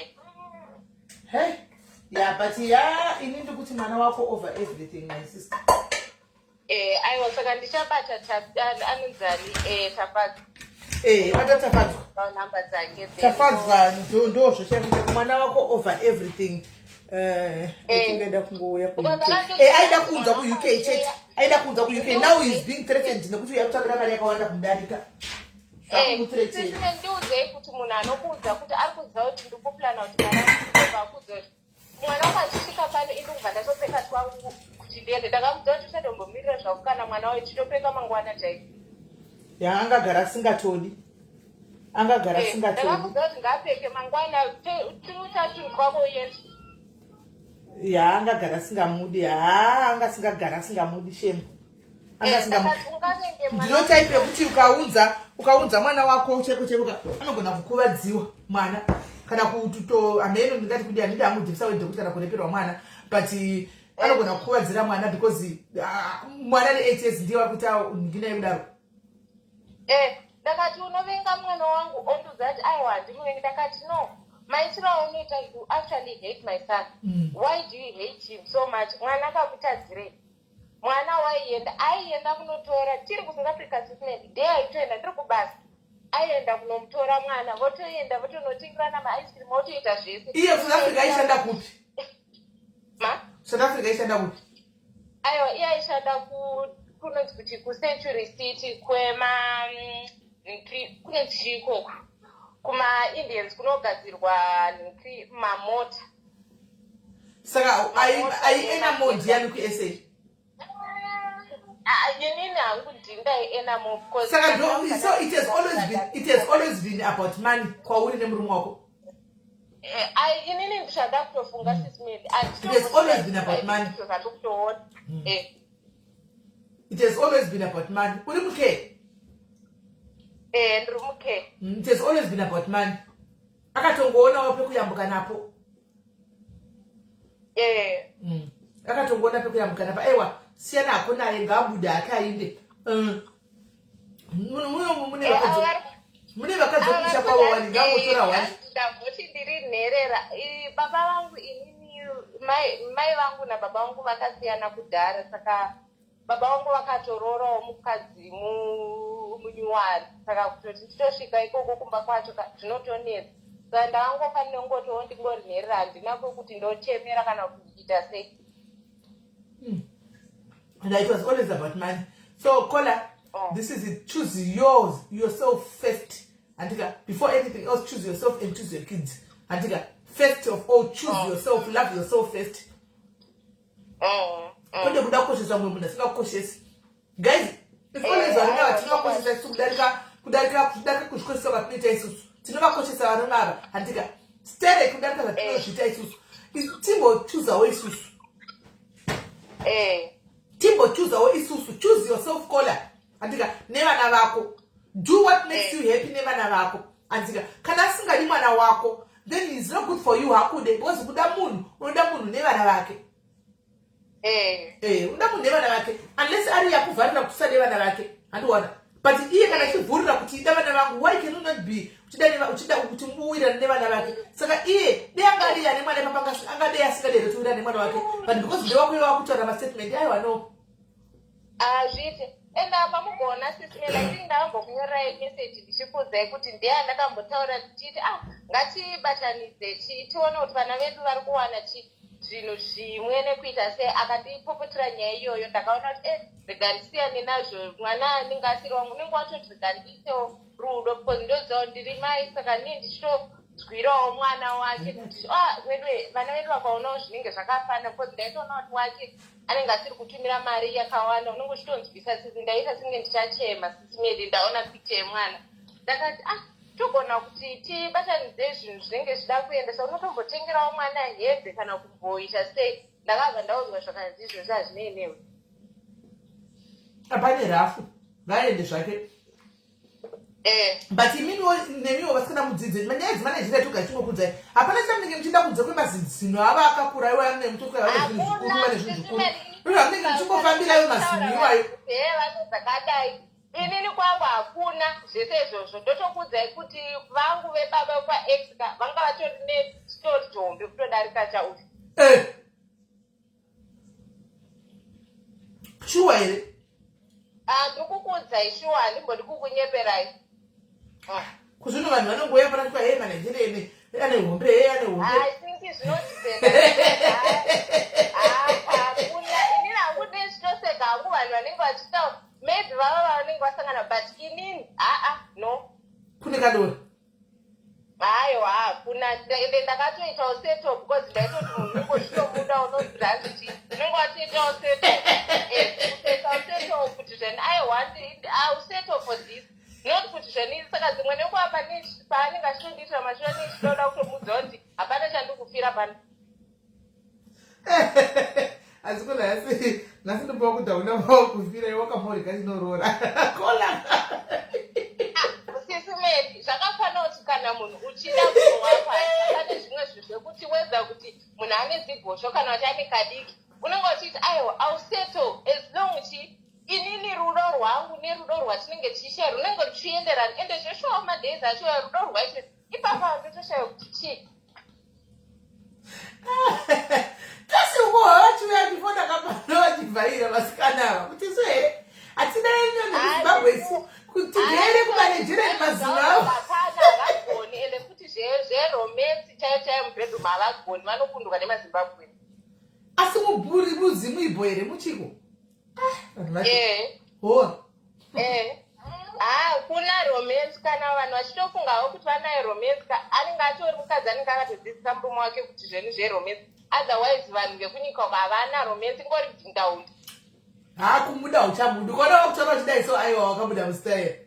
Ukaona wakutaura zvakudai zvavo wabuda mustyle zvemashuvashuva. Kutaura chokwadi sisinela akabata panondirwadza because handaimbofungura kuti nhasi tichange tichisvika tiri patiri nhasi. Zvinhu zvakawanda zvatikasangana nazvo tiri kuSouth Africa kunakaita senge ntafa asi nhasi unozondiudza marabishi akadai. Aiwa ipapo pano takarova shumba magaro kutaura chokwadi akaona the other side. Uchadi ndatozvinwisisa ndahwisisa. Aiwa unoziva zvinoitika nezvekuti chioniso kana vanhu vachiri kudanana paya zvese zvinenge zviripo because remember it's in the brain ka andiwana kana vanhu vachidana sezvinenge zviripo andiwana kana pakangoitika hatred papanogara kuti varume hamuunderstand pamunohurira vakadzi because ndikagara ndangoisambaitete kuti ndakutongokuvenga kuti uri kundiita zvese zvika izvi kana sex chero wanga uri zichampion resex ka ndakutongokuona uri ka useless kasinangana nebasa rese andikona zvakaitika andika you might find with that guy is not that bad but because right now uyu ane bitterness yake anger actually yekuti munhu anonzi Daisoni kwatakabva kuDaisoni hachina basa naye ati she can't even wait kuti abude chero mangwana ayendi. So everything about the guy looks zvokutadza neno zvakamushata so ndo zvinoita. Aikuve munhu ari right sisivela anigoni kukunyepera munhu anenge atori right akatori munhu uyoyo kuti akandi like spiritually akatondisimudzirawo like in terms of spiritually kuti zveni kunzwisana kwangu naMwari nekuita sei atingarambi zvese izvozvo asi pakuzotanga nenyaya idzi kuti ndizive kuti imhepo chii chinoita kuti azarenge mwana wangu munoziva zvinondishamisa nhasi chaichaka zvinondishamisa ende inini munhu wakandibatira mwana wangu wandinoziva kuti ndakatamburira kuti ndiwane iye wekutanga kasisimelika zvinondirwadza. Saka anotanga namata achita zvizvo zvokuramba zvokuda kuvenga mwana kudai. Ndakamuudza kuti aiwa kuvenga kwauri kuita mwana wangu hazvirakidzi zvaunobhilivha muna Mwari. Unotoita ungati unotoworship another god not Mwari watinoworship. Paita comment ataugwa na somebody else anzi I hate my husband I hate my husband so much. I know yani yako laina aiwa zatona I know kuti you hate him with a passion and you can't wait and iwe manje wako kabva kugadzirira saizi akati hakuna kwandoenda saka mushavengana muri pamwe chete ipapo muchingodaro muchangovengana ende varume ava munongovengana muri wani kudaro chete but musazongoisirana poison chete chete. Aiwa chokwadi God is love zvinongana achivenga mwana achivenga mwana imhantu because God is love. Kuvenga mwana asina chaakakuta inyaya yekuti ndakakufunga kuti inyaya yekuti inini mwana wangu mukomana iye wake waanaye kuNigeria musikana watinaye also musikana zvine basa rei mwana zvine basa rei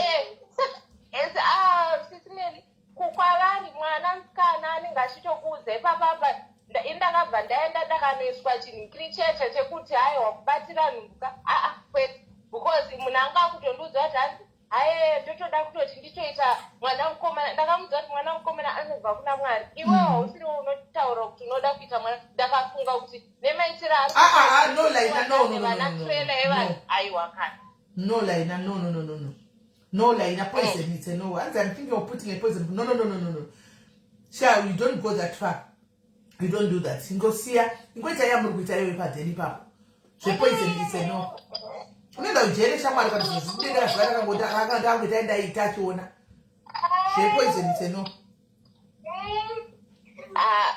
Uyo ari kutaura kuti hanzi ndichenjere kuisirwa poison anosara achitora poison manje pamapepa ndakabvisa mazita ake ndakabvisa ndekapi toda kutobvisira izvozvo uri kuyamba kuzodza kuti ninge ari live tinei nazvo isi pano tinei nazvo ngabvunza kuti kai ningi is live tinei nazvo izvozvo pano iso kambona tichinda kwezvo isi tinotambira pano naye pakaipa kola haisitoko aiwa patiita izvozvo kola kuseri uku ngatibate uchu tafadzwa yes ngakupedzere masikotsi utore vana vako izvozvi daitinawo titoita ngabude zvake kubuda munofunga kuti anomboda here kubuda ndakamuchallenja sisime ndakamuziva kuti pfeka mabhegi ako uchitobva kupatovha topfeka mabhegi ako uchibuda uchienda kana usingadi kubuda no problem iwe tsvaga imba musiye sandikutotsvaga sisime inini ayo kwanti manhingiri ari kupera next year saka indakati ayo kana asati abuda next year pari kunge pachirinyiwa chanenge achinida approval inonzi support yangu angachida samba yako kuti arinyiwe unongorega kumupa odzokera kuNigeria kutaura kuti iye anenge achida kundirongera zvinhu zvakaipa asi inini haasi kutoziva kuti ayo ini ndasiyombona pfungwa dzese idzodzo ndakatomuudza kuti handimboti pamapepa angu enda unotanga upenyu hwako ini newe tachadza kuwirira aiwa no kudondowa taita kudaro batafadza kuzotipa feedback aiwa no maita basa madiaries. Thank you baf bye bye. Yapakaipa zviri kunze uku guys nai kumiri munagambire nemwana wake right kanzi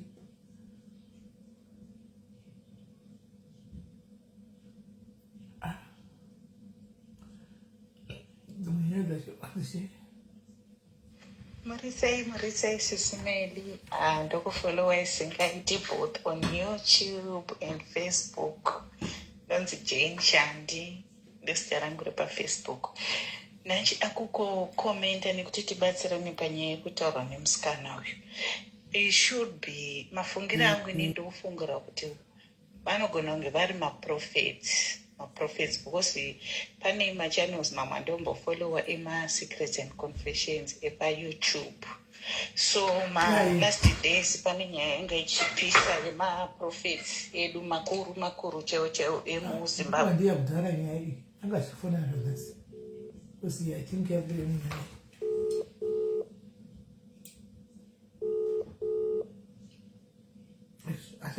Right, pane mwe rada kufona guys. Anybody rada kufona? Pane mwe rada kufona? Love you too, Mary. Pane mwe rada kufona?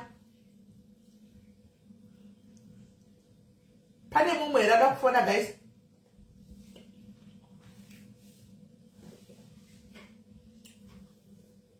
Pane mwe rada kufona? Pana pasina tichinda idu. Tobatana mangwana manheru kunyaya koleni yakodza. Guys, when we team supporter yo team Joburg, when we team diaspora tengera yo ma favorites you ma tickets when we nonga 22 ma tickets mchatengera 22 ma tickets so vasina baba yavo va muri kudoti va attend yo shwa munenge magona singaiti. Anyway, alitika. So guys, me I'm going. We'll talk tomorrow night and then ndichenda ku TikTok. Okay, mwabva fona. Ndachiti mungoya ku TikTok time guys. Hello Kola. Hello. Yes Kola. Hello. Sisimeli. Yes Kola. Ndakaona post yenyu marumwe zuro ya Stephen Bedzi. Ndiani? Muchitaura nezva Stephen Bedzi. Stephen Bedzi akabira vanhu vakawanda. Ini ndiri one of munhu akabirwa na Stephen Bedzi. Ndewe Stephen Bedzi. Ini wana Kola zvinoitika. Ini ndongoposta iyi. Andiwana. Zokuzoti Stephen Bedzi kana kuti ani ndongani nyamwe ndipainde zvinoposta nditoziva kutaura nezvanizvo. Ndewe Stephen Bedzi. Okay, Stephen Bedzi anoita fix and supply fence. Oh, when fence uyu. All right. Wema fence. Ini ndiri one of munhu akabirwa na Stephen Bedzi. Akabatwa nemapurisa, ndofunga tiri 7. Akabatwa nemapurisa akaendeswa kukoti achifambira kukoti achiti akabuda mukoti opinda umwe. Unotonyatsa kuona kuti munhu anotozikanwa kumakoti. Asi anongobuda. Izvozvo atori panze. Ari panze. Ari panze. Ndinenge posta kuti mangwana mundifungidze ndichipomposta every day. Mundifungidze. All right. Tiri kurwadziwa. Because pandakamuposta kutoda nezuro pakandifonera usiku hwese but network yake yainetsa. Akatira kumufonera ndofunga 8 missed calls chaidzo. Saka mangwana ndambopaniwa. Anotopedzera kutotaura rafu. Uri customer ndakashaya kuti customer care yacho ndeipi. Anopedzera kutokutuka rafu. Kutokutuka zvisingaiti. Akakudyira mari. Regai ticket change chimuposta simangwana. Aiwa ndizvozvo aiwa maita basa akadyira vanhu vakawanda ende ari kuchinja makambani. Akaona kuti abatwa neii anoshanda nemukadzi wacho. Hamuziva here mukadzi wedu tikamboposta mukadzi tikambotageta mukadzi zvinoita. Tipei picture yemukadzi.